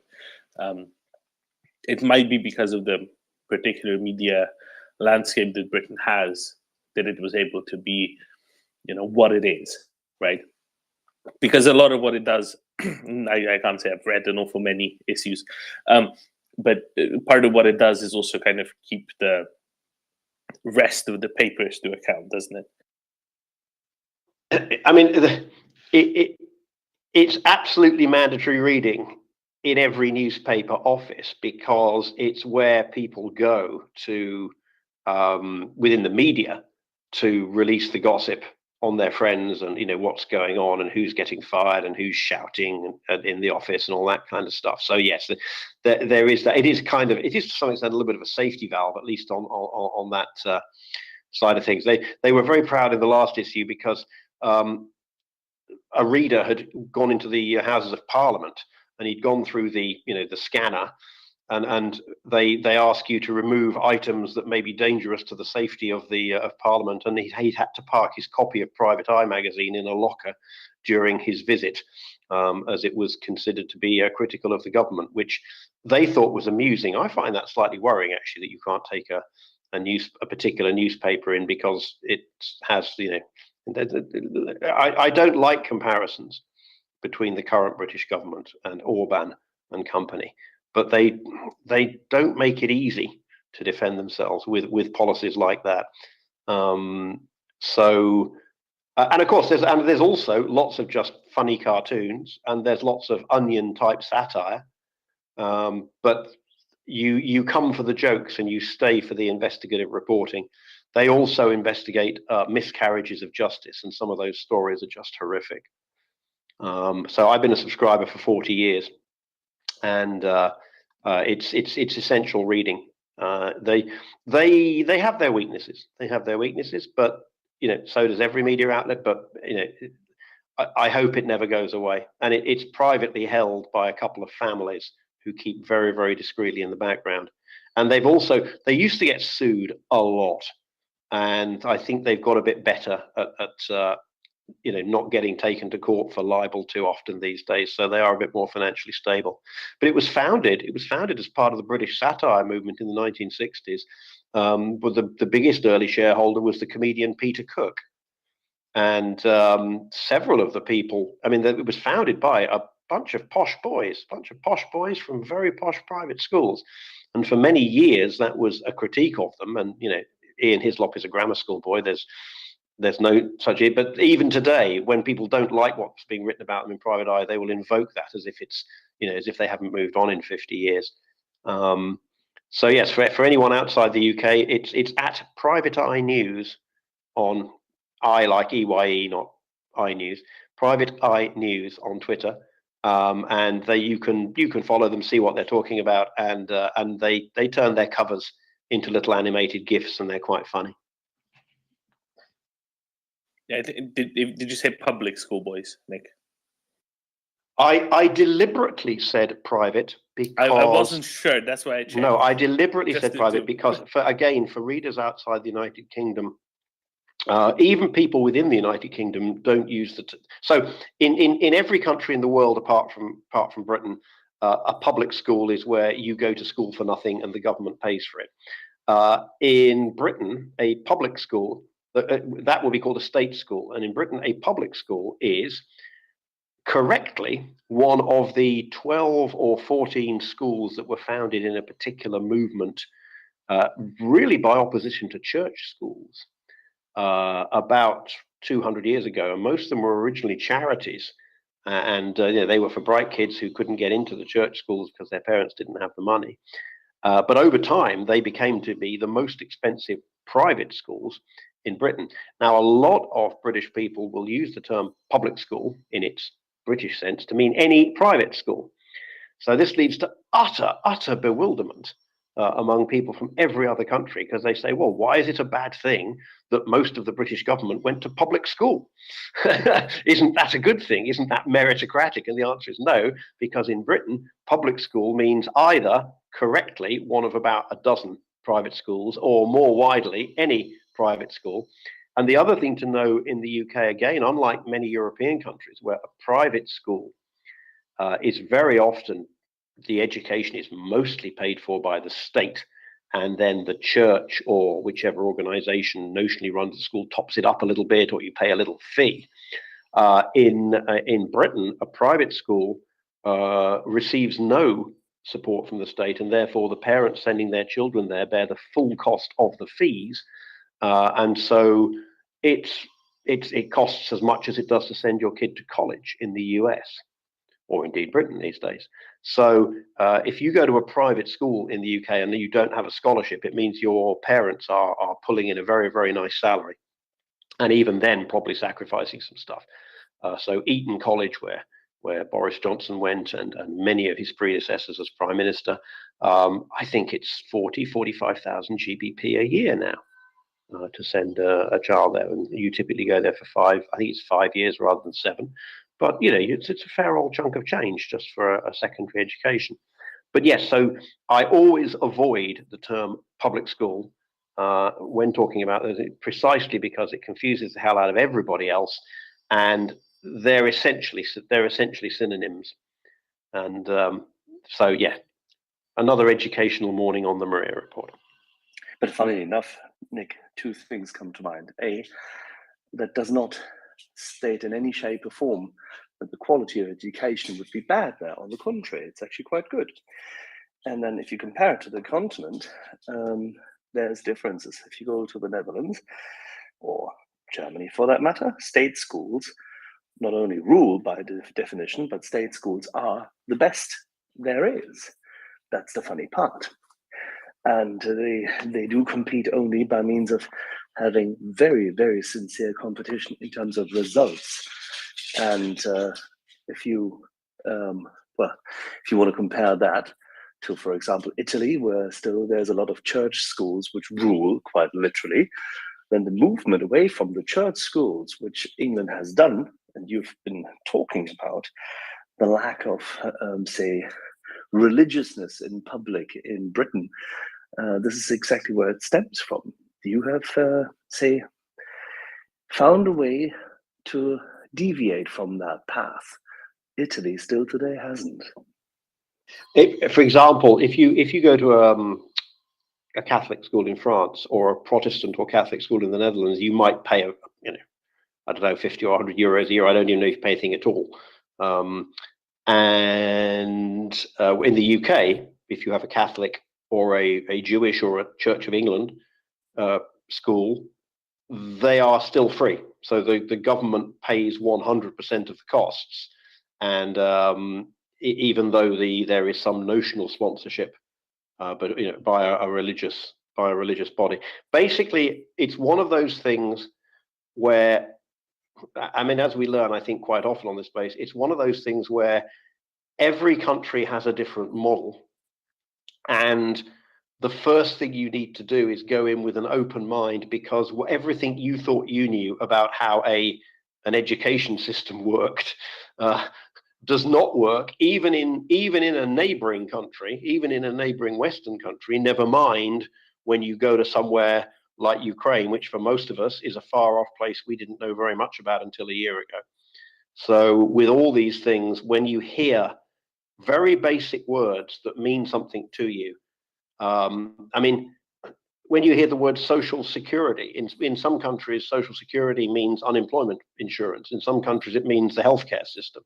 In some countries, it means the retirement system.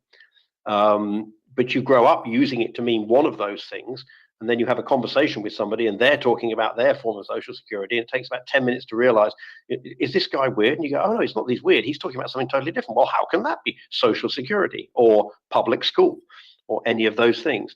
And so one of the things I really hope that people get out of this space is the international crowd. And it's why I'm sometimes interrupting and saying, for our international listeners, what's happening here is this or that. And I can only do that for the international situations that I know about. And I'm sure, you know, many other people here will sometimes hear a situation and think, oh, okay, he's, you know, if you have like, I don't know, a Romanian American, and they might hear an American say something about Romania, and they go, no, in America it's like this. I wouldn't know that. I wouldn't know certain differences between Romania and America.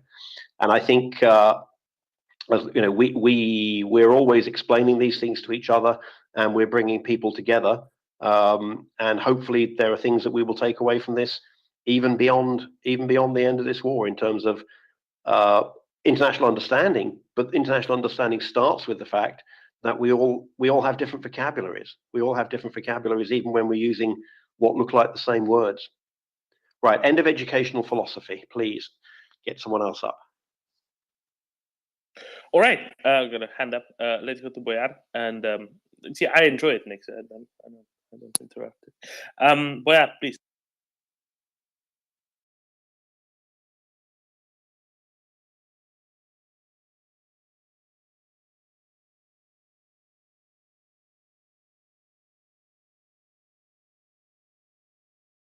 Boyar?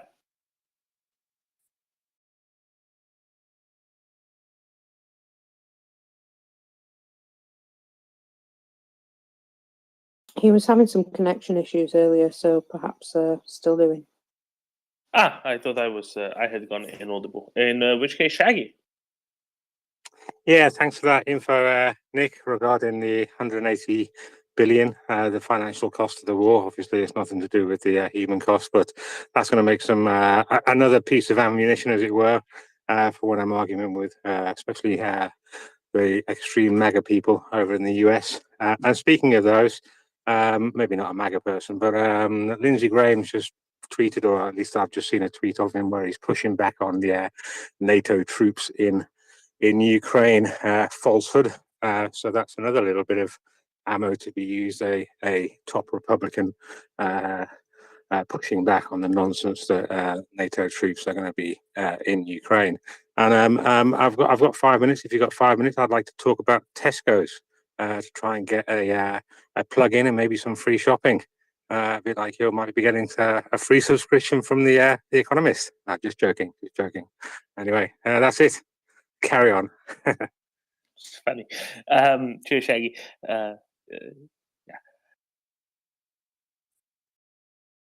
All right. I want to open something which is not on any topic, except I apparently missed a discussion about the rules around Tokay wine, and I'd love to revisit that if at all possible, because there is more complications, I think, on top of what was raised at the time. Nick. Sorry, Dermot, say again. The discussion of Tokay wine and regulations around that. I have a little extra contribution. Do you want to summarize where you ended up in a sentence? I mean, this was a backwater of a backwater, but there was a discussion about. I don't know if it was even about trademarks or wine, but it ended up being mentioning that I can't remember what the context was, but it ended up mentioning that in the French Alsace region, the wine made from Pinot Gris grapes used to be called Tokay, Tokay, and then it became Tokay Pinot Gris, and then it became just Pinot Gris because they just called it Tokay until about 1990, and then Hungary got some market reforms and said, "Oi, we'd quite like our protected area to be, respected, please." And Alsace kind of grumbled a little bit, but they realized that Champagne and other bits of France regularly have to defend themselves against imitators. So that got phased out. So, and then I discovered that there are apparently one or two other parts of the world that had a wine called Tokay, which was kind of, I don't know whether it was like a 100-year-old sort of way of making your wine sound good back before we had the World Trade Organization and trademark protection. But you weren't here, and probably just as well. So now you can come and sweep all that away and correct me and any listeners who may have been given an incorrect impression about Tokay wine. I think we had something to do with port. I think did it not start, Axel, with there was some discussion about is port and starboard, and port was red and starboard was green, and then I said yes, but port can be white too. Ha ha ha! And I think we went down a bit of a rabbit hole. So I hope you aren't taking us too far down another rabbit hole here, Dan. No, we were taking people down a course in regional differences for sailors as to where the buoys have to be. That the way I learned that port was the left side of the ship in the direction of travel was by saying, well, you wouldn't pass port to the right, would you? So that was useful for me. I learned it the other way around. But what I wanted to add is, Nick, so it was an EU thing. 2007, I think, was the last vintage of Alsace that allowed the designation Tokay. But it wasn't just Alsace. It was also, so 3 years after Hungary joined, it was also another wine. And yes, it was because it sounded good, because Tokay was the famous, kind of statement of quality since the 18th century. There's a grape that used to be called Tokay Friulano in the border areas of Slovenia and Italy. They're in the border of Friuli Venezia Giulia, hence Friulano. And that was also banned from being called Tokay Friulano anymore. So most people just drop the Tokay, just call it Friulano. However, some people call it Yakot, which is Tokay spelled backwards, as a workaround, and the Hungarians can complain about that. So that was the little addition I wanted to make there. And yeah, indeed, port can be white. There's some absolutely fantastic port. Very old white port is absolutely tremendous. Damon, I presume, has been too modest to mention this. Are we allowed to mention where you've been the last 2-3 days? I mean, you can if you'd like. Damon has been winning third prize in an international wine tasting competition in Spain, and it came with among Spaniards. Yeah, it came with a nice little cash prize. So he's buying us all a bottle of whatever his favorite was. Congratulations, Doman. I'm afraid while I enjoy wine, I rather suspect that I would be, if I was given, there's a blind tasting, it turns out about 40% of people, if told that a wine is white and given red or vice versa in a blind tasting, don't call it out or are unable to tell the difference. In a black glass, yeah. Yeah, I think I would do a little bit better than that, but we all think we're better than, and an incredible number of people can't even tell the difference. I like to imagine that Doman can indeed tell the difference between red and white wine in a black glass. So yeah, but we have a genuine expert on this important aspect of life and culture here.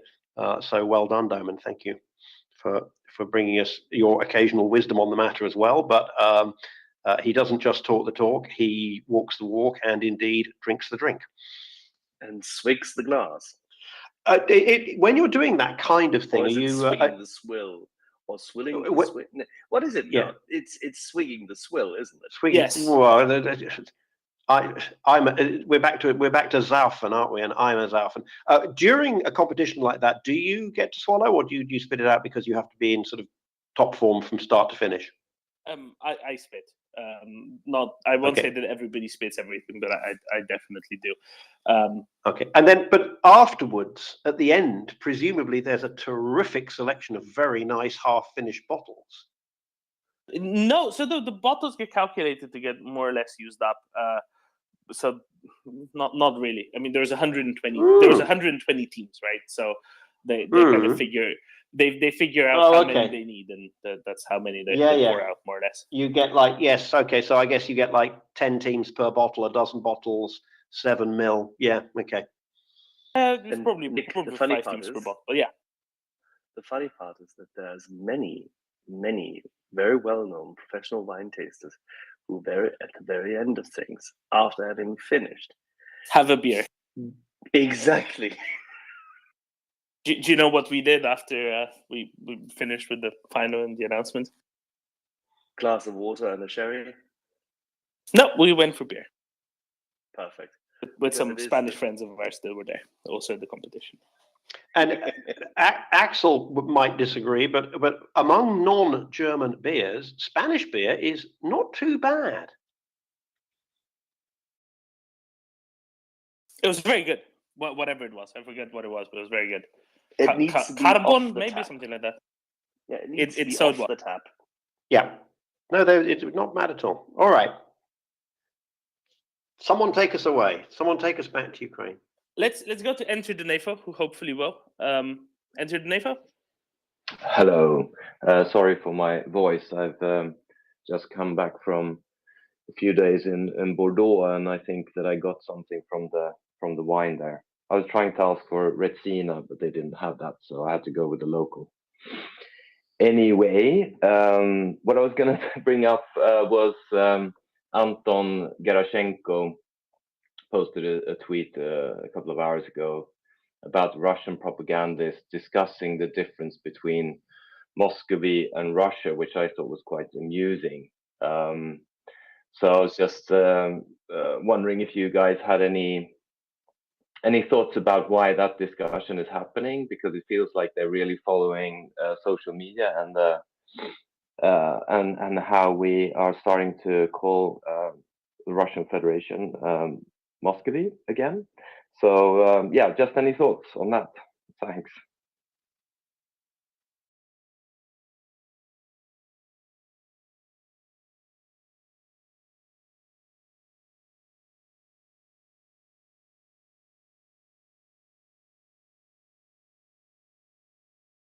So I couldn't hear Enter the NAFO, but I have some comments. I listened on a separate feed.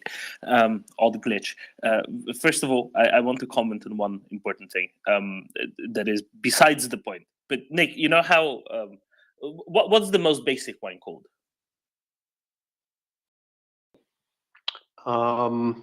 Red? No, but like the designation. We table wine, right? In French, vin de table. Yeah, table exactly. Wine. Table wine. Yeah. Vino di tavola, right? Yeah. See, Enter the NAFO. We call it Tetra Brick wine. But Enter the NAFO mentioned Retsina, and I just wanted to say Retsina is the real table wine. Is the only real table wine. Why? Because it's the only wine that's actually made with tables. Because there's some pine in it. Literally, they put pine sap in it, and it's literal only wine that actually contains tables. But Only if you get your tables from IKEA. But that is statistically the most common kind of tables people get, I think. So on a serious point, I liked it there arguing with themselves whether they like to be called Muscovites or not.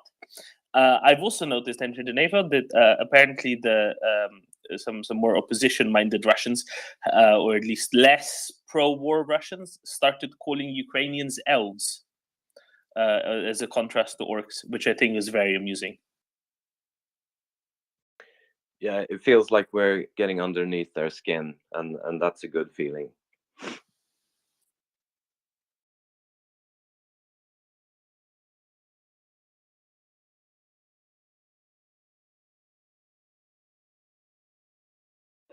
I'm not sure which hand was first, gentlemen. I think it was me next. There was the Ukrainian government, I think, wanted to rename Moscow, and that really annoyed the people over there. So I think it's a little bit of trolling going on. So which is quite good. Annoyed him even more. On the wine thing, just a little very brief anecdote. I was having a party and a friend of mine, we were drinking rosé wine and I ran out of rosé wine, and he was adamant, he was a bit drunk at the time, and he was adamant that he needed rosé wine. So I made a bit of rosé wine by mixing some red wine with white wine with a dash of red wine, and we presented it to him. He gave it the old sniff swirl and said it was wonderful, and we all laughed at him. So he's never done that again. And that's it. Apparently my Twitter box is fixed when I'm a speaker only. So if I drop down, then I'll lose Twitter. I'll lose the space after about 5 minutes, but I've been a speaker successfully for a while now. But if you need to boot me down, boot me down. Hang about, Shaggy. I think we're good for now, for sure. Yeah, that rosé trick is a good one. Darrow, good morning. Do you want to talk wine or cranes for tanks? Well, I love wine, but I haven't had it in a bit. So I guess we'll talk cranes. That thing that you posted, that FTR, that's wonderful.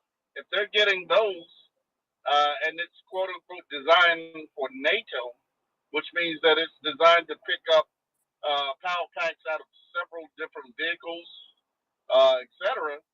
That's a wonderful thing. A lot of the vehicles are specific. The actual tracked maintenance vehicles are specific in the type of vehicles that they can assist with. Having the kit to be able to work on the vehicle that it was mated to. That thing, it could actually, go with a lot of different variants. And that's so good. Darrow, let me give some more context. First of all, I put a tweet up in the next from MriyaReport that has a video of the device that Darrow and I are talking about.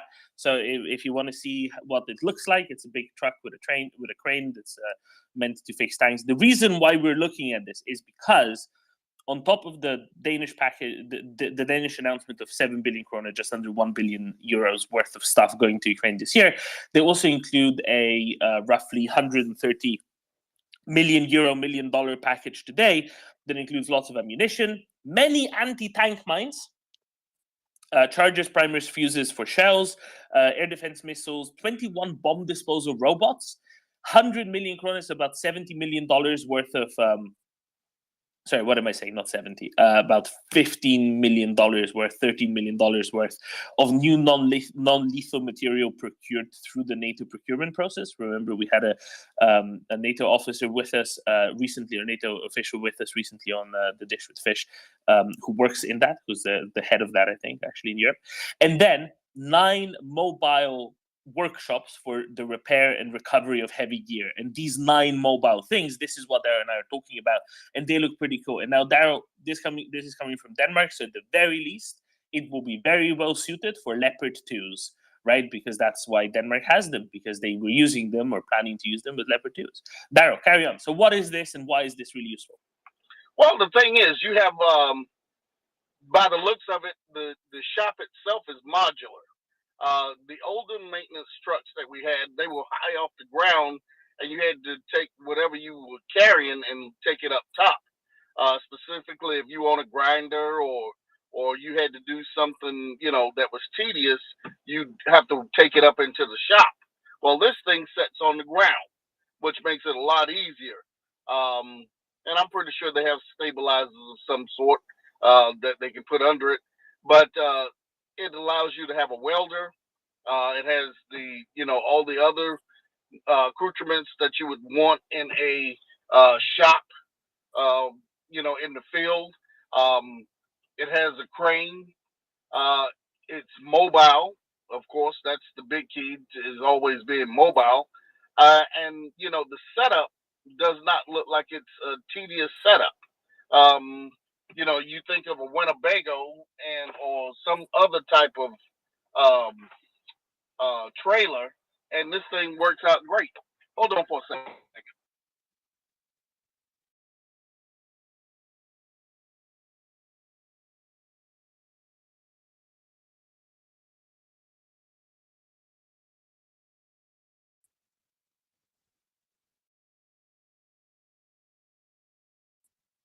Did you finish there, Daryl, or just like? I think Daryl is checking into work, having to go through the gate. Okay, there we go. So it makes it really easy and simple to be able to set up a second level, third level shop area, even in the field, which is good. You can see in that video where they pulled out the power pack. They worked on whatever item that they had to work on. Looks like either a starter or there was a bolt broke off or something. And they, after they were done, they reinstalled it, set the deck plates on, and it took off. And that's really how you want it to be. Now, this isn't something you want to take to the front because it's not designed for that. This is like if you have the forward line, you have the secondary, and then this vehicle would be right there amongst that secondary line. That if anything got pulled back, it could actually be worked on right there and taken back to the front. Your bigger recce vehicles, a lot of them are set up in that second line, but they're designed to go up to the front, grab it, and bring it back, and then work on it as well.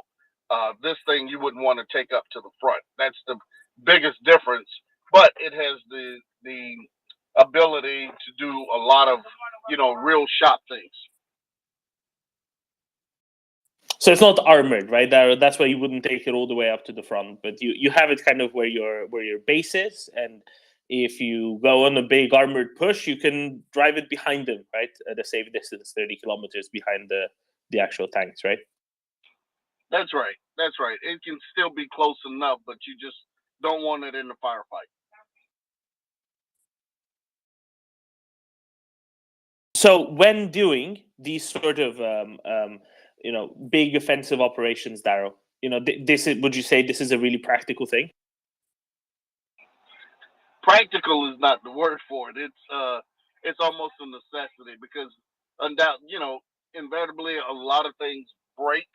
A lot of things can just need a minor adjustment. Some things will need more specialized. Thank you. Some things will need a more specialized piece of equipment to work with and on something. So having a shop right there to say, if you need to even manufacture a bolt, if you got stock, you can actually make a bolt if necessary.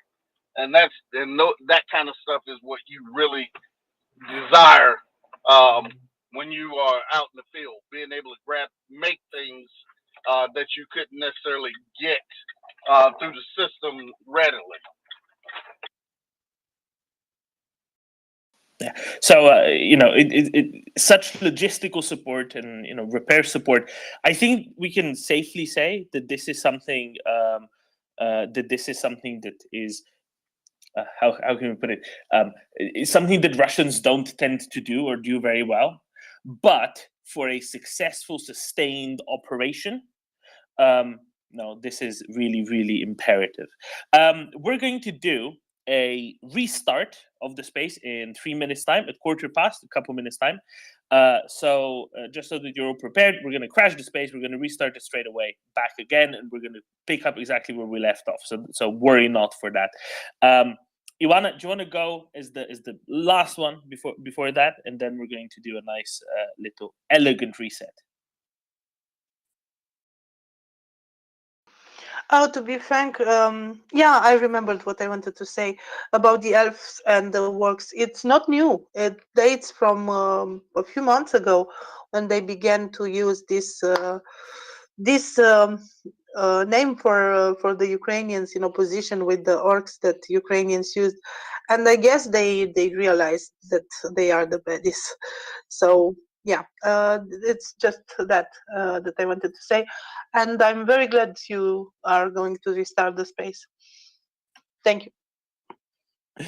Yeah, exactly. I just find it kind of amusing, right? So, ladies and gentlemen, we're going to dump the space in about 30 seconds or so. Be sure to reconnect immediately back to the MRIA report immediately after, and hopefully this will also solve all the problems for any Android listeners that are still having problems, so that we can pick up where we left off. Now, Nick, there's an interesting judgment by the UK Supreme Court to do with Ukraine and Russia and the future financing for Ukraine. Maybe we can have a look at that after we reconnect here in a couple of seconds' time. I hope that sounds acceptable. Yeah, DM me the link. I'll have a look. Excellent. Axel, let's crash this one. Now that Darrow's here, it's appropriate. Oh, that's just bad.